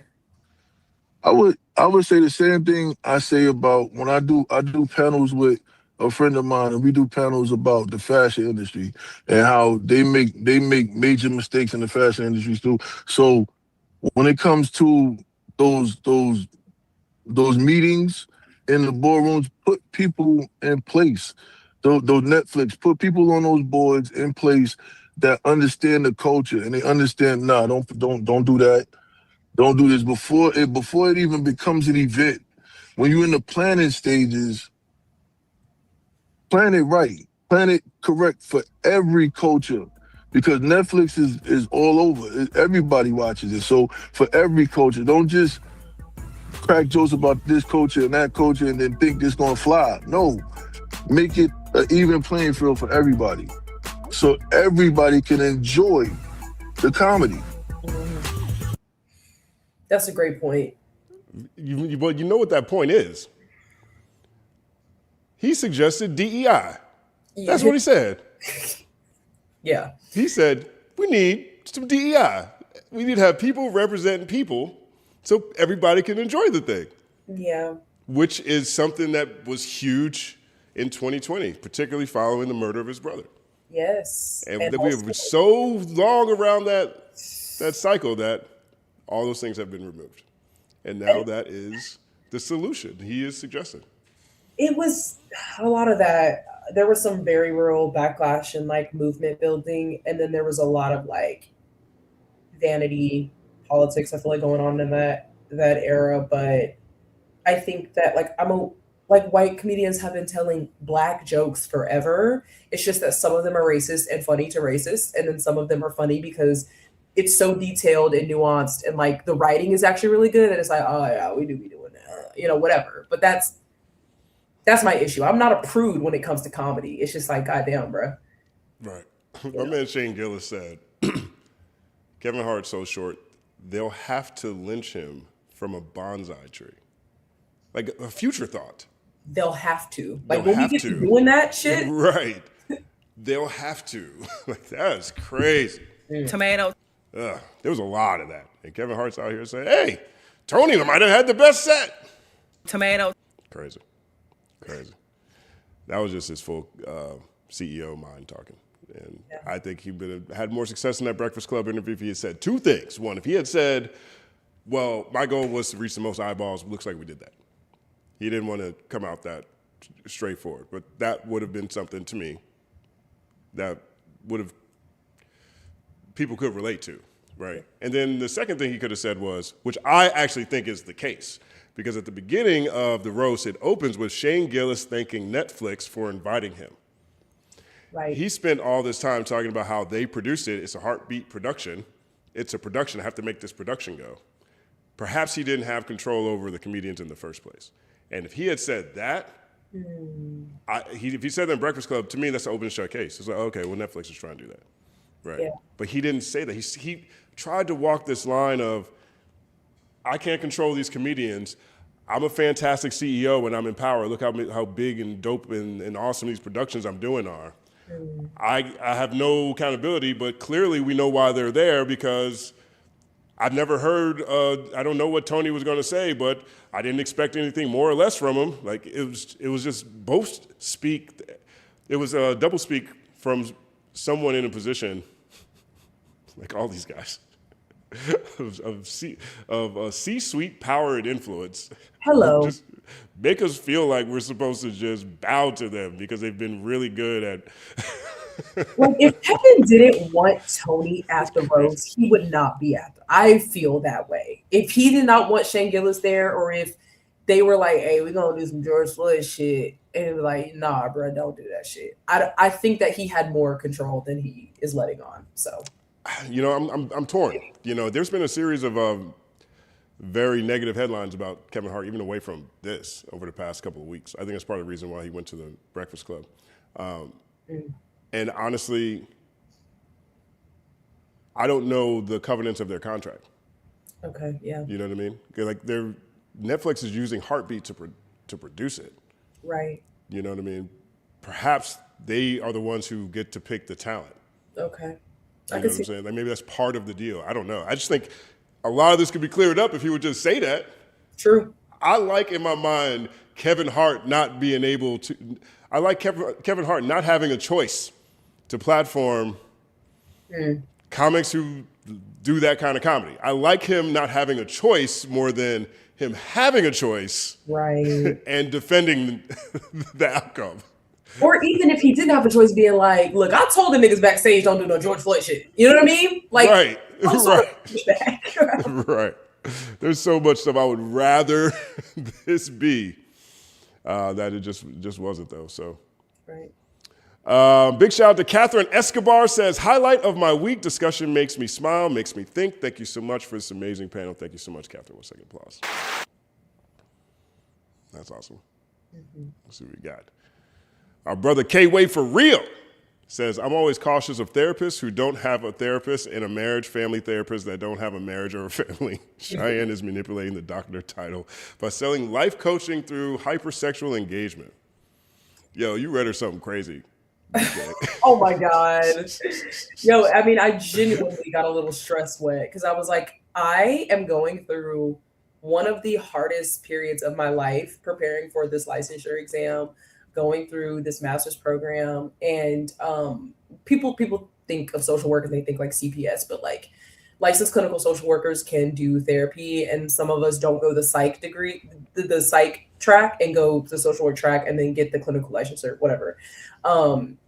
But I think the first part is true, cautious of a therapist who doesn't have a therapist.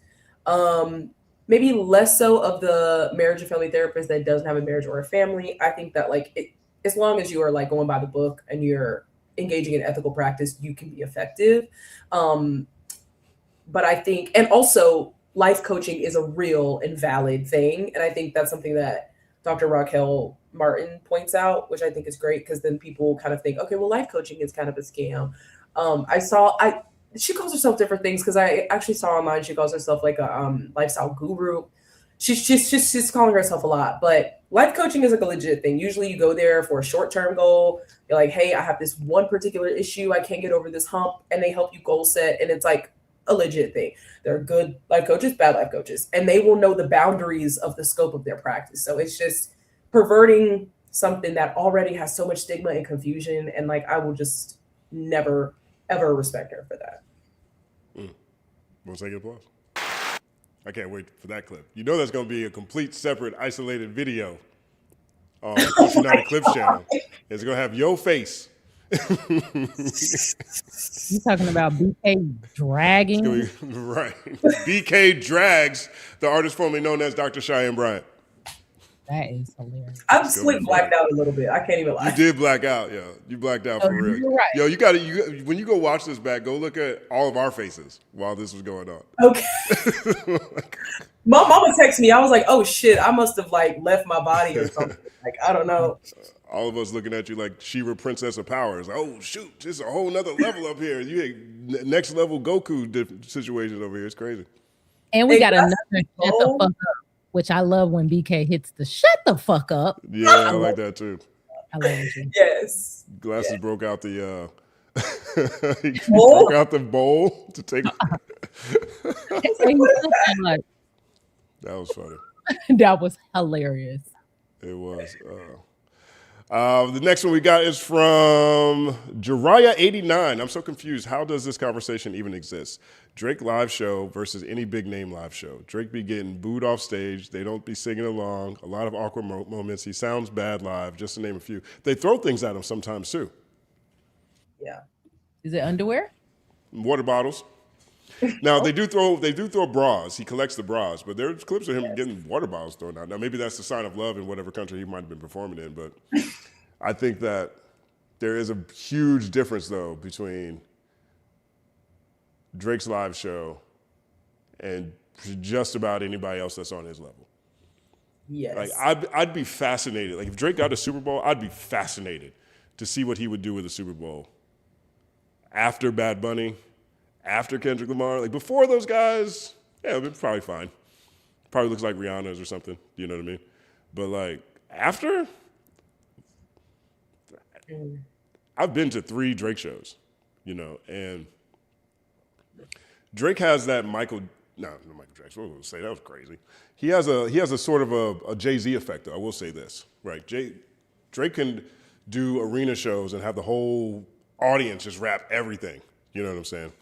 He does this cool thing sometimes where he does this like real personal connection. Sometimes he'll get on the lift and they'll carry him around the arena. He'll point out people in the crowd. I see you right there in the midriff. Oh, I see you right there in the pink with the book bag. I see you. Like that actually I think is really dope fan service. You know what I'm saying? Like just generally speaking.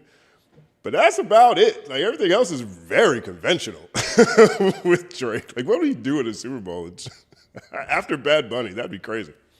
I know my fiance in our reaction to the Iceman video said, I've seen Drake perform live. He's a motivational speaker. Like literally is like, if you want to get up there and watch a nigga talk. And that's also connected to his Michael Jackson rant where he was just like, can't sing, can't dance. He tries, but like he cannot perform and entertain the masses in the way. I mean, just there's so many aspects of the artistry. We don't have to get into that, but I have heard that the live shows do not be hidden. And if the vocals are kind of sounding as rickety as they do right now, he would kind of need a lot of help in the mic, I think, to pull that off. Word up. Thank you, Jariah. 1 second, applause. Rickety is such an old school drag. Hey, Rickety.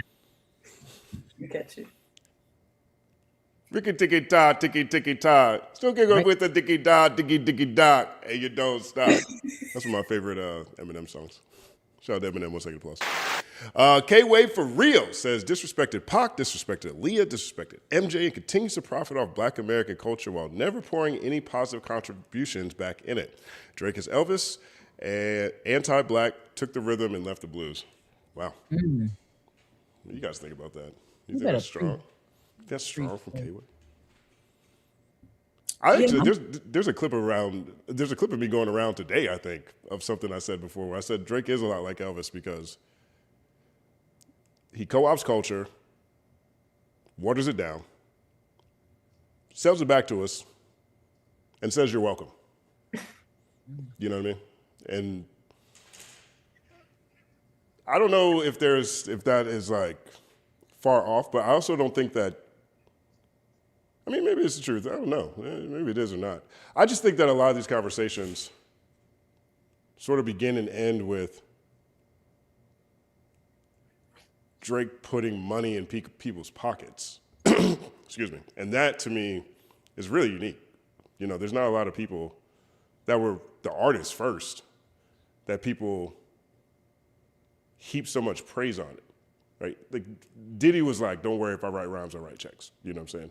Yeah. Like we've had people, 50 Cent would talk about this and you know, how many different people he was able to put on and stuff. But other people will talk about Drake as if him helping people out financially is the beginning and the end of where the conversation starts. And I think it's different with art, but I do see the benefit in it. I'm not going to say I don't. He's helped a lot of people do have, you know, chart-topping songs, you know, because of their collaborations.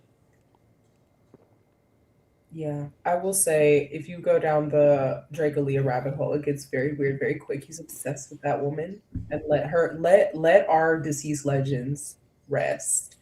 You don't know that lady to be calling her by her middle name and shit. But I do think there is some veracity to the Elvis thing. I think, especially like the Black American cultural appropriation and selling it back, and then the fans of that person being like, hey, he invented that and y'all should all thank him and kiss the ring.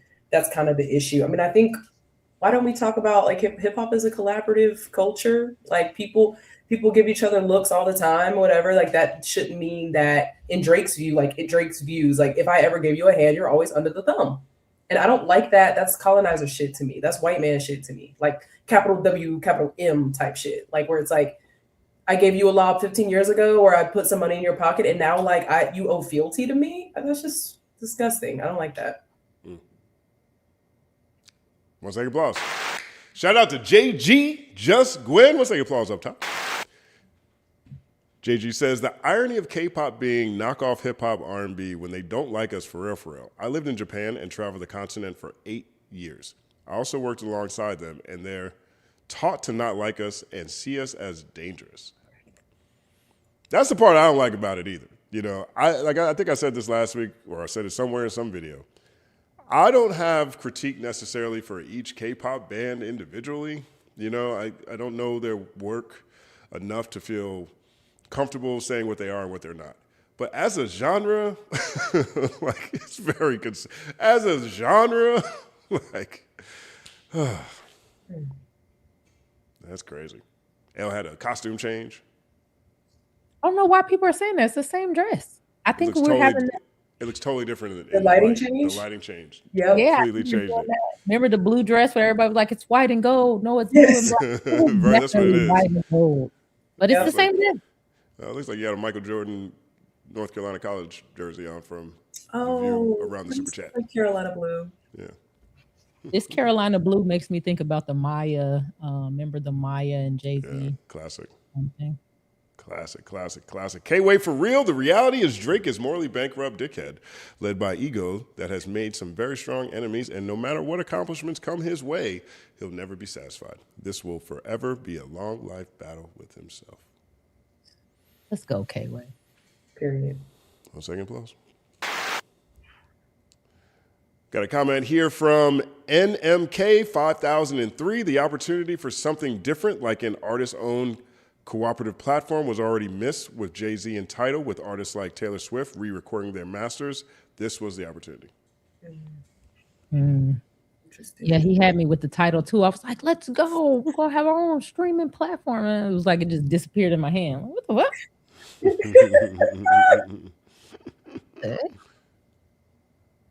It did look like he was doing something totally different.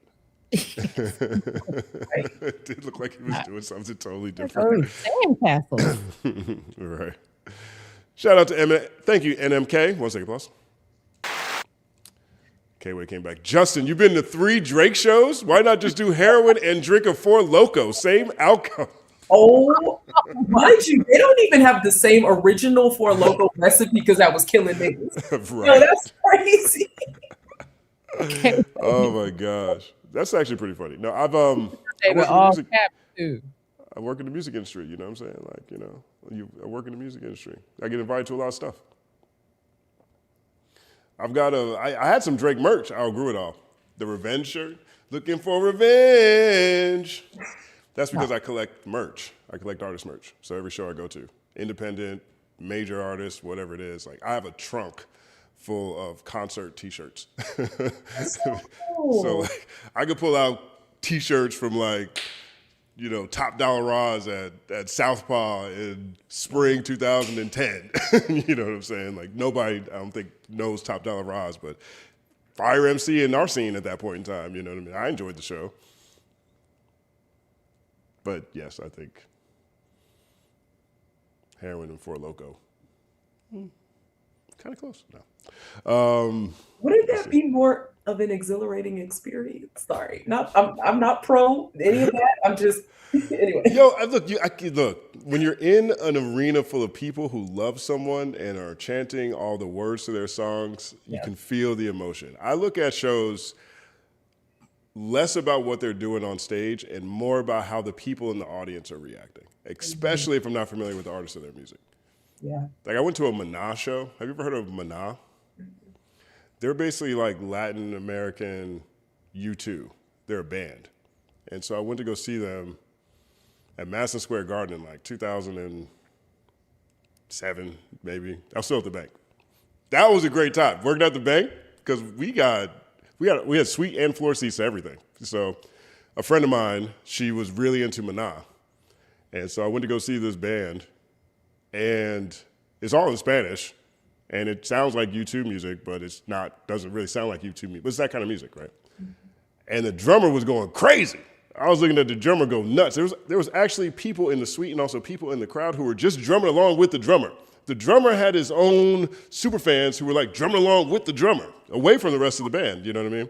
That let me know it's an incredible show. Everyone there is going up. I thought Minaj was gonna be the K-pop version of Nicki Minaj, but whatever. Like, they've done it again. Second applause.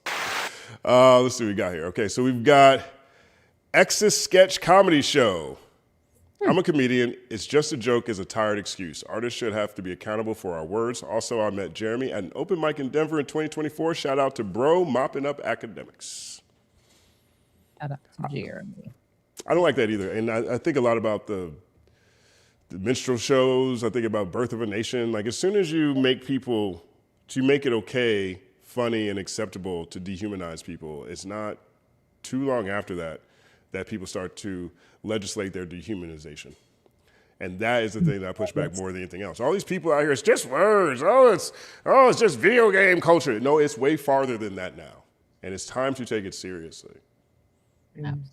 That's a great point, because it's like it's under a Trump regime. Like, I think who was that larger?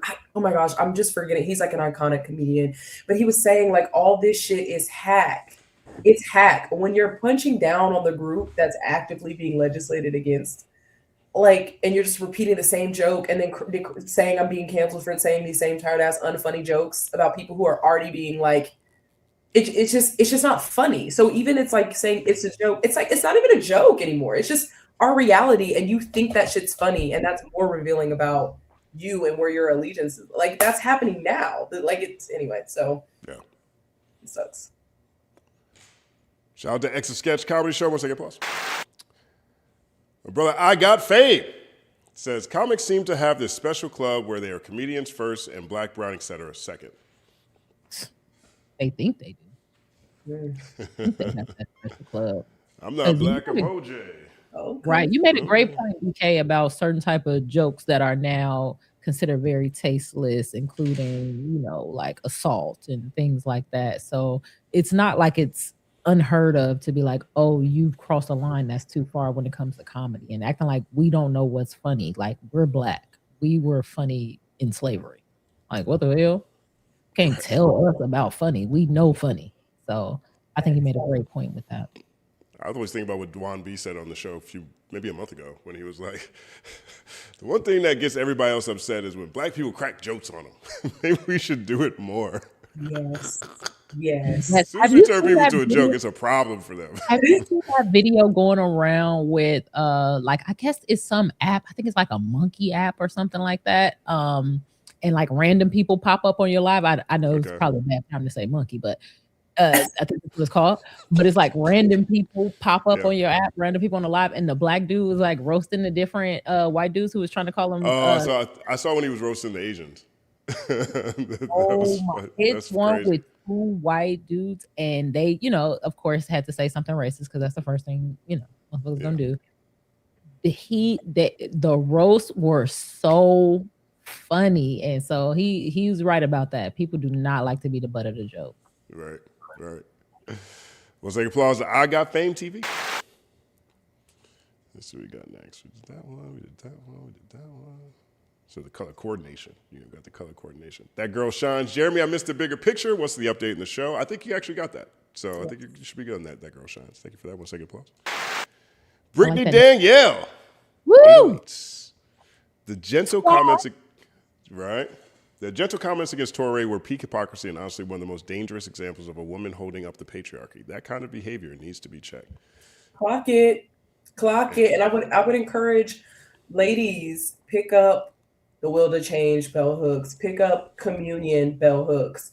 If you want to be just like really drugged by your edges about the ways in which you engage in upholding toxic masculinity and the kind of the lineage of that, and like how we're kind of groomed to do that, I would invite you to. She has it's academic, but it's accessible. It was like one of those first books in school where they're like, okay, you'll be able to kind of parse through this, but it's not just men upholding this, especially intra-communally. It's like, don't do that. It's like, be a man. And it's like, what does that mean? And I hated the repeated gentle, and you're very gentle and very softy. I was like, oh my God. And for her to not be muted up, that I was like, oh, anyway, this is just like pillars of what they teach you in school. Like, that's just, it's homophobic. It's homophobic. You know what else made it particularly disgusting to me? He didn't do anything wrong. Not saying if he did do something wrong, it would be okay, but he didn't do anything to her. Like, he was just making his point, like, hey, it'd be nice to have more gentle adults, especially men. Like, he wasn't nasty, he wasn't condescending, he wasn't any of that. He was just giving his closing, giving his opinion, which I thought you were supposed to do on a show like that. So for her to be offended in that way and lash out in that way is also something that I think is not talked about. Like, why are you lashing out? It was already disgusting how you did it, but what about the fact that you felt hit, couldn't process that hit, and instead became abusive? This is your life. This is your life coach. This is your life coach. This is the woman you want to. No, this is the life coach. Right, this is the life coach. That's a great detail, though, because it felt like she got defensive over, because obviously she was making not obviously, but we can maybe contextualize that she was making the point of like, gentle parody doesn't work, and she repeats this like a lot, right? And Tori's kind of like, well, I for one like think that we're creating more gentle kids and more gentle men like that. And I think that she got in such a defensive posture instead of, okay, can we see an intellectual sparring? Instead of, fuck up talking to me while you talk to you. You're like, whoa, why is that so triggering to you? Yeah, and then again, self-victimization, because she almost made it like, oh, this is how I have to take up for myself because you're not going to be talking to me like that. Right. Like, all he said is, what are we doing? And I don't even think he knew it was her talking at first. It seemed as though he couldn't really see, because I think at first he called out the other woman's name that started with an A, as if he was telling her, hold up. So it's like he didn't even know who he was talking to. It was just crazy. It was nasty. It was nasty. I think there was some long running back and forth on that topic between the two of them. I saw another short where they were having this debate and they had different outfits on. So I think it's probably something that came up more than once. Mm-hmm. And so Torre was trying to wrap the show. And so a lot of times when you're trying to wrap the show, you just want to respond to the thing that the last person said and you get into your outro, right? Mm-hmm. I think the fact that they had been talking about this point and then Torre got the last word in this example, I think that's where she lost it. Yeah. And it turned into something totally different. And someone left a comment on my video about this, saying that they think the producers actually muted Torre's mic on purpose to protect him. So that people could see, so people could see who she is. That's an interesting theory, but I'm gonna be honest, I think they muted everybody and she unmuted herself. Because if you like let's say right now, if you mute, I don't know if we're using the same system, but I know I used to go through this a lot on Clubhouse and sometimes on Spaces. You could kind of just mute the stage, and some people would be pushing, be like, no, unmute. And so I think that's also a possibility where they muted everybody and she unmuted. Tomato. That's how much she wanted to get that terrible point off. Trash. Thank you, Brittany Danielle. Cody's favorite became a member. Shout out to you, Cody's favorite. 1 second applause. Sphinx 1906 became a member. Shout out to you, Sphinx 1906. 1 second applause. Let's see, we got that one. Let's see, we got. I keep wanting to do auntie dances. Like, this dance is in me. You get this one already. Yeah. I'll hit a body roll anywhere. Just don't even worry about it. A body roll will come. Did we do this one? Did I miss this one from K-Way? It's hard enough trying to advocate for therapy, especially to my fellow guys. It's a journey, fellas. I went through 3 therapists until I found the right one. Been going consistently for 5 years. Don't let these folk deter you. Go. Big facts. I agree with that. I support that. You know, like I've had a bunch of different therapists, you know, over the course of my life, but You know, I like a lot K-Way. of times it's great to get someone else's perspective who doesn't love you. Yeah. You know, like someone who is not, you know, emotionally attached to you. You know, it's really helpful. Yeah, there's that's also just the point of like clinical work, right? Is that they are able to, depending on the approach, connect something you said to be like, have you ever thought about it this way? And it's not just them pontificating, it's them thinking about a framework and a treatment approach based on the information you've given them. So that's the cool thing about it once you find the person. And I did want to just reiterate too about Dr. Raquel Martin's tools that she has for Black people seeking therapy. I think one of the questions, she had mentioned this on Marco Mount Hill show, is in what way does race impact Black people's mental health? Like that's one of the questions like on the questionnaire. And if she says like if the therapist is like, what? Or like, I don't see the connection, that's kind of one of those things that you should note. Maybe not a red flag, but definitely a yellow flag, orangish flag. So there's these kind of things you can kind of field. It's not foolproof, I would imagine she would say, but there are kind of things that you can do on the front end to like interview your therapist. So. Yeah. We'll take applause. And also, wait, one more thing about K-Way. This weekend, this holiday weekend, K-Way has been mixing on Mixcloud. I dropped the link in the chat. I really enjoy cleaning up, working, doing my little Etsy store stuff, and listening to him DJ this weekend. So I dropped the link to his Mixcloud. You guys should go follow that. It was really fun. 100%. 100%.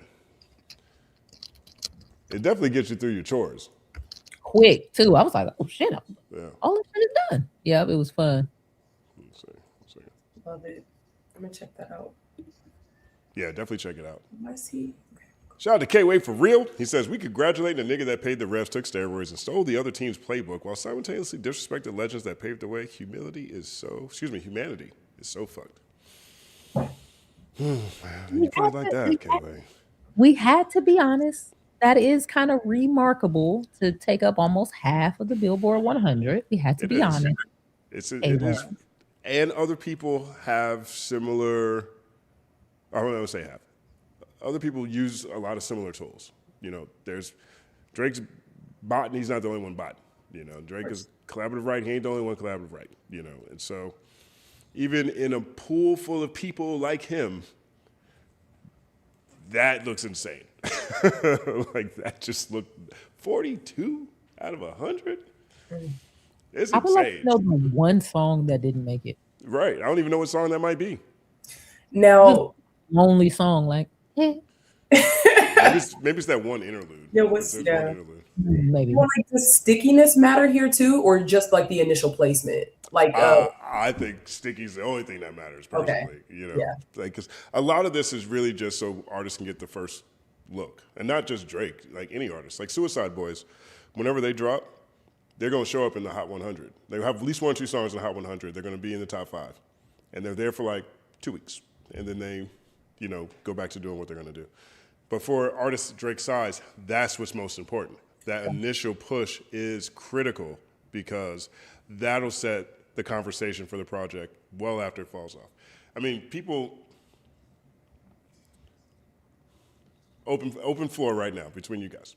Where do you think Bully is on the Billboard 200 right now? Kanye's Bully. is it not on there? What number do you think it is? In the top 200? 75. I was gonna say 100. It fell off. Wow. It's completely off now. That's crazy. Yeah. Check this out. Oh well, Kanye probably shouldn't have been hanging out with Nick Fuentes. Probably shouldn't have wore that damn KKK black Air Force One version. Probably shouldn't have did all that shit you did, Kanye. I don't feel bad for you at all. Oh. Ye Bully officially leaves Billboard 200 after 7 weeks. It's the shortest time on the charts. Wow. 7 weeks. Was the album good, Justin? I think this chart position represents it to me. There's nothing sticky about it. I like it better than the version he put out last year. That's not saying much. I also don't think that One thing I like about you, Els, we have these conversations about philosophies. What's my first personal philosophy? What do you think their personal philosophy is? I love that. Mine is, it's all happening. Thoughts are physical. But I'm also always listening to that in albums, just generally speaking, my entire life. Like, since I heard my philosophy, I thought every rapper had a philosophy I was supposed to try to understand, because that's what my cousin Shaw was telling me. Cousin Shaw was telling me, if I listen to my philosophy, what's my philosophy? I got to think about things. Life gets bigger, but also smaller, right? And so, from a conversation standpoint, the stuff that he's talking about on there, you know, just not for me, I'll say. But the fact that it fell off in 7 weeks. Now, one of the things that came up earlier in the conversation was, when you're outside the system, these are the type of things that happen. This didn't happen with Vultures, for example. This didn't happen with Carnival, for example. That was number one for a while. Yeah. Okay, so now that is before a lot of other things that Ye did to put himself in this situation. Yeah. And perhaps that's Glass's point of view or Symba's point. But this album sold a whole bunch of physicals because he did those 2 shows. And I know people don't seem to be conversational and hype about what's happening on Yeezy.com, but people be buying stuff from Yeezy.com. Like, I walk outside, I see people in Yeezy.com slides, Kanye clothes all the time. And I actually think that's a really brilliant move, because he's making a high-end brand affordable. Like, everything is like $20. It might take you 9 months for it to get to you, but it's like $20, you know what I'm saying? So, but he sold a lot of physicals. So what this means is people aren't streaming it at all. Like, at all, for him to fall off the top 200. So whatever money he made in the beginning, along with those 2 shows, that was part of the initial push, the initial, you know, energy around the project to make sure that it captured certain conversations and did as well as possible, but it didn't stick at all. And so, you know, you get with these Drake songs next week's, you know, 20 of them going to be off the charts completely, probably, maybe 30, you know. I think he'll still have some joints in the top 10, plenty of joints in the top 40. You know, I wouldn't be surprised if he still has like 10 or 15 songs in the top 40, but I think a lot of these are just going to completely fall off because that initial push was all that matters. Early predictions right now are saying Ella Langley, Choosing Texas, is going back to number 1 next week. So we shall see. Why was I just about to talk about that little girl song? You know, I hate that she is like so MAGA coded. Cause I fuck with Choosing Texas. That song is good. It's a good song. Yes, she was as it is. Jeez, it's good. A good song, yeah. Shout out to that song. Let's take an applause. Speaking of philosophies, I think I've come up with my saying. I've shared it with the group chat. Maybe I'll share it here. Are you guys ready? They're ready for it. There's a lesson there. Nice, second applause.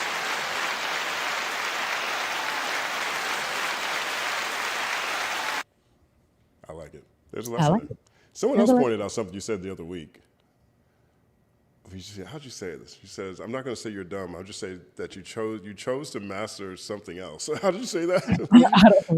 That's such a great quote. She says, "I got to send you the clip. I think I clipped it." He said, "I try to see with people like him. I try not to just call them stupid. I just try to say that they've chosen to spend time mastering other things." You know? That's a nice nasty shade. That sounds like me. That's what you sound like. You're a fucking idiot. Like, well, maybe you're good at gardening. Right. You've chosen to spend time mastering other things. Yeah. Besides life, logic. Oh, I love history, that. Reasoning. Shout out to David Jones 1212 says the only way you can compare to MJ is if you're doing what he did in a live performance. Have y'all ever seen Drake live? I have never seen Drake live. Trying to think of something that would make me be like, I want to see Drake. Iceman. Yeah, you gotta go see Iceman. Go see what he does on stage. I saw Drake live when the Iceman rollout was live on. Bam. Period. There's a lesson there. I gotta work on deploying it. I don't think it's coming. Appreciate it, David. 1 second applause. Blueberry says the MJ comparison is especially crazy when you think about music videos and visuals. Feel like Hotline Bling is Drake's only big video that had some influence, but MJ changed the industry with music videos. Yeah? That's a great point. For a fact. MJ And did so also, many like, things. I'm sorry, I don't like people separating MJ from his blackness. And the fact that he was explicitly making music for our community and was like, I'm black, I am proud to be black.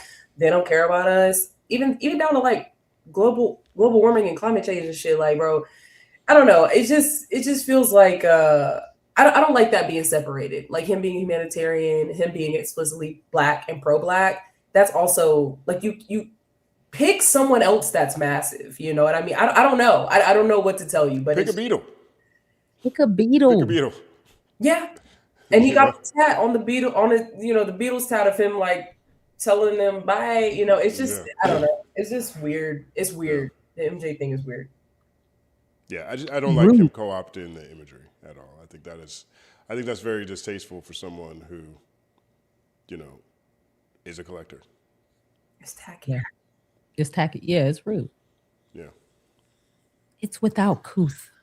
Because did MJ do anything to him? You know what I mean? Like I understood. I mean, I don't even understand, but like I guess it's my favorite song from the battle that Drake dropped. So Taylor Made Freestyle to me, makes sense in the concept he's trying to put together, right? It's all taking place at the House of Blues, which he was, which had pivotal moments with both Pac and both Kendrick. I get where he was trying to come at. I get where he was coming from, and I highly expected and wasn't surprised when the Pac State had a problem with it, right? But I could see what he was trying to do. I get that Drake is passing Michael Jackson, but it also feels like he is disrespecting him every chance he gets along the way. And like that doesn't feel necessary. I don't even see like the thematics there. I mean, didn't he say or allude to on Family Matters that like Michael Jackson wanted to be white? And that's like not true. Like he would be rolling over in his grave, like knowing that would be something that's like attached to him. I forget what verse it is on Family Matters, but it's just like, because he wanted to be white, or you just like Mike. Yeah, you actually maybe I'm Prince. You're actually Mike. And it's just like, wait, that's Michael Jackson. That's like it's stripping it and like you're being this arbiter of blackness. It's like you're weird. Or like the cornrow thing felt like a parody of Mike. Of like, oh, the chain is so heavy. Mike gave it to me posthumously, like, from beyond the grave. It's disrespectful at this point. Yeah, I can't tell if he likes Michael Jackson or not, to be honest. Right. Shout out to LLM Nigel. Oh, snaps. I don't know if I'm ready. Yeah, no, hold on. I haven't read it yet. Let's get ourselves comfortable and situated. I'm gonna sit up straight because Nigel be asking. He be asking the real questions. Okay. He want to dig into our psyche. Okay. For the panel, what is the mid to late 2010s rap song that should have been a massive hit? Michael's Christmas Ball, and who is a mid-2010s rapper you follow and still love? Mine is Michael Christmas. Okay. Wait, mid to late 2010s. 2010, so 2015 to 2019. Should have been a massive hit. 2014 to 2019. That should have been a massive hit. I have to Google. Yeah. Because if it wasn't should have been a massive hit. So let's see. Rap albums that came out 2014 to 2019. Let's see what we get. Thank you, Nigel, for always making us do homework. For real. Doomer said, Nigel, what's your blood type and can I have some? I'm trying to think. Let's see. I'll do that too. I know there is something. I know it's going to be like a B-side on an album is what I think is going to happen. And in the meantime, while that is Googling up, the second question is, who is a mid-2010s rapper you follow and love? Damn it. Okay, guys, make sure you drop your answers in the chat just in case I want to steal your answer. As my Googles get to Googling. As a matter of fact, let's start with Lupe. What albums did Lupe come out with in 20? Let's just go where I know y'all missed something. I still love. Oh, I'm sorry. Go ahead. Are you good? To the second one, I don't know if I can think. I have to think a little bit harder on the first one, but mid 2010s rapper that I follow and love. To me, it's still Kid Cudi. follow what he's doing, and I like his modern submissions, even in the 2020s. And so I fuck with Kid Cudi. What song? What song though? You answering the second question. Yeah. Shit. I haven't even started at the second question.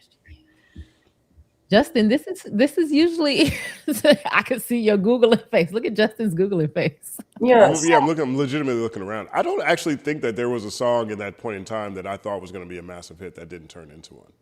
Well, that you thought was going to be one that should have been.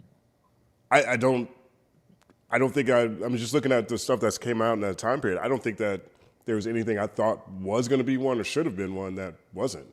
But I still have a very industry perspective on what I consider a massive hit. You know what I mean? Like there's definitely, like for example, there's a few songs on To Pimp a Butterfly that I think should be big. I think King Kunta should have been a massive hit. I think These Walls should have been a massive hit. Now, a lot of people would look at these as massive hits, but in comparison to Humble or DNA or Bitch Don't Care My Vibe, like especially coming from Kendrick at that point in time, they didn't live on the charts the way that I think massive hits do. You know what I'm saying? So in terms of like the massive hits that came out at that point in time, there isn't anything that I don't think there's anything that comes to mind right now that I heard that I felt like should have been a massive hit. There's plenty of songs that I like. There's plenty of songs that I thought were amazing.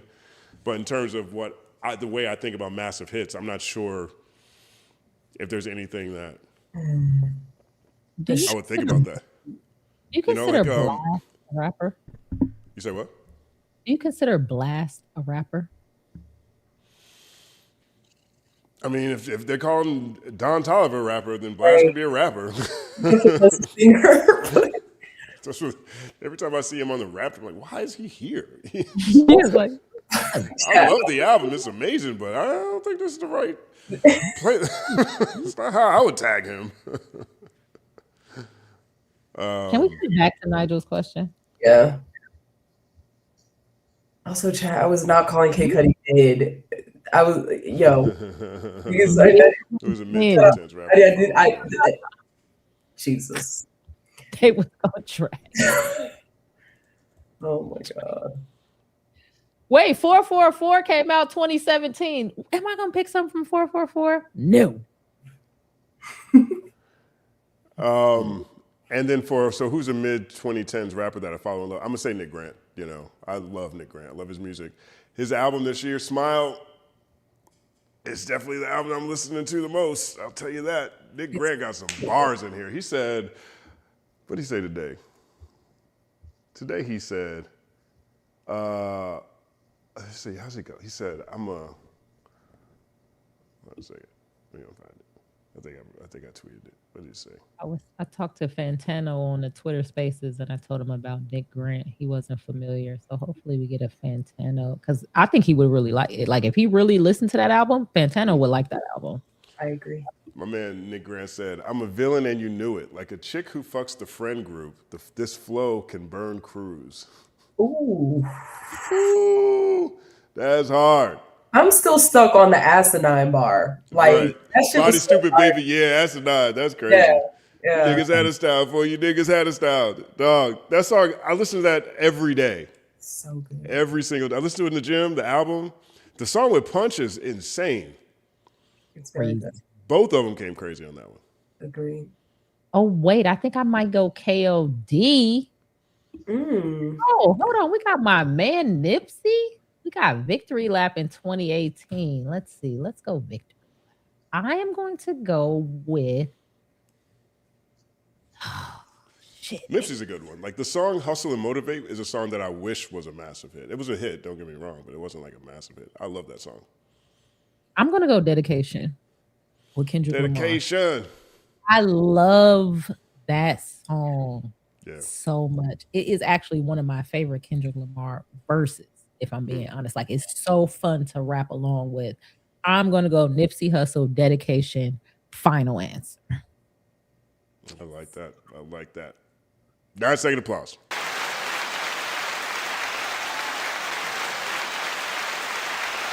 I like these little rabbit holes Nigel sends us down. Right. Me too. Nigel will flip the script. It's like, okay, yes, we're over here thinking about, social constructs and the geopolitical ramifications of a Drake lyric, and then here comes Nigel. What's your favorite song in 2017? That you thought should be bigger. Right.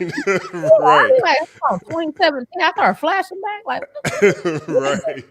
Nigel be out here like, what's the song that got you out of a car accident? That was your fault. You know what I'm saying? Like, I love it. I'm like, yo, this is actually a song about somebody out of power. Right. I love it. The answer is Chris Brown. I got into a car accident listening to Chris Brown. Got out of it. There you go. That was a great choice, though. That was a great choice on Nipsey, too, by the way. That was a good one. Oh, you guys, too. So we split up the answer. BK answered the second one. We answered the first one. We're a team, Nigel. Don't try to separate us. Right. Squad. That's the united part. Right. Maritza Dapp, shout out to Maritza Dapp, 1 second plus. Says, so Drake is a better artist than Prince. Prince wasn't on the charts for most of his life. These men's talent cannot be compared to money or chart topping standards. Doesn't matter. Super fact. Prince wasn't really on the charts? I feel like Dove's Cry was. but he ran into all the stuff though, right? Because he wasn't able to even put music out. He had to change his name to a symbol. He dropped a triple disc in 2009 when he first got out of his deal. I remember he was the first one to start selling albums as part of his tour. So he would sell, everybody who got a ticket to his tour got the album. They tried to conclude that as sales.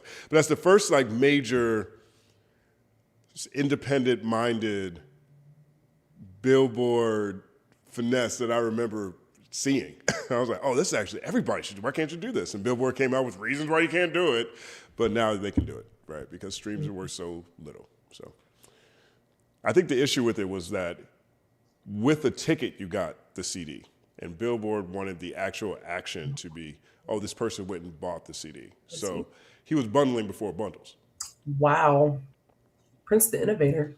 Yeah, that's Prince. That's what, R.I.P. Yeah, that's what happens when Dove's Cry. Shout out to Social Work Chose Me 9528. Can't piss on my leg and tell me it's raining. Major media and Aubrey fans have trashed the LP, but he's number one. Alliance, Scuttlebutt, E. Mus X is speaking on election of interference via laser voting. Just saying, I call cap. What is Scuttlebutt doing in this sentence? Scuttlebutty Musk. Scuttlebutty Musk.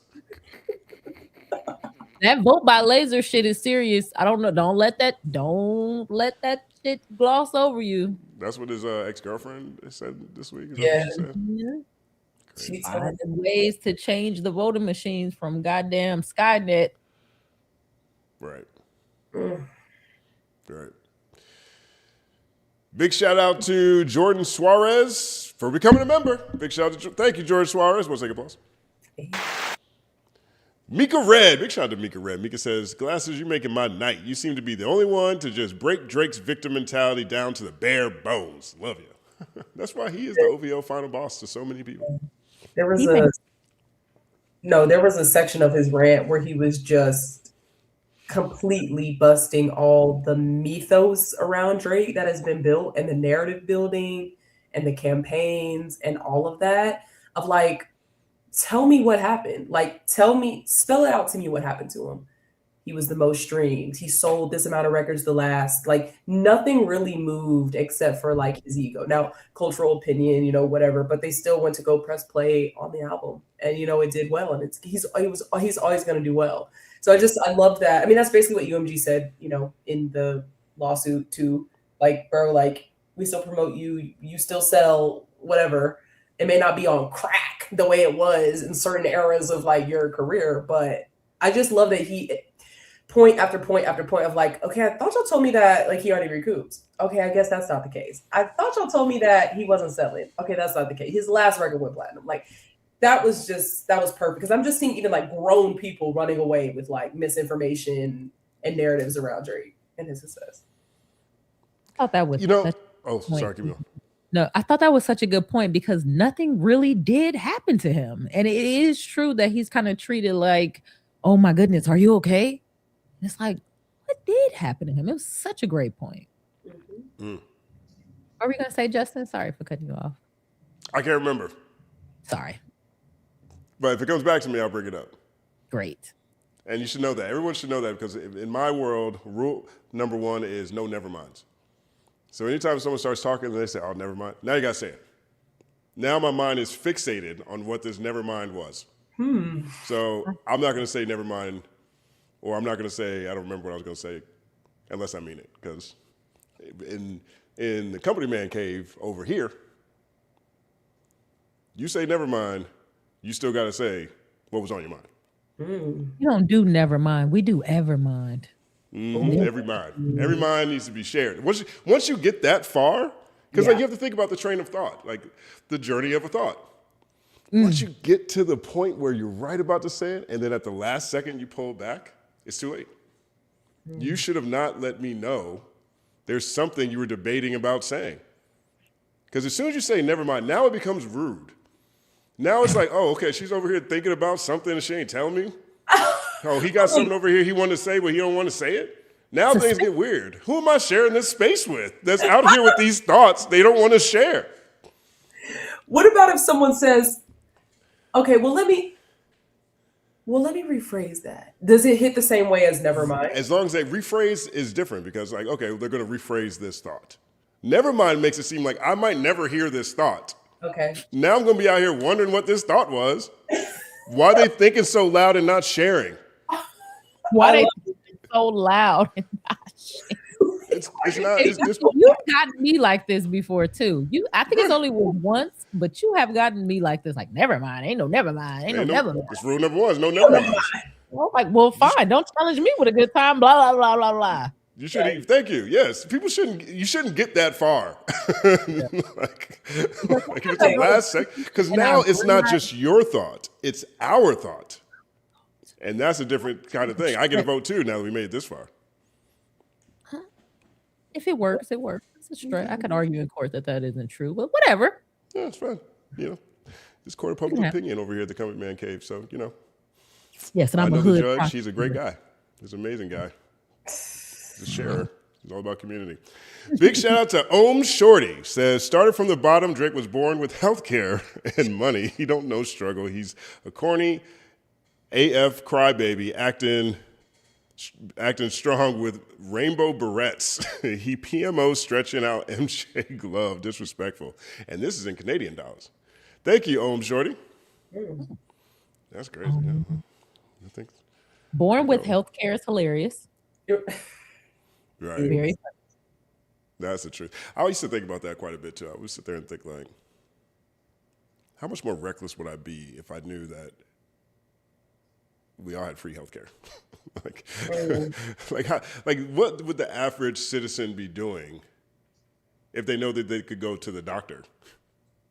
They would be getting preventative health care. Right. That's true. That's one thing they would do. But like also turns into an issue. Right. Or also, would they be riding their bike without their helmet? Maybe like, I can go to the doctor.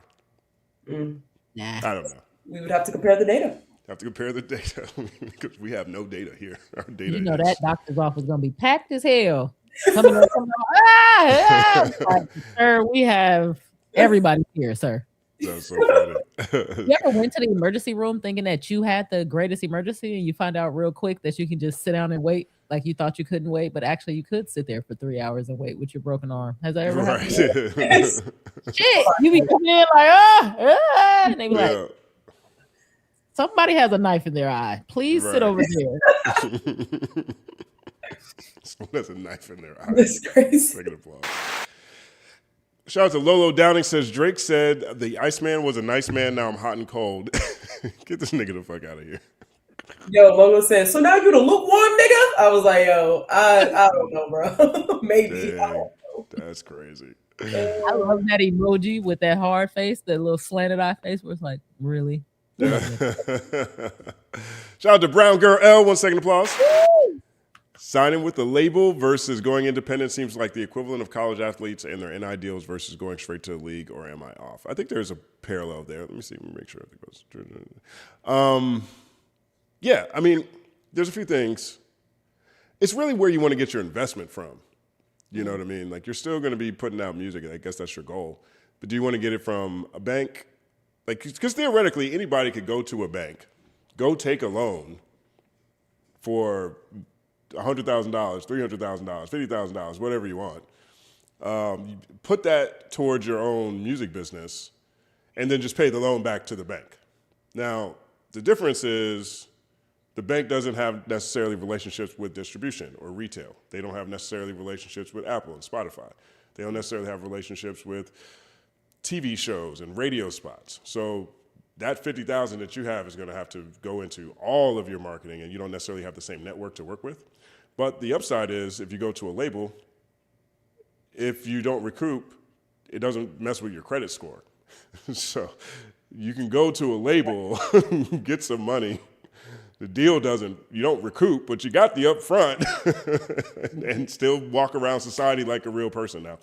You know, that's just sort of where the money slide, how the loan is treated in these two different spheres. But like, yeah, I think so. You know, it's really how big you want to be. You can be a independent artist and make a happy home for yourself and your family, but you're not going to be a superstar.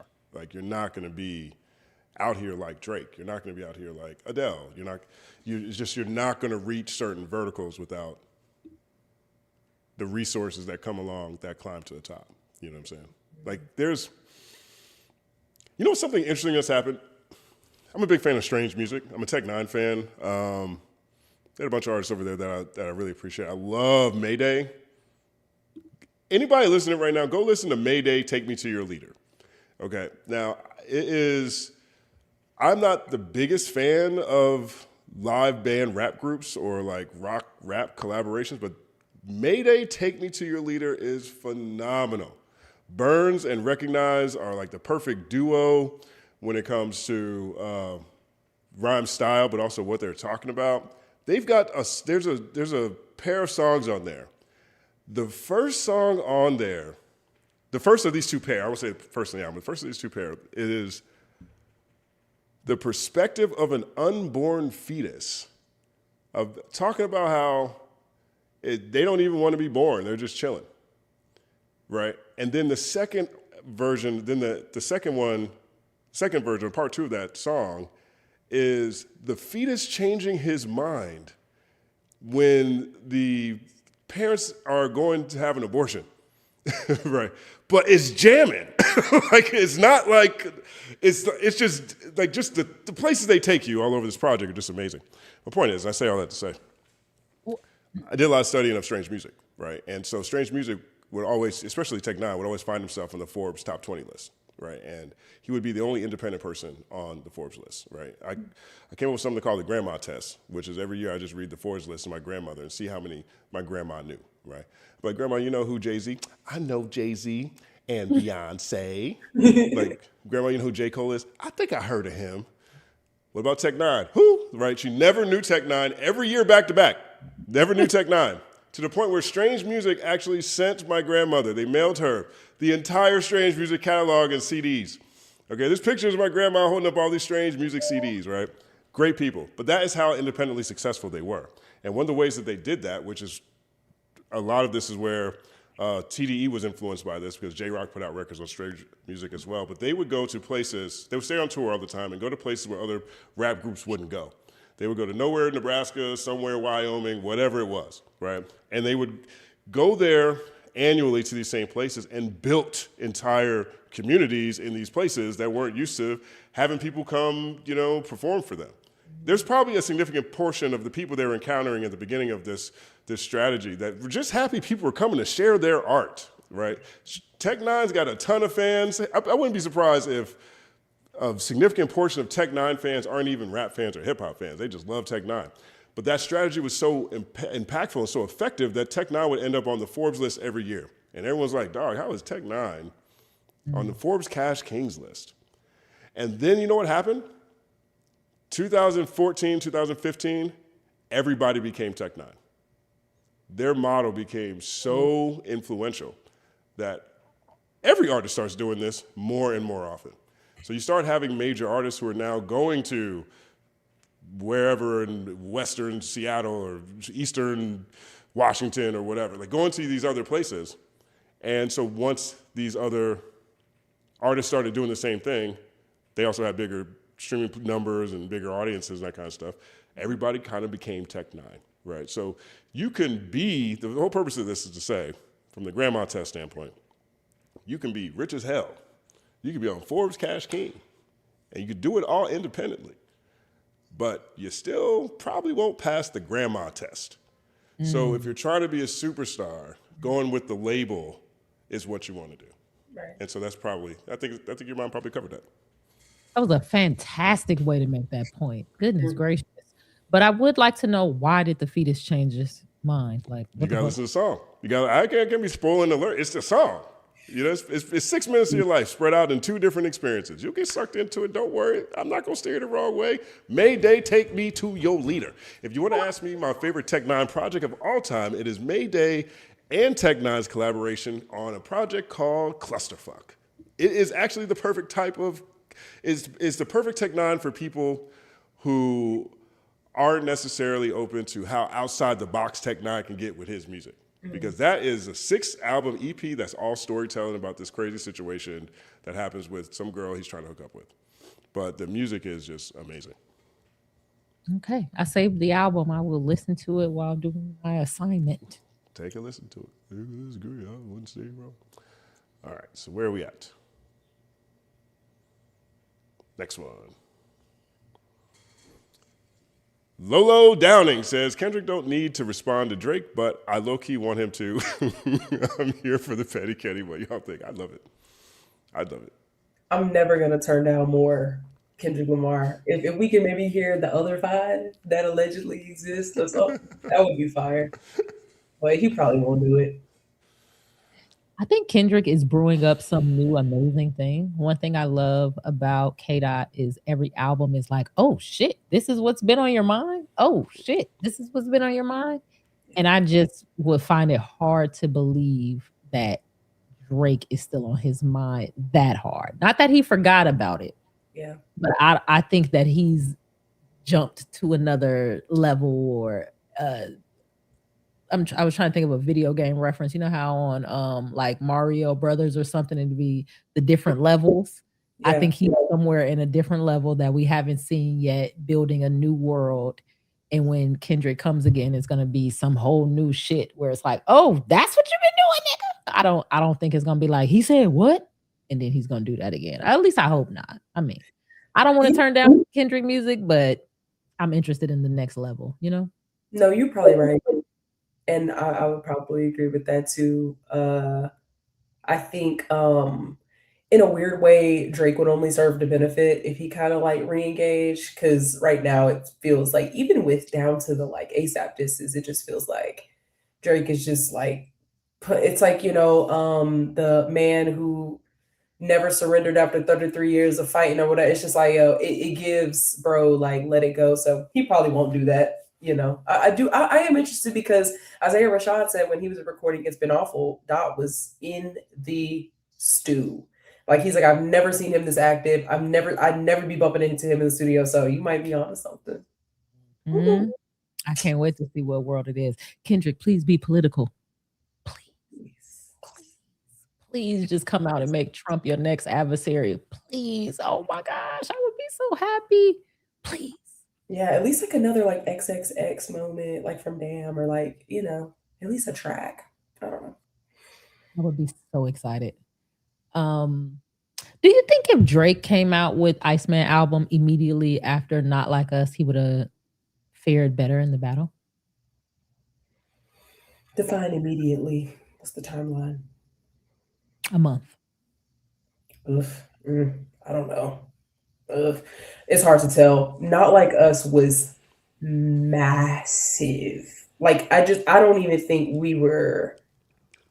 I mean, you know, when you get like fucking like the corniac corporations like jumping in on the shit, it's like, yo, you have a cultural stronghold.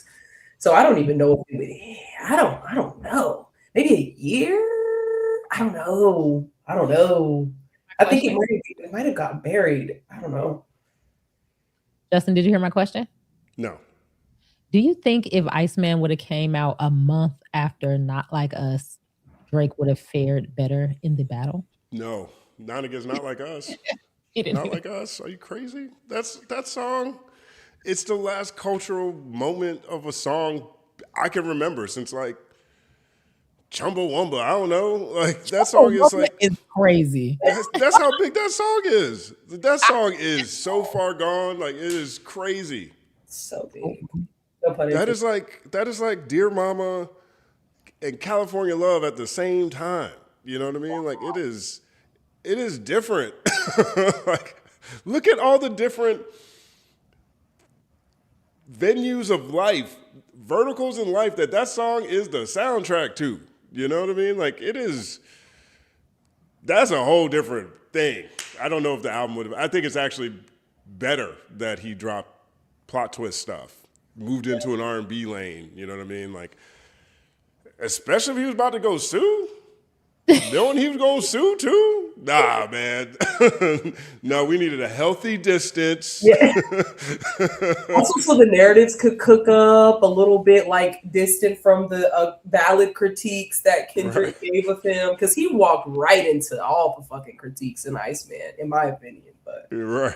I mean, when the soccer crowd, when the football world is like stringing up banners in front of it, like that's the Olympics.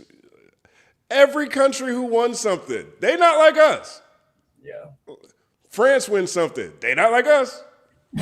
Portugal wins something, they not like us. Like everybody is like it's a different level, and it was organic. It was immediate that night. I couldn't wait to go outside that night just to go see what. I can't remember the last time a song came out where I was curious about it with this Drake album to see what it felt like. I'm in the wrong region. I'm not in We're in the wrong region. Right. I'm not in the right region to see how Drake is going up outside. Okay. I'll be honest. But that when that dropped, I made my little video and I went outside. I was like, and I went to like 4 different spots, all in the same area. Every DJ was bumping that joint. So I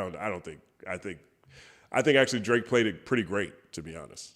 You know, drop a whole bunch of stuff while saying you're not really dropping, and then drop a whole bunch of stuff at one time, and then dominate the charts and move back into your position as a hit maker. You know what I'm saying? I think that is the best. I think he actually did this really great for his goals and like for, you know, the energy of his community that he's built and the things that they love him for and champion him for. I think he did that. You know what I mean? And so, can you imagine him dropping something? That'd be crazy. That'd be nuts. I would have loved it. That should have been as good as Wagwan Delilah, which people forget about. That's crazy. Anyway. Did you guys do this one yet? No. Not yet. Big shout out to Easy87. Says, remember the time DMX put Drake on that list of all female rappers? All female rappers of today are trash. Nicki Minaj, Lola Monroe, Wale, Azalea Banks, Honey, Drake, all of them. I forgot about that. Oh, no, I did not know that. Oh, gosh. That is funny. DMX really hated Drake. It did. It did. William says, listening to this tomorrow during my shift. 1 second applause to the proletariat. Yes. What are your opinions on the middlemaning Future has successfully gotten away with? I don't fuck with how Future, baby mama looking ass, set him up, rode in the car to get him shot at, and then double back in the minivan and picked him up. I don't fuck with it. I don't like it. I don't like how it's not being talked about. I don't like how people aren't outraged. I stared at him through the whole motherfucking video. Even when he wasn't in the video, I still stared at the screen waiting for him to pop up so he could still have my black woman stare. I think it is the trashiest, most sellout, turncoat, click hopping shit I have ever seen in my life. I don't know why y'all don't feel a way about it. Future, this is your fault. The album and I can't wait to find out, Future, did you reach out to Kendrick or did Kendrick reach out to you? If we find out that Future went and got Kendrick, this is the hoest shit I have heard in quite some time. There is no way Drake was, and this is really coming from Drake's point of view. It's no way Drake was supposed to forgive Future. Period. To be honest, if you're gonna forgive Future, you kind of gotta forgive everybody. Like being cool with Future and still being mad at everybody else kind of doesn't make any sense. Like he got you jumped and shot out. Like he got you. I don't think he has to forgive J. Cole. I think Future and J. Cole is it too. J. Cole didn't really do anything to him though. I would like to take a quick trip down memory lane. What did J. Cole do to Drake though? Yes, maybe I forgot. Well, if we go to the lyrics to First Person Shooter, right? We have this right here. Let's see, share screen. Right. I gotta be honest, I'm nervous because Justin made that face like, oh, you don't say. Oh. This is J. Cole's verse. It starts with first person shooter mode. We're turning your song to a funeral. Drake wanted Kendrick on the song. Kendrick said no. So Drake went to J. Cole, and J. Cole says, we're turning your song to a funeral. To them niggas that say they want to off us, y'all better be talking about working in cubicles. Yeah, them boys had it locked, but I knew the code. A lot of niggas debating my numero, not 3, not 2, I'm the UNO. Numero UNO, me and Drizzy, this shit like the Super Bowl. Bigger than the Super Bowl. And then Drake raps, and he's talking just, pretty generally speaking. Who to goat, I'm the goat, who to go, say the goat. And then Cole comes back in. Niggas so thirsty to put me in beef, dissecting my words and starting to look in too deep. I look at the tweets and start sucking my teeth. I'm letting it rock because I love the mystique. I still want to give me a song with YB. Can't trust everything that you saw on IG. Now, just know if I dish you, I'd make sure that you know that I hit you like I'm on your caller ID. I'm naming the album The Fall Off. It's pretty ironic because ain't no fall off in me. Still in this bitch bigger, they waiting on the kid to come drop like a father to be. This is love when they argue the hardest MCs. Is a kid down? Is it already me? So now he says his name. We the big three, but I'm Muhammad Ali, right? And so he's the one that actually goes a lot harder at Kendrick than Drake does in this song, right? So then when you go over to Like That lyrics, and we go look at what Kendrick says on Like That. It's a lot of Like That. A lot of Like That's. That's crazy. Look at all these Like That's. Everybody likes that. All right, let's try it over here. Like That Future. There it is. It's so Future song, man. Oh, I'm sorry. Go ahead. You go over here to Like That, and we get to Kendrick's verse. And Kendrick is saying, you want me to rap it? Control Find Coffin. He said, these niggas talking out of their neck. Don't pull no coffin out your mouth. I'm way too paranoid for a threat. The first line again is turning your song into a funeral. Kendrick's the second line is, don't pull no coffin out of your mouth, right? Hey, let's get it, bro. DOT, the money, power, respect. Well, that is what J. Cole just said. He said, is it DOT, is it Kendrick or Aubrey or me, right? DOT, the money, power, respect. The last one is better. Say it's a lot of goofies with a check, right? And then he goes, I hope them sentiments symbolic. To me, that feels more direct it's both of them, but a lot of what J. Cole is saying, because he's a Muhammad Ali. He says, my temperament bipolar, I choose violence. Let's get it, bro. It's time for him to prove that he's a problem. Right, because J. Cole is the one with the fiery bars just in general. Not even on that song, but in Johnny P's Caddy or whatever. He's the one that's rapping like he's really trying to get this all the time. So it's like, okay, let's try to see if he's proving he's a problem. Niggas clicking up, but cannot be legit no 40 while I tell him, fuck me.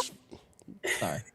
Get up with me. Fuck sneak this and first person shooter. I hope they came with 3 switches. I crash out like fuck rap. This many month I had to. Got 2 T's with me. I'm not to change the birth of tattoos. All right.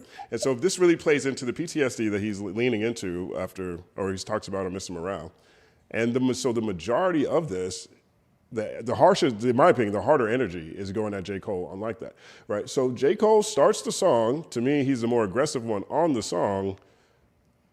And then Kendrick responds, in my opinion, as I look at this, it looks more like he's responding to J. Cole. And then J. Cole backs out.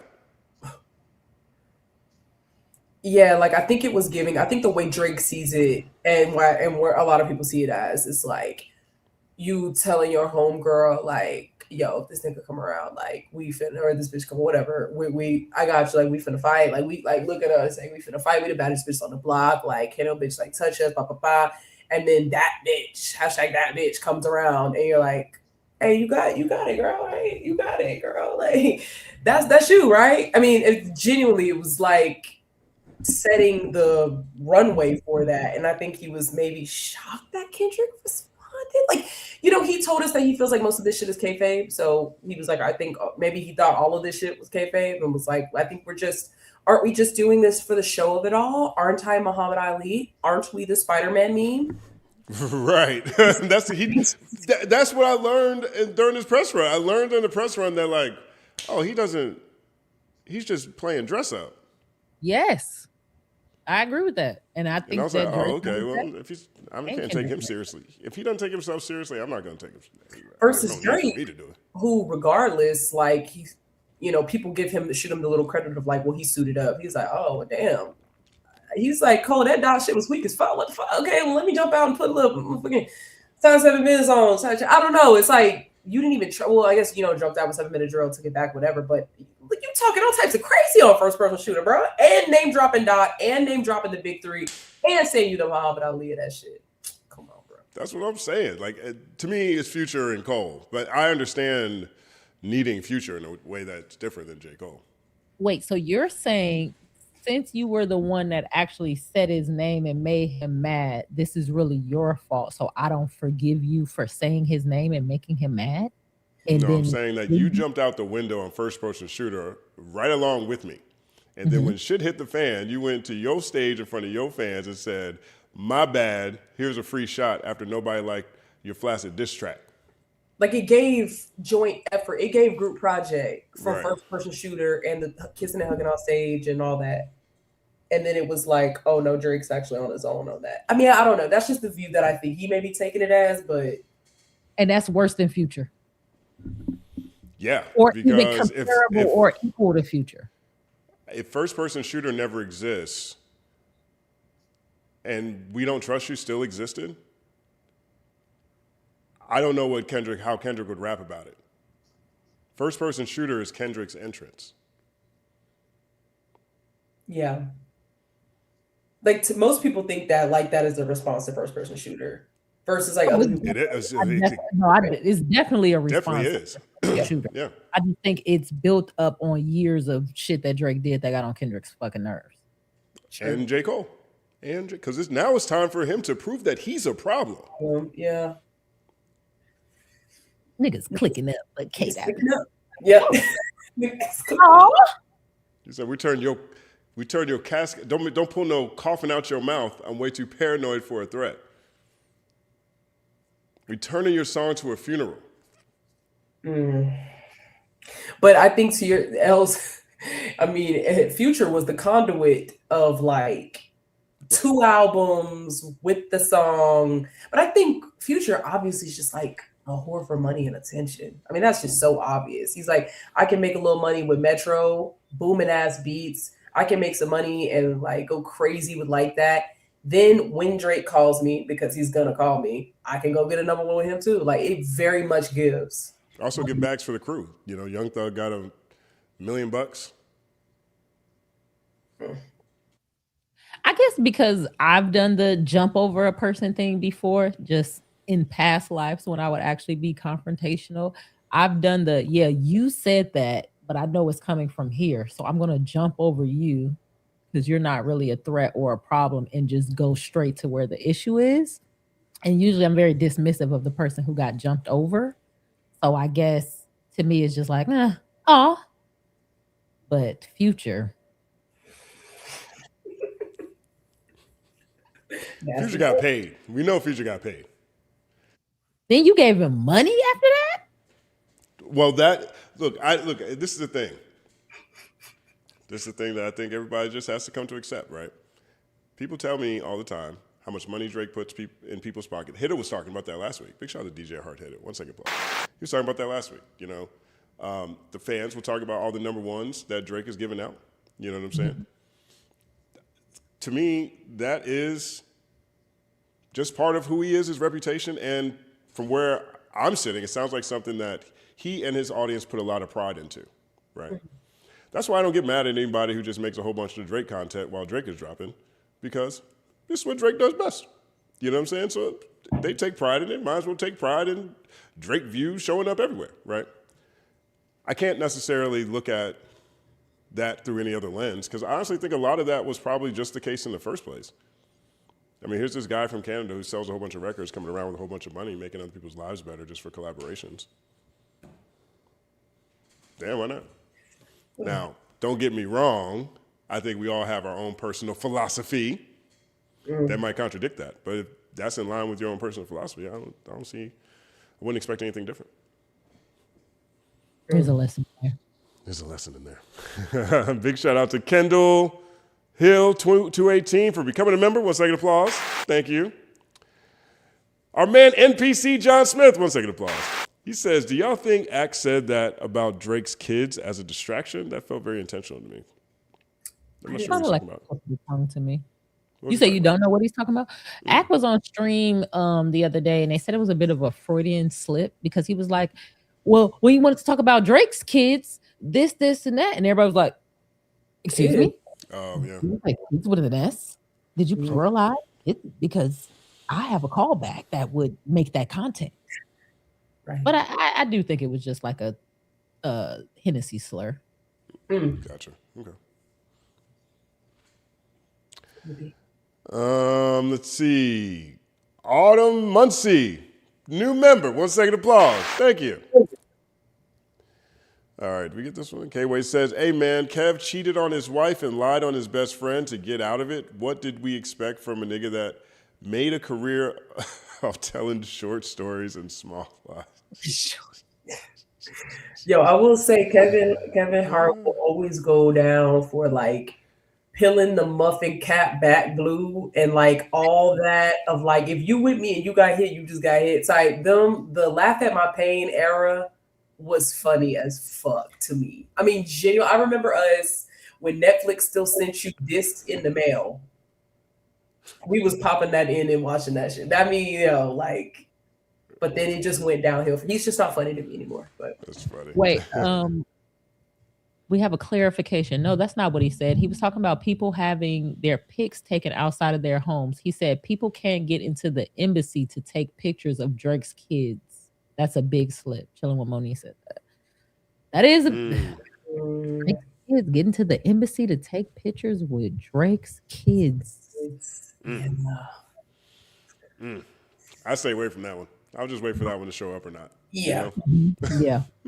Okay, well, he's got more kids. That's fine. No, maybe not. Maybe he doesn't. Okay, that's cool too. You know? It's fine to me. Oh, they can't be outside talking like that if you're going to be out there wearing OVO chain.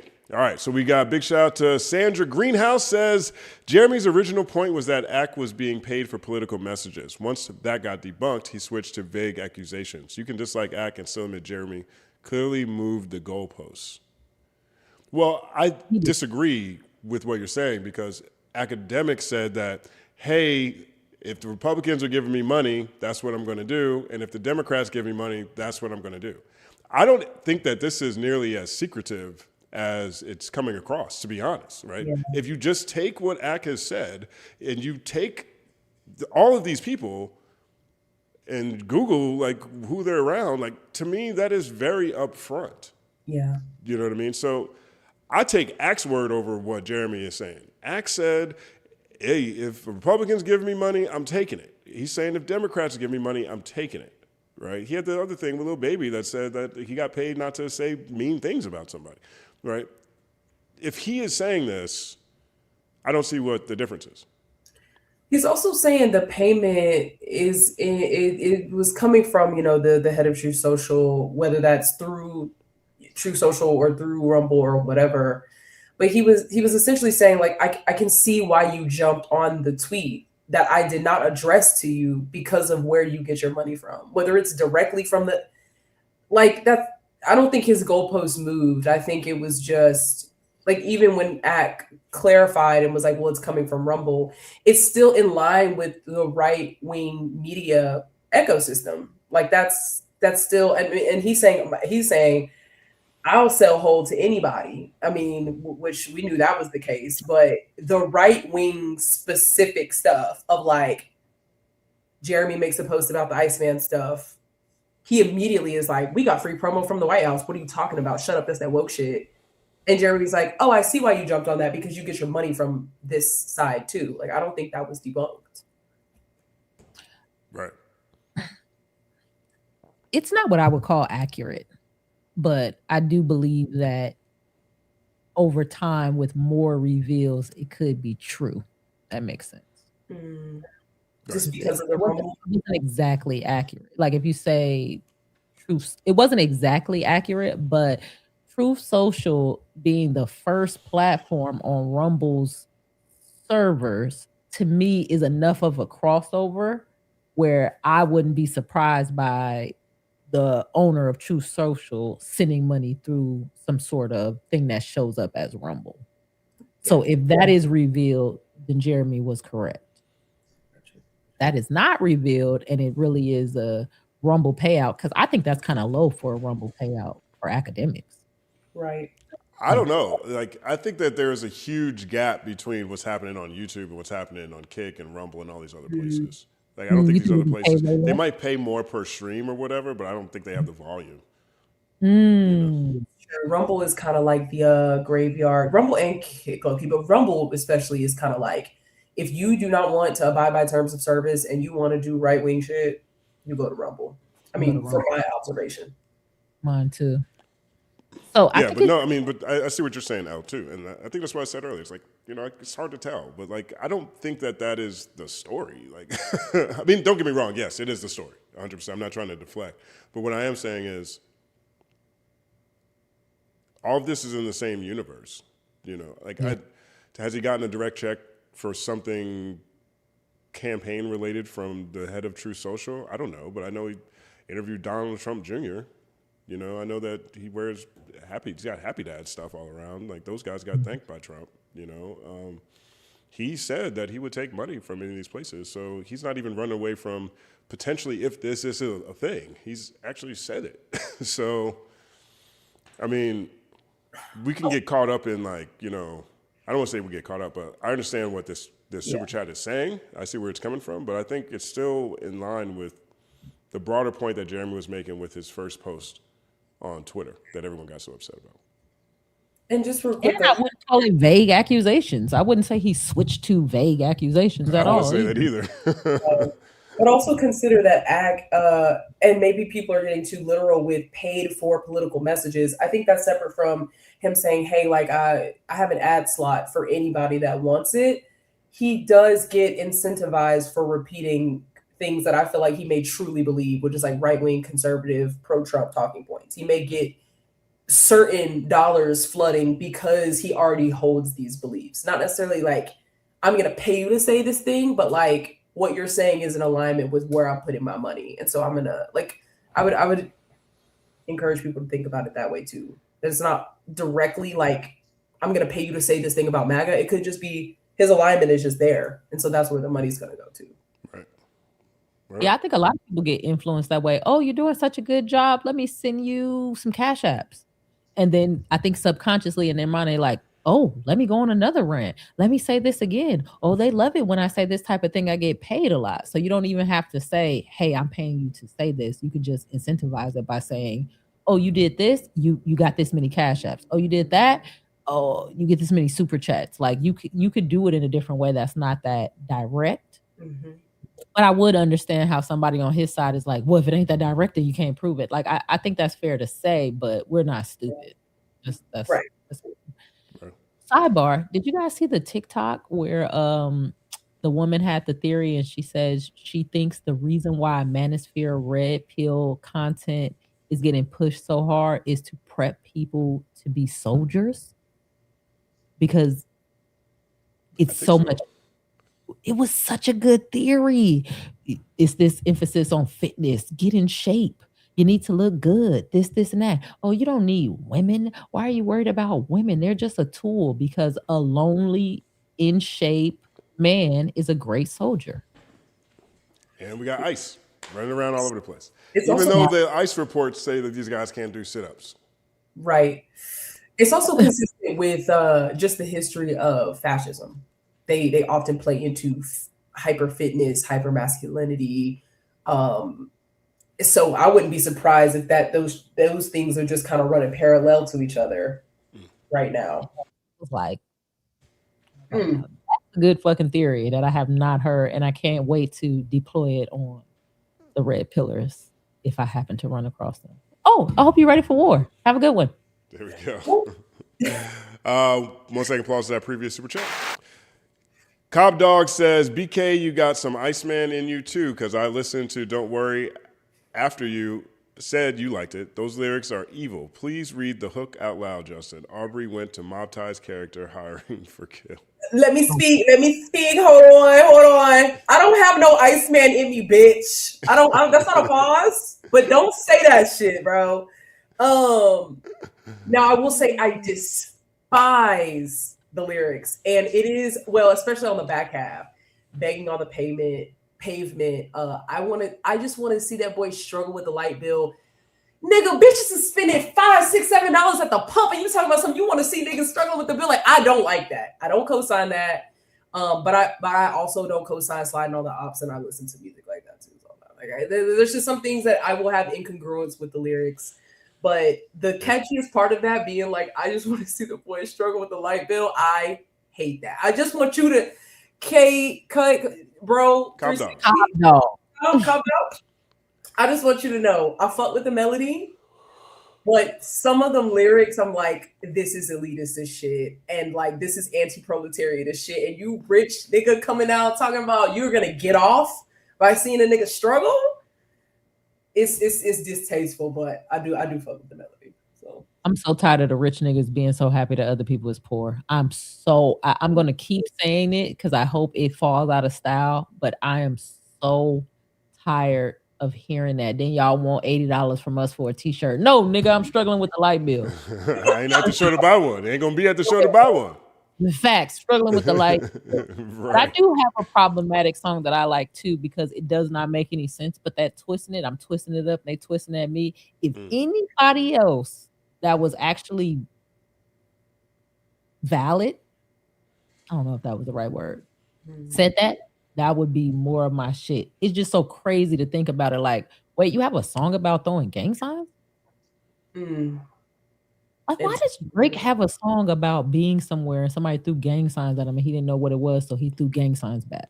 Because he has his own gang sign. Oh God, the white power one. The squiggly white power. It's the 6. It's the 6. It's the 6. I get it. I know. It's just, Like, where was he at? Where he had this gang sign battle? Look, man, anybody with money can fund what they want to happen. Oh yeah, the refrain, not the hook. My bad. Okay, the refrain, not the hook. My bad. 1 second applause, Cop Dog. V Sorceress says, big shout out to V Sorceress. 1 second applause. Not to you. I can't determine if the EP was supporting Bryant or exposing her when she only muted Torre's mic. Yeah, it's hard to tell. I mean, I don't know what mic she needed. Whichever one it is, that is what happened. You know, she got exposed ultimately. It didn't look like Torre was saying that much more after that. But her continually talking, I think that has left a lasting impression, and people who have seen that clip's mind. He dropped a new video. I saw it when I was eating. I mean, when I gotta check it out. Got off the thing for a second. Big shout out to NPC John Smith. He says, respectfully, Justin, TaylorMade is disgusting. I don't know what could be more demonic than stealing a dead man's voice to show dominance over someone who believes he's carrying the torch Pac once carried. I mean, it's a battle. You know, I've seen some pretty despicable things in battle rap, you know what I mean? And yeah, I think everything you said, I 100% agree with. And I respect it in how my ears react to it. I like hearing third person Drake. I do. I wish I heard more of him. I like him when he is rapping through someone else's perspective. It's a very rare thing in his catalog. I think it sucks how it took place, you know, in this polarizing fashion, but I actually think he's pretty good at it. I would love for him to do this more often with other things that happen in his life. I think it plays well into a background of acting and script writing and sharing ideas. I think that's one of my favorite things about MCs in general. Like all my favorite MCs get into third person buckets. Really awesome. You know, I just think that it's just one of my favorite things about the art form in general. So I can read this and I understand, like, you know, just in general exactly where you're coming from. I wouldn't disagree with anything that you said there. But what I like about it isn't this. What I like about it is he is doing something he very rarely does and has done throughout his career. And sounds pretty good. It made me think about the connection between Kendrick at the House of Blues. Like what that moment was like with Game and Corrupt and everybody when Snoop passed him the torch. That was actually like a cool, I remember when that happened. It was actually a cool thing. You know what I mean? We all grew up watching that Pac House of Blues performance. Like that's like one of his last great performances before he was murdered. You know what I'm saying? Like, you know, drawing the connection to that through a battle is dope to me. I would think it'd be, the thing I didn't like about it was the AI. I don't think he needs the AI to get that off. I think if he does that without AI, I'm not saying he's not rapping like Tupac anyway. You know, the AI is just the thing that gives him a voice. I think there's plenty of times where people are rapping from different perspectives but aren't able to match or mirror the flow. But we still understand what's happening. I think that song is fine without the AI. The AI is the tackiest part for all these reasons that you just broke down, John. But then at the same time, Universal has just announced that they're going to go heavy into AI. So he's out here looking like a corporate pitch man at the same time, too. If he doesn't use AI in that song, it's a totally different experience. How would he have communicated that he was Pac without the AI? Just by describing what you're doing. You know what I'm saying? Maybe. Yeah, he may have to get a little bit more descriptive. I don't know. I see what you're saying, though. Yeah. Look, there's people who do third-person stories all the time, and, you know, you realize at the end, like, who they actually are. It could be a reveal. Yeah. You know what I'm saying? Like, so. I love Pac, so Pac is off limits to me unless you come from the Pac tree. So that was the risk. Whether that song leaked or whatever, that was the risk he took. Yeah, it didn't work out. And you fell off the cliff, buddy. Yeah, and it pokes a hole in your lawsuit. Yes. And so, to me, there's a happy ending. So I don't even get caught up in all the other stuff. Hey, it worked out. I guess we'll see. We're waiting on the appellate court. But, right. You know. 1 second applause, John. Cam Sulan. Big shout out to Cam Sulan. Cam says, if each of you can put yourselves in the body of an artist who you think made the wrong decisions in their careers, which artist would you choose and the better decisions you would make instead? Oof. Yo, you want some Nigel shit right now? No, Cam. I also need to dip because I stayed an hour after mine. Oh, you did? That's right. Oh, I tell you. Yeah. This is why I need accountability because I'll just be like, wait, 15 more. I know. I looked at it was 10 minutes and now it's been an hour. I was like, oh, shit. I told you in advance. I don't got it. No, but you checked in once. I was like, oh, yeah, that's right. I'm supposed to be like. All I had. But could you answer this question before you leave, BK? Each one of you can put yourselves in the body of an artist who you think made the wrong decisions in their careers. Which artist would you choose? Oh. Okay, I have to say it now. I would say Nicki. Ooh. I would say Nicki. Because I just feel like there was just a couple minute twists and turns in the jump that could have preserved the trajectory. I would have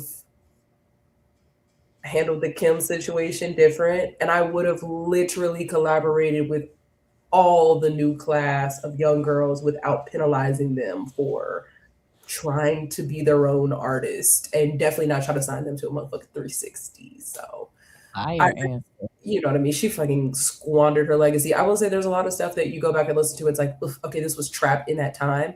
But like, wow, what an iconic MC that just absolutely spoiled her legacy. So great choice. I select that one too.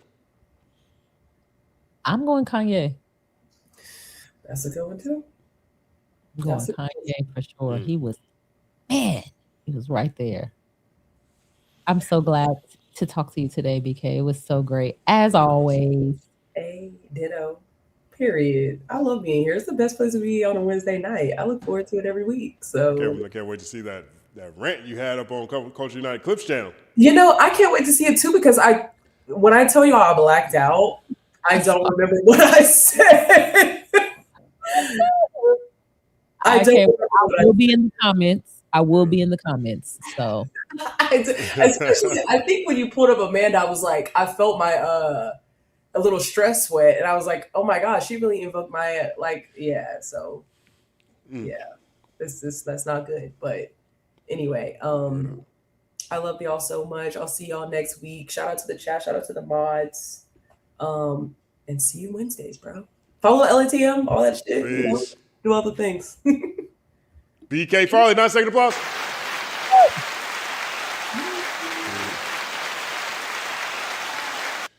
Word up. Okay. That was a good question, Cam. 1 second applause.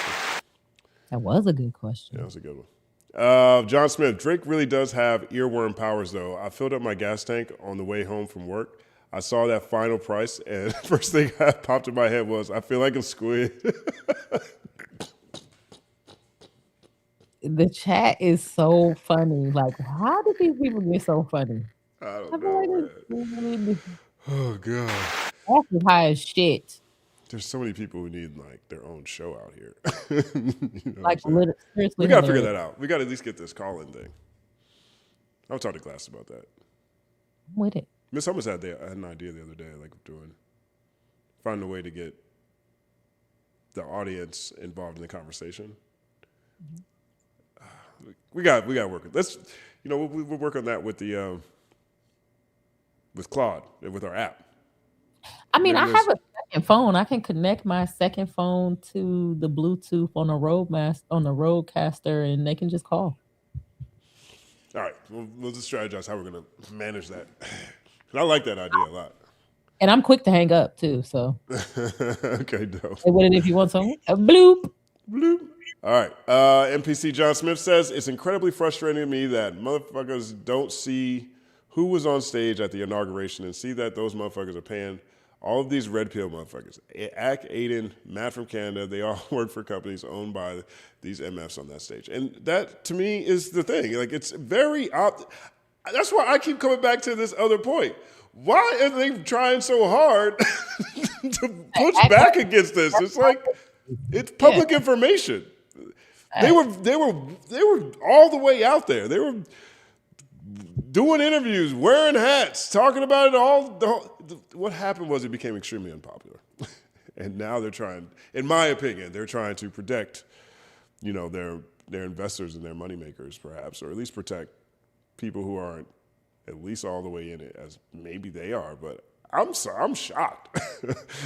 Like, especially with the number of right-wing voices and commentators who've come out and been very, very critical of this administration recently, Tim Dillon every day is just destroying MAGA every time he gets online, Homeboy that be with Charlemagne is acting like he wasn't, full SS when the whole thing was going. Everybody is pulling back, Tucker Carlson. Do you ever watch Tucker now? Yeah, and I get scared every time I watch Tucker. Like, I like the fact that he is having conversations other people aren't willing to happen, but I do not think he is a good guy in this situation. Him nor MTG. I don't trust none of them. None of them. But it's such a weird moment in the 3D chess game where it's like, wait a minute, Tucker Carlson has turned on Donald Trump? Like, right. Man, we got to watch our left and our right, because I don't trust neither one of y'all. So right. I can't wait to see, like, because that story is going to have to come to a head. Like, so why are you so comfortable doing this? I wouldn't be surprised if Tucker Carlson doesn't run for something. There were rumors that he was going to run in 2020. I think people were talking about him running.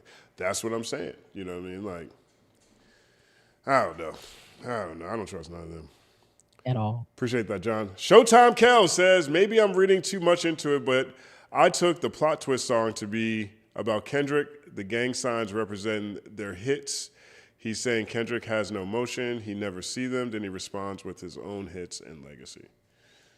I mean, I think that works if Kendrick didn't have hits, but Kendrick has hits, guys. I don't understand why this thing that Drake is saying. Like, look at Kendrick's Kendrick #1 songs. And for the chat, just because I know you guys misunderstand me sometimes, I know Tucker Carlson is a racist and a white supremacist. I'm not, don't misunderstand what I'm saying. I'm just saying it's interesting that a person who helped get Trump elected is now full-throated saying this nigga's a liar and he swindled us. So it's going to be interesting to see the power shift because people listen to Tucker Carlson to trust Trump in a lot of ways. Right. So now how much of his, we talked about this before, like being able to transfer, actually I was somewhere else, but we were talking about how hard it is to transfer a person from one app to another app. So it's interesting to see how many followers can Tucker Carlson take back from Trump versus all the ones that he gave him. So that's why it's interesting. Not because Tucker Carlson is not a white supremacist, because he is. So this is Kendrick's Billboard history. Kendrick has 6 #1 hits. Okay? Like, that is insane. Like, I know it doesn't sound like a lot. We're talking about 13 for Michael Jackson all by himself. We're talking about 14 for Drake, a combination of his collaborations, right? Let's see how many Drake Billboard. How many Drake #1s does he have by himself? And let's just see what they look like on their #1s that are by themselves. So Drake has 14, right? I'm gonna share this tab right here. So Drake has 14, right? Here's his full chart history. Okay, so God's Plan was by himself. Nice for What is by himself. In My Feelings is by himself. Tootsie Slide is by himself. What's Next is by himself. How long was that #1? 1 week? Yeah. See, like, look at these #1s did not stick, by the way. These are 1 week #1s. These are, it's a little different. All right, so let me make sure I count that right because I stopped counting. But like, God's Plan 1, Nice for What 2, In My Feelings 3, Tootsie Slide 4, What's Next 5, Janet Shut the Fuck Up 6, right? So that's 6 by himself, right? So let's see how many Kendrick has by himself. 1, 2, 3.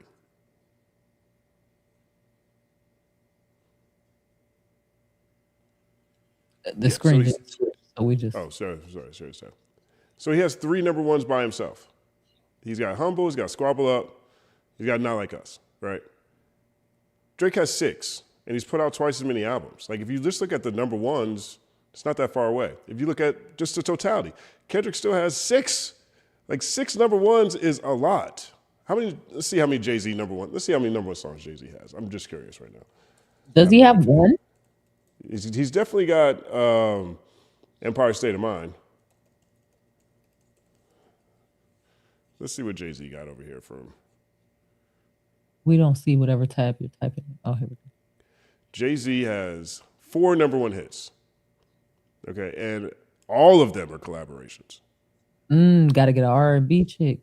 Especially one with a right. fat ass that can sing a song. They don't know nothing about that. Who's another artist? Eminem. How many songs does Eminem have #1? Let's see how many songs Eminem has #1s. Eminem has 5 #1 hits. Okay, Eminem, all right? And 2 of them are by himself, right? Wait, is Rihanna really the cheat code? Apparently. How many #1s does Rihanna have? I know she's not a rapper, but it's kind of crazy that almost everybody's #1 has to include. She has 14 #1 hits. Rihanna has 14 #1 hits. Interesting. Okay, and so I guess we're only comparing Drake to men. I guess that's what it is. But really think about this, right? People are saying like that bar of Kendrick not having hits is just like, are we really saying this? Like, he has 6. He has more than Jay-Z. He has more than Eminem. Half of them are by himself, and he put out less product. How many does Future have? Probably the ones he got from Drake. Probably the ones he got from Drake. Future, Billboard. 3. Wait for You, Like That, and Way Too Sexy. So, stuff with Drake and Kendrick. And the one with Kendrick lasted the longest. How long are Kendrick's number ones hanging out in the charts? Let's see that. The screen didn't change. Is it still? Oh, it's still on Kendrick. Okay. Not Like Us, 3 weeks at number one. Luther, 13 weeks at number one. Wow. Humble, 1 week at number one. Like That, 3 weeks at number one. Squabble Up, 1 week at number one. Bad Blood, 1 week at number one. So they're just there pretty quickly. Damn, do he got more weeks at number one than Drake's 14? No, I think. Let me Total see. is it I don't think 16, that's 17, 21 weeks total. Show this here. 1 week, 8 weeks for Nice for What, 10 weeks for In My Feelings. Everything else is 1 week. Wait, everything else is 1 week? Yeah, Wait, everything so else we is have 1 week. 19, 20, 21, 22, 23. So he's only 3 weeks. He only has 3 more weeks than him with 14 number ones than he has with 6. Right. We can show you guys how to do stats.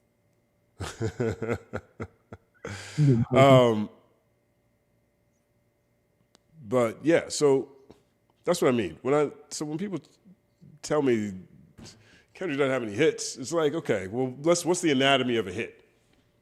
Facts. Drake doesn't have a hit that's lasted as long as Luther. I'll tell you that. Drake has 6 by himself. Kendrick has 3. Drake has put out a lot more projects. This is what I always hate that Jay-Z line: "Men lie, women lie, numbers don't." Because numbers lie all the time, especially if you're good at them. If you're good at numbers, you can make numbers be whatever you want them to be, or you can bend numbers to whatever conversation you need to have or you want to have, with an audience or to who you're pitching to or whatever. You know what I mean? So this idea where he says, Kendrick has no motion, then he responds with his own hits and legacy. Kendrick got a ton of motion. He has But this is the fun thing about battles and raps. People just get to make up their own. This is the fan fiction version of what happened. Right. Shout out to Showtime Kel. 1 second applause. All right. These are the last ones. I'm going to go pretty quickly here because I do have to get up early for the Third Verse morning show on Thursday on the Third Verse channel at 8 a.m. And so we're going to go pretty quickly here to get through the rest of these. But we've gone through all of the yellows and the oranges and the reds. So we're about to get the rest of these and we're about to go efficient and awesome and everybody's going to be happy because that's what we do over here. You know what I'm saying? Efficient and awesome. And everybody feels fulfilled because fulfillment is part of life in progress. 1 second applause to life in progress and fulfillment. And also slightly delirious. That was full flow state right there. Yeah, you did good. So you got to the flow state part. That's what's hilarious. You didn't hesitate till you got to. I too have to wake up early. I have to take a test because I have 2 weeks left in school before I graduate. Oh, sure. If I don't do good on these tests and these essays, I will not actually graduate. So let's do it. That's very important. NPC John Smith says the rats are jumping ship to preserve their positions when their Orange King is gone and the Heritage Foundation plans remain. See, this is why I rock with John Smith. You know what I mean? He be knowing. Heritage Foundation, 1 second applause. Because they're the ones who designed, they've been doing this since the Civil Rights Movement. All right, so here we go. All right, let's go. Rapid fire. Jeremy Cole, 2 years of conspiracy theories, all for Drake to resign with UMG, hinted by ACT, makes the lawsuit and everything post-beef look even more lame. You're right about that. I agree with that. Unc Ditto says CCB, BK, GL, TCM, EJ, and Symba, opinions galore. That is true. I liked when Symba said that he chilled out when you guys were dropping science. Andy Pandy. Jeremy has a master's degree. It's going to take more than gaslighting to discredit him. That's a fact. That's a fact right there, Andy Pandy. Andy Pandy again. Open. Andy Pandy again says, I can't help but wonder if everyone criticizing Kevin Hart is just as cowardly for not being willing to blame Netflix. They were all Netflix comics. I think we did that here today, so I don't think that was really even about us. Andy must have said that before because I definitely blame Netflix. Rolling. It's all happening.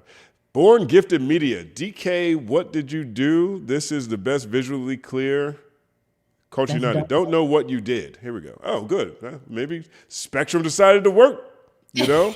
So it really depends on what Spectrum feels like doing. I mean, I pay them all the time. You know, they get the money. They have no problem taking it. But there's weird service fluctuations that they don't explain or don't refund. So, that's okay. But big shout out to you, BGM. BGM comes back again. Kev claimed he had no power, then claimed they do what they do, then said he hired him for success of the Brady roast. He is Mr. Profit over funny or culture, 100%. Like, he is all over the place. He's treating everybody like everybody is just dumb. And that's what I appreciate the least. Born Gifted Media again says, comedians now are lazy, go for triggers over themes. That's Comedians are now, yeah, I think so too. I'm tired of hearing that. Comedians just say whatever they want. Yeah. Okay. How about say something funny? Yeah, right. Because that statement to me is part of the de-evolution of comedy. It's just not funny. And so the comedian now blames it on people being sensitive rather than they as not being funny. All right, let's move on. We did this one. Okay, boom. David Davis said, should we stop all racist jokes altogether? I don't know. I just think that everybody is noticing the choices people are making with their platforms. And I think that's where it is. You know, if someone wants to stop their racist jokes or doesn't want to stop their racist jokes, you know, I think it's a different conversation than, understand that people are tired of certain things. No, we should not stop them, but since they're jokes, they should be funny. Next. Thomas Fanto says, Floyd was a hip-hop artist. He did tracks with Screw. He is SUC, Screwed Up Click alumni. He had a family. They don't deserve to hear this racist carnival BS. Apologize. Yeah, I agree with you. That's not bad. Do we do this one over here? YouTube, be handled. Tony wasn't invited, though. The roast is Tony and Jeff Ross's house. The whole roast concept is owned by racists. We need the company man comedy now. I'm with it. That's a good idea. That's true. And that profile picture is crazy. It's a sock puppet. What's I supposed to say? Solad says, I really appreciate the consistency of LMBK on being on the CU panel. I do too. I really do too. I'm right there with you, Solad. 1 second, plus. Thank you. I'll turn this car around. Thank you for the super chat. I think we did this one already, actually. We did that one. We did that one. Did we do this one? Born Jamaican, Libra for Life says, today's climate is so toxic, comedians have been out of pocket for a while. I feel we are hyper-focused. Freedom of speech is under attack. Yes, and dehumanizing people through entertainment is on the rise. Necessary before you go start persecuting people. That is part of the process. K-Way, for real, only memory I have of Kev is him being at a Diddy party with Trey Songz while Diddy was in the background filming. It's still on YouTube. Pack of weirdos. Yeah. That's not a good memory. Born Jamaica. Sound like he was there. No, I'm joking. He said the memory he has of seeing him on YouTube. But please tell me you weren't there, K-Way, by the way. You can clarify that here or maybe tomorrow in the third verse. I feel like they're still up, too. Still up. We're all still there. No, I'm joking. K-Way got way better taste than that. K-Way. Oh, somebody said I'm unfamiliar with Mankind and Mr. Sacco, so I think that was a wrestling sock. Anyway. Oh, Mankind. You don't remember Mankind? Okay. It's not sports ball. It counts. It's sports tights. Yeah. Born Jamaican sports spandex. Born Jamaican Libra for Life says, why was he muted? Bullshit. Yeah, I think we talked about that one. We've got Duckenhauer says she's not even a doctor of thugonomics. She don't even know Thugnificent. Yeah, what's wrong with her? Creative Energy Collective says Torre never treated her like he wanted to smash, and that's why she always tried to trigger him and why she went for his masculinity. She's a dodo. Terrible take. Yeah. Terrible take. Please stop equating everything down to who wanted to fuck who. Unk Ditto. BK says, shut the fuck up every CU, and it's fucking awesome. Yes, it is so funny. Shut the fuck up. It has like a little box to it. The Bonnie Boy says, it's only It's not only is it LARPing as a therapist, it's LARPing as giving good advice. The psych field hasn't recovered from the stigma caused by Freud. I like Freud. I wish BK was here for that so she can break that down in another level from understanding for me. Stark Ambassador says, BK, talk your shit. Every time. Dima86 says, I give some life advice to some friends, but I will tell you with the quickness, bro, you therapy because I'm not equipped for this. Yeah. You got to tell people, hey, man, I think you should talk to someone like for real because I can't help you here. Nothing wrong with a responsible disclaimer. Right. It's Nikolai says, okay, but where is Ja? What does Ja Rule think about this? Who gives a damn what Ja Rule thinks at a time like this? Right. Cam Sulan says, I want to ask everyone on the panel what made each of you embark on your own personal mental health journey, and if you didn't, why not?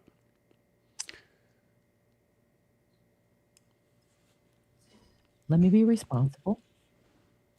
In order to be healthy. That's why. That is a PR answer. Okay. I had a lot of just like personal traumas, but multiple times in my life. When I was 12, my brother was murdered. And so that had a different kind of impact on me. And so that was the first time I had to go talk to a professional because I was in a dark place. And then another time in 2015, and then another time like after my mom died, my grandma's died, and I just felt like I was in a very unsettled place with how I felt about the things that I had and had not achieved, you know. And so my mental health journey has been a part of just my journey since I was 12. And I have never shirked from going to seek professional help anytime I felt like I needed it since, which is probably 3 times in my life overall, including that time.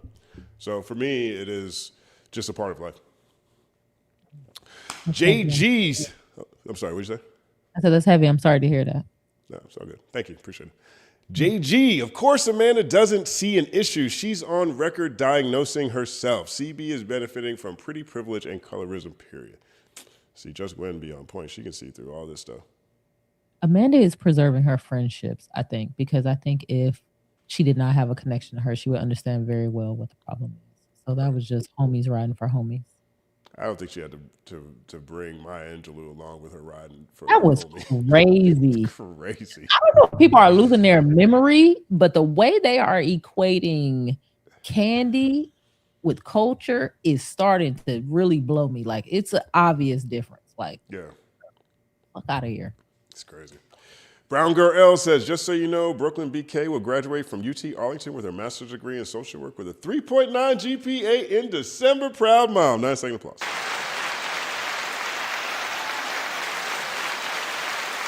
Yeah. We should probably screenshot this and text it to her because cool. we didn't see this, BK. Oh, yeah, we get it right here. You know it. Yeah, let's get in here right here. Wait, I'm trying to do my hand thing. All right, I fucked it up. Are you ready? Yeah. Okay, got it. We'll text that to her. All right. Okay, we did that one with K-Way. Opulent Light Being. Big shout out to Opulent Light Being says, Maya had 50 doctorates from around the world. They're mostly for literature and as a doctor of humane letters, appropriate for a poet and writer. That is the thing. Wow. She flattened Maya Angelou's accomplishments to one doctorate from Spelman. She has over 50 because her life's work was that impactful and celebrated. The artist formerly known as Dr. Cheyenne Bryant can't handle herself in a conversation with Torre. And was doing a body roll in a bikini. Pretty and petty. Pretty and petty. R Blastin YT, shout out to Overcast for producing one of the better tracks on Iceman, Big Facts. I think it's probably the best beat on there, to be honest. Definitely. Shout out to Oakland. Yeah, definitely. Born Gifted Media, Drake had no real comp on the charts, and MJ is still the GOAT. That's true. It's a very quiet time. But people might have just cleared out the way for Drake.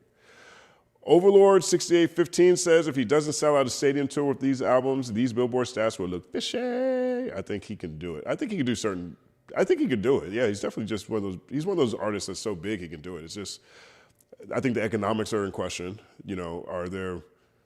What are these stadium tour tickets going to be priced at this point in time before, just where the state of the economy is? Everybody got blue dot fever. I think the fact that he only has 13 pure sales is really interesting.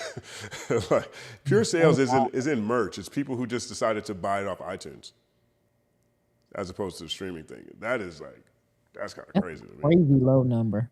For the numbers he did, like he's doing nearly 700,000 across the 3 projects, right? Like, nobody. And the way his fans wanted to see him do well. Like, he only had 13,000. Like, all of them are not even your super fans. Some people just buy albums. Like, why didn't your super fans buy the album? Right. That's interesting. They'll get the merch whenever it comes out, but like the physicals or whatever. K-Way, for real, admiring these Drake numbers is like admiring Kim K body, all fluff with no jiggle and wig. Can't stay with K-Way's comments for too long. Sing it to a rabbit hole of thoughts. Like, that is a pretty apt description of Kim K. Does Kim K still look? Yeah, no. That's where K-Way's thoughts take me sometimes. He's a tripping. I ain't gonna say y'all. I ain't gonna say it. Shy Nose says Mariah, Rihanna, Taylor Swift also have surpassed MJ's number ones. Drake is the only lame who disrespects MJ for promotion, like the lawsuit filer he is. Yeah, I don't like that part either. I think that's really, really tacky and terrible. The Kroll guy says, salute to tonight's panel, always thorough. Thank you so much. 1 second, applause. Born Gifted Media says, imagine if for every record, tape, CD sold, MJ got a stream worth of credit for every song, play, and video. MJ's over 500 million in sales would be $1 billion. Yeah, easily. J.R. Cola. If you're a person who thinks Drake's bigger than MJ, you definitely need some help. Drake's Bryant. Imagine if for every time we played Michael Jackson, it counted as a stream. Right. Realist in your face. Just shut up. Just say you're mad Drake's beating records. Nobody's mad. He's been doing this his whole time. We're very used to this. Eureka says, Michael has real intentions in his music. What does Drake make anyone want to do for it to be so pushed to the masses? Honorary doctorates all around. Yeah, I think that is what they like. I think that actually plays very well into the Prime directive. Just simple bops that, work everywhere and don't get people thinking about how messed up their life are. Life is. It's escapism. It's aspirational rap. Mm-hmm. Done at a very accessible level. The Najee, no matter what numbers Drake has gotten, he will never matter in the way Michael Jackson mattered. That's the truth. And there was a time when that was okay because nobody expected to matter the way Michael Jackson mattered. The fact that that's now a diss is hilarious. People knew, like people understood the difference between Michael and everybody else. Yeah. Adado, Drake does not respect MJ. If he did, breaking his records would have been a humbling moment, not an ego celebration. Guess what? You can't fake influence. That's the truth. Right. Like, what will be the artifacts that people buy from Drake in the future? Like Drake bought Michael Jackson's glove, right? What will be the artifact? The barrettes, maybe? I'm not going to say barrettes. Oh. I think it's the barrettes. What's the other artifact? Like Kendrick is like the puppet, that could be the artifact from the Miss Morale tour. The GNX could be the artifact, The car itself. Drake had a Ferrari in the air. Maybe that's like an artifact. I don't know. The minivan. No. Say what? The minivan. Right. Oh yeah, the Good Kid, Mad City van. Lamont Ragland 6433 says Mike got folks passing out in the afterlife. Right. It's the truth. Imagine getting to heaven and it's like, what's going on over here? Like, oh, MJ been over there. Every time people ready to pass out, they go see MJ. They go see him and they collapse. Yeah. Shout out to G-Funk. Shy knows. Let's see a list of Drake's number ones and assess quality. Yeah, I think we just did that. Yeah, we actually just did that. That pic of MJ that he posted is egregious. Shout out to Just Gwen. It is, man. It's ugly. It's tacky. But see, that is me with my eye on it from an American lens. Maybe that's Canada Fly. I find myself saying that a lot about Drake. Like maybe this is just like Canada fly or Toronto dope, or maybe it's just another thing, you know. And I'm not even trying to say that as a slight. I'm just saying like he has a different view of certain things than no, that's what I mean when I say I don't think we're their target audience. I think this is like gamer dude meme passer, because my memes are funny and a little artistically beautiful. I think like that wouldn't even qualify as a good meme. Like that meme's not getting shared. Like look at it. Yeah, that's not good at all. Danny Lore says, it's okay to only care about successes of folks you like. We don't have to bring the same energy to projects we don't enjoy. Oh, I guess it's the whole Drake segment probably. Well, that is a bit of an outlier though. Like that just looks insane. 42 songs from one artist on the Billboard Hot 100. It just, optics are crazy. You know what I mean? But I feel creative hate energy. only care about the success of stuff you like. That's kind of hate. If other stuff is successful, it's no reason to admit that it's successful. I agree with that too. Creative Energy Collective says, man, what the fuck is this picture? Drake got to go to hell. Damn. Go to hell is my favorite little. Eureka, Drake made Act pass out on stream. It's Nikolai says, when MJ went to Brazil to record They Don't Care About Us, he was worried about security. The cartel said, don't worry, we got you. The cartel said, don't worry, we got you. The cartel loves Michael Jackson. Wow. JG says, ew, I don't see reverence from OBS for MJ though. Right. And that is just part of what's unfortunate about all of this. It's like, he's just another prop, you know, and that's, whether he intends to communicate that or not, I just think it's unfortunate. Cam Sulan says Drake and Taylor Swift is going to sell regardless, but despite the numbers, you know they are not better than Beyonce and Kendrick. Yep. Graduated Thought says, if anything, Drake's number one is a product of what happens when we lower the bar and erroneously conflate quantity with quality. Great point. Fantastic point there. And Yo says, MJ had a number one album for 38 weeks, dominated. Very true. Very, very true. My man is he's like the first person to chart in like 5 decades or something.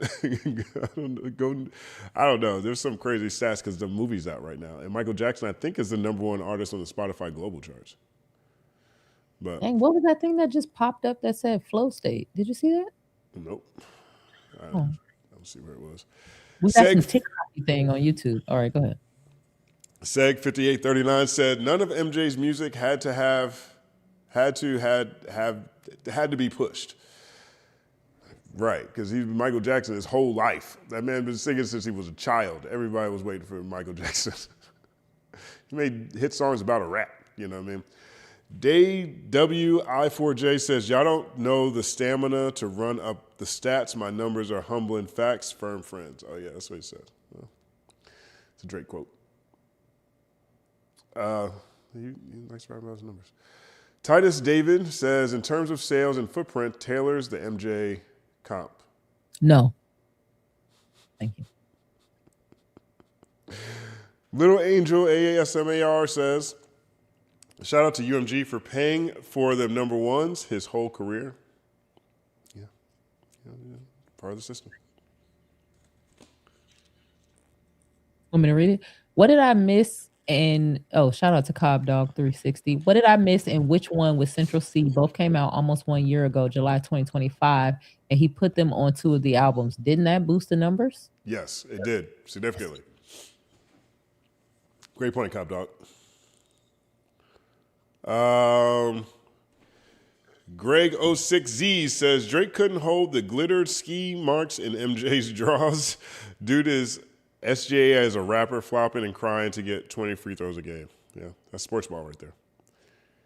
Shy knows, how is an AI cornrow MJ not disrespectful? It is. And so is glittered skid marks. Crazy. Doomer253, my brother Doomer. 1 second applause.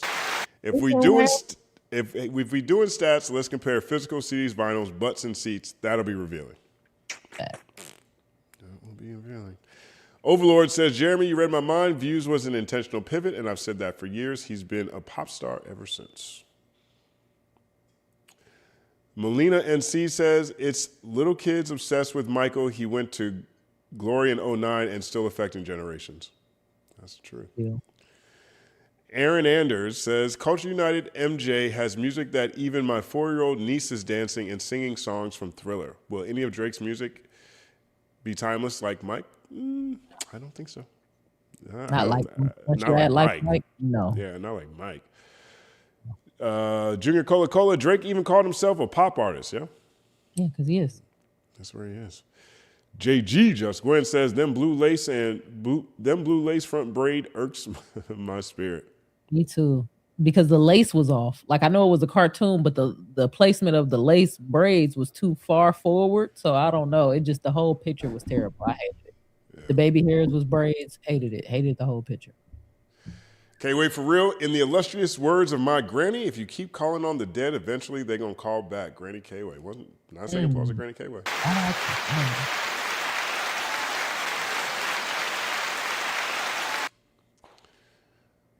That's deep right there.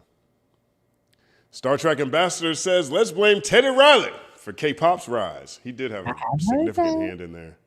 I have heard that. Remember, we had that debate. Is it okay for them to get money in a new way, or is it selling out the community? You don't got to answer because we're doing rapid fire, but don't come back to that. Let's add that to the app. Yeah. Let's make that a whole segment for next week. Okay. And really investigate. And let's think about who we could bring in for that conversation. I was talking yesterday about how he was writing some K-pop songs for some people. One of my friends wrote on the who's the K-pop people that's breaking all the records right now? They just won the award. BTS. He wrote on the BTS album. He would be great. Derek Milano. He would be great. Oh, Derek. Okay, cool. Yeah, let's do this. You were telling me about him before, I think. Let's schedule that. Yeah. All right. Boom. In progress. It's all happening. 1 second plus. Cy Phoenix says Drake comparing himself to MJ and simultaneously having lyrics like Michael Jackson, shit, but the palace not for kids. Will never sit right with me. That sounds like Aubrey. Sin, survival, and negativity says to the indie versus industry point, they definitely block access. Look at La Russell. They straight blocked him from his earned Billboard spot. I'm sorry, I have not been able to deactivate the eye roll at La Russell's name, so I don't even know what the sentence was. Shout out to Jordan Suarez for becoming a member. 1 second applause. Let's see this one right here. OCRTR says 2 years later, Drake is spoiled child. Yeah, that's what I was looking. Aaron Anders, Justin, you need Torre versus Glasses debate on Drake. I feel like they agree. Yeah, I was going to say, debate. I feel like Torre, and I think they agree with each other. Jordan Suarez, Justin, such an amazing troll. Justin, such an amazing troll. I'm sorry it took me so long to finally become a member, but it's all happening. It is Jordan Suarez. Thank you. 1 second applause.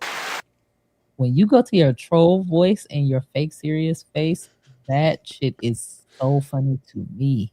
That's crazy. Lexicon says, Lexicon 1913. Maybe this is more pan hell love right here. Maybe this is a little DST right here. Instead of Torre, have Glasses chat with Michael Eric Dyson. Man, I thought they said have him chat with me, Dyson. I was gonna say, who the fuck are you calling Dyson? That girl Shine says, L. Aubrey is too lazy to be independent. I think we did this one. Yeah, that's fair. Graduated thought, when you're accustomed to privilege, equality feels like oppression, 100%. I think that's too much truth. Shai knows, how do you know the real impact of music release with online discourse manipulation happening today, e.g. paid clipping and fake misinformation posts? You want to answer that? By going outside. That's the answer. By talking to human beings, not just letters on a screen on your phone as you scroll, by going outside and talking to actual human beings. Yeah, and I think ticket sales, which requires you to go outside to go to a show. Mm-hmm. Born Gifted Media, most can't handle indie grind. Easy is the goal. That's the truth. Most people cannot handle this. OC. Oh, yeah, go ahead. Shout out to OCRTR. Drake is acting his best role as the rapper. LOL. I think this is a great theory. I don't know that it's true, but it adds up to me too. I'm with it. Me too. Absolutely.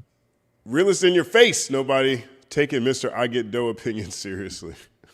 What's funny is he's hated all night with $2. Like you could at least hate with like a 20 one time. Like he said, I want to $2 them to death with hate. Right. And then, it's very easy to skip over the $2, but we're not those type of people. And so, that's why realist in your face. We'll take your money too. Yeah, had it been somewhere else, you would have needed 50,000 to get this banner. Right. If we were worse people, we would just take the money and ignore the super chats. Exactly. K-Way for real. Elephant in the room. It bothers me that Kendrick is a free black man. It bothers him that Kendrick is a free black man. Short, darker skin, authentic, and he outsmarted the Matrix. Let's discuss it. I think that whole community over there is bothered by that. Yep, they think the way the hierarchy works, you're not supposed to have anything. Look at you. Why do you think that you're supposed to matter or be important? You don't have any of the things that we value. And it's like, yeah, we never did, and we still didn't give a fuck, and we still was cool. Right. Twizzo Buckley, glasses just keep it simple for simple-minded fools. I don't know about fools, but simple is the way to go. They used to say that in church. Make it plain, Pastor. Make it plain. Realist in the Surface says, make sure you thank Drake for a paycheck. I'm not thanking him for shit, but I definitely understand that this is the value you all tell me that he brings. So I will participate in in what he is probably best known for. Probably the thing that he is unquestionably associated with. That's what he does best. So thank you for $2 more. It would be hate to not talk about Drake this week is the part y'all are missing. That's right. Exactly. Right. T Smith 4988. Thank you very much. Brown Girl L. Jeremy versus Akademiks. Realist to the Surface. Talk about how he proved you wrong on live, Jeremy. Gone post hole. Yo, Jeremy, let me hold a G. You earned that 100K. Huh? What was his name? Gone post hole. Gone postal, I think is what he's trying to say. Oh, but it's like gone post hole. I'm sleepy. It looked like go ahead, post that hole. Oh, go ahead. I'm listening. Jeremy, go please make a video connecting the dots. Realist in the Surface says Glass Malone said Trump is the new Tupac. I think he answered that question. McNiffy, are there any MAGAs on the panel with us now? No, I think we covered that. Shy Knows, lawsuit alleges covert payments made by State Drake. Oh yeah, that's right. What was that about? Was that wire fraud? The gambling one? I can't remember which one. Virginia, I think it's the Virginia one. Oh no, it's the RICO case. That's what it is.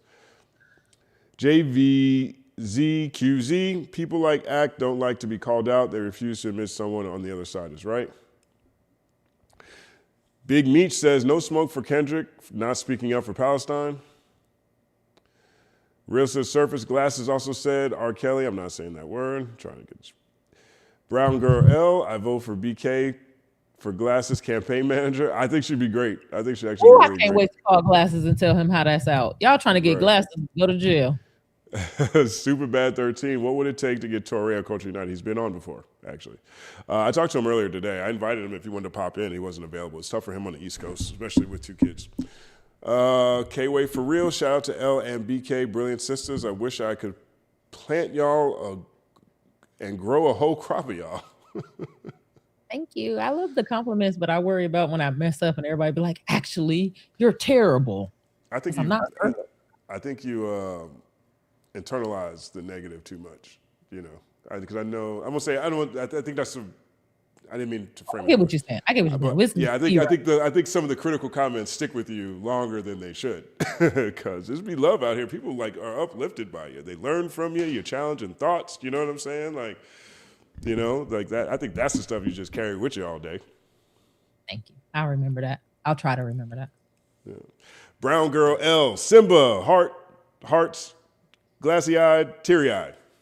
1 second pause. In the future, emojis will be read like hieroglyphics. Aztec Speech says, what do y'all think about Snow the Product? Snow the Product is incredible independent artist. She's been doing it for a very long time. One of the first interviews I actually conducted when I moved to Los Angeles was with Snow the Product. She was with Atlantic at that point in time.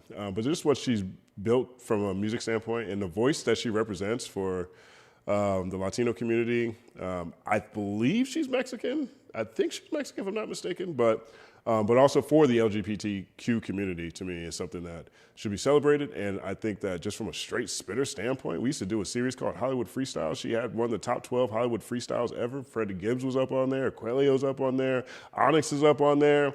And fucking Snow the Product is one of the most memorable ones that I remember, period. I think she's incredible. 1 second applause. Rap names I ever heard in my life. You say what? Also has one of the best rap names I've ever heard. For real. She's also one of the first people I ever saw with a woke tattoo. And this is like 2013.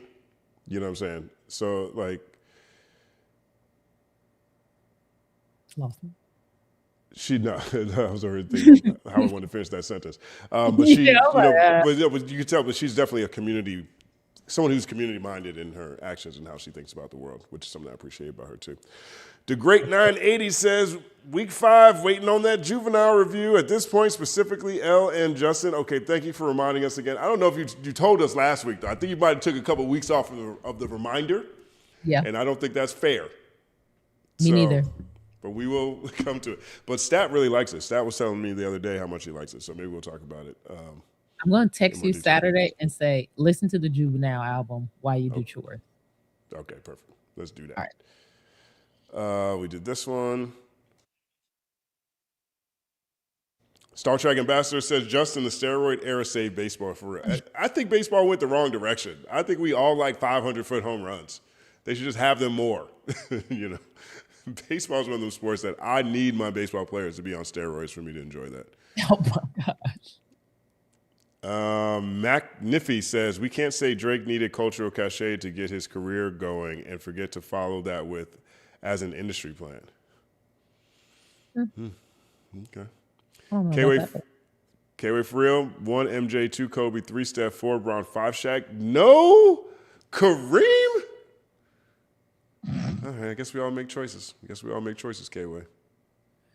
K-Way, where's Kareem with the sports ball? You got Kareem. You got Shaq before Kareem.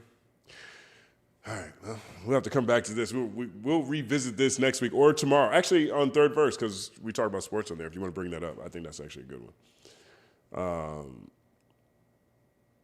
Kendall Hill 218 says the stan community made it hard for the general consumer to be a fan of any artist. Yeah, and we talked about last week, like the genre fans are going away. People are just going to start liking artists now. Alta Muncie became a YouTuber. I think we did this one. Randy Smith, shout out to Elle with that blue on, her beautiful chocolate skin, looking gorgeous tonight. Thank you. K-Way for real. You say what? I said I'm so awkward. Like, thank you. Like, no, girl, sit still. But thank you. I really like this dress. This is my Grand Prix dress, so I get to repurpose outfits now because you guys didn't see me. 1 second applause. K-Way for real says, pre-cocaine Bruno Mars would have been bigger than current Bruno Mars, but shit happens. Shout out to Nigel. That's the truth, man. And Bruno Mars still dropping hits. He show up high and go number 1. He still does his thing. I'm with it. NPC John Smith, Justin made a Tech 9 GOAT piece. If I'm not mistaken, you can watch it by becoming a member. That is true. Thank you for that reminder, John. 1 second applause. You can meet my grandma. My grandma's in that one. K-Way for real says, I seen 2 rival homeless gangs on Imperial Ave here in San Diego fighting each other, and the winner played Not Like Us on a Blu-ray player. Shout out to Impact.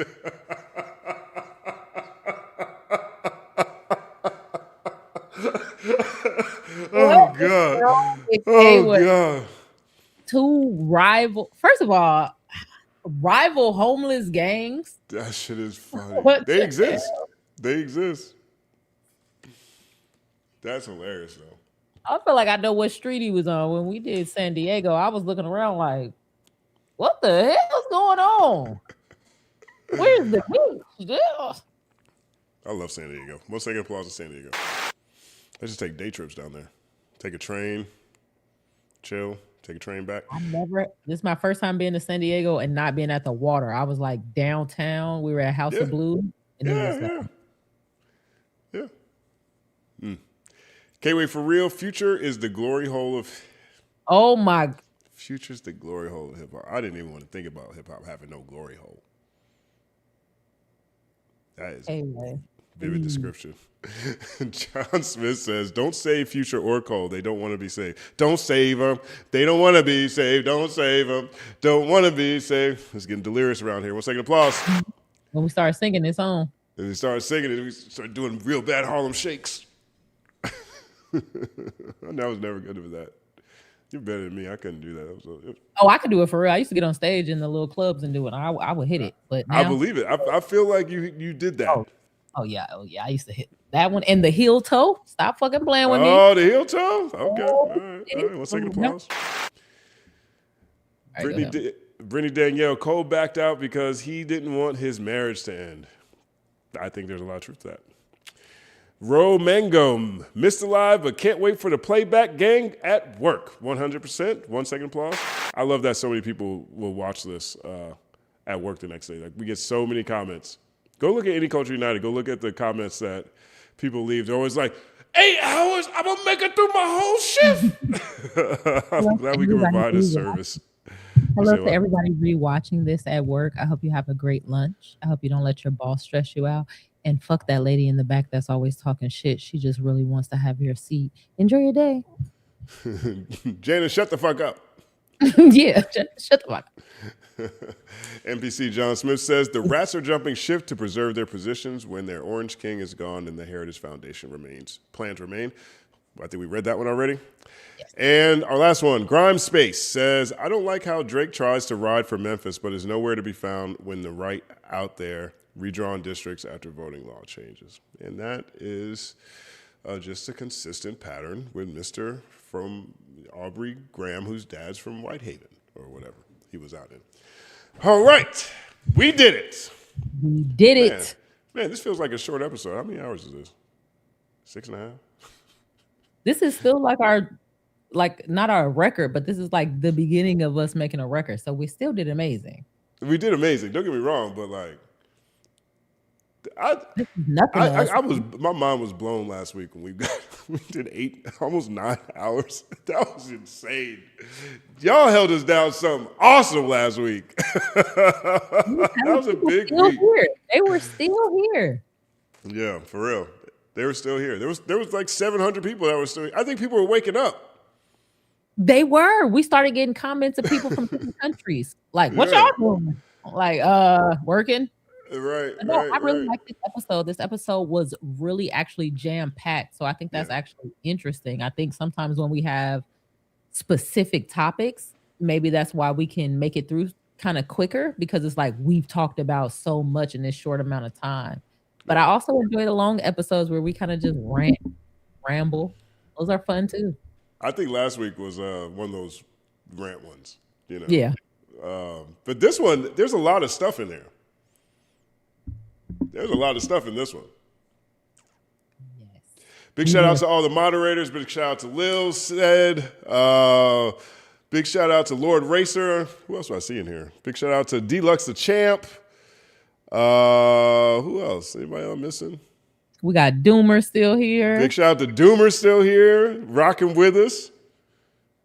Big shout out to who else in this mug that I see it here? Opulent Light Being. I never tell you how awesome I think that name is, but Opulent Light. Every time I see Opulent Light Being pop up, I'm like, I just feel like, that's a great name. You know, I feel like I'm floating. You know what I mean? I feel like I'm transcending. You know, big shout out to Chilling with Moni in here, always showing support. That's amazing. We have an amazing community. Big shout out to Miss Hummus. Big shout out to Duma. I think we said that one. Who else we got in here? I'm just scrolling, trying to look. Will Thompson. Big shout out to Will Thompson. Big shout out to everybody who had a good time on this stream today. Elle, do you have any final words you want to let people know before we get out of here?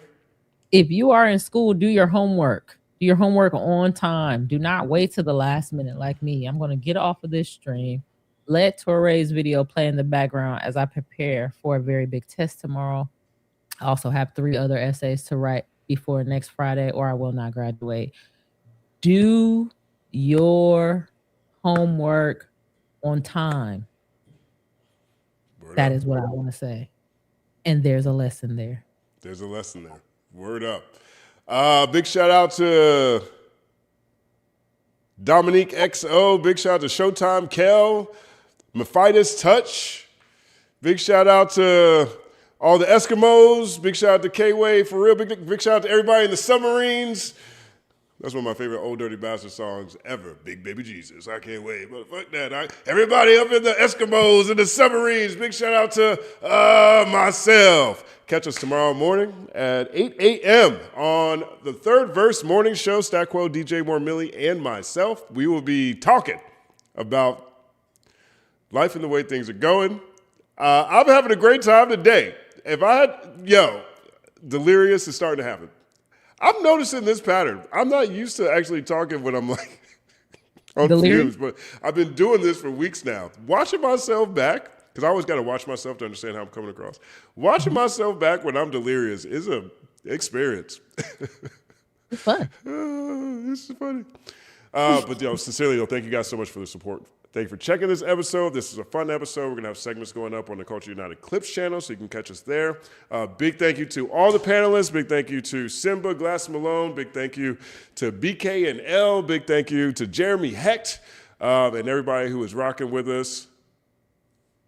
Peace. It's all happening. Oh, wait. Okay. It's all happening.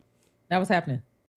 Culture united, culture united, culture united, culture united, connecting all over the world.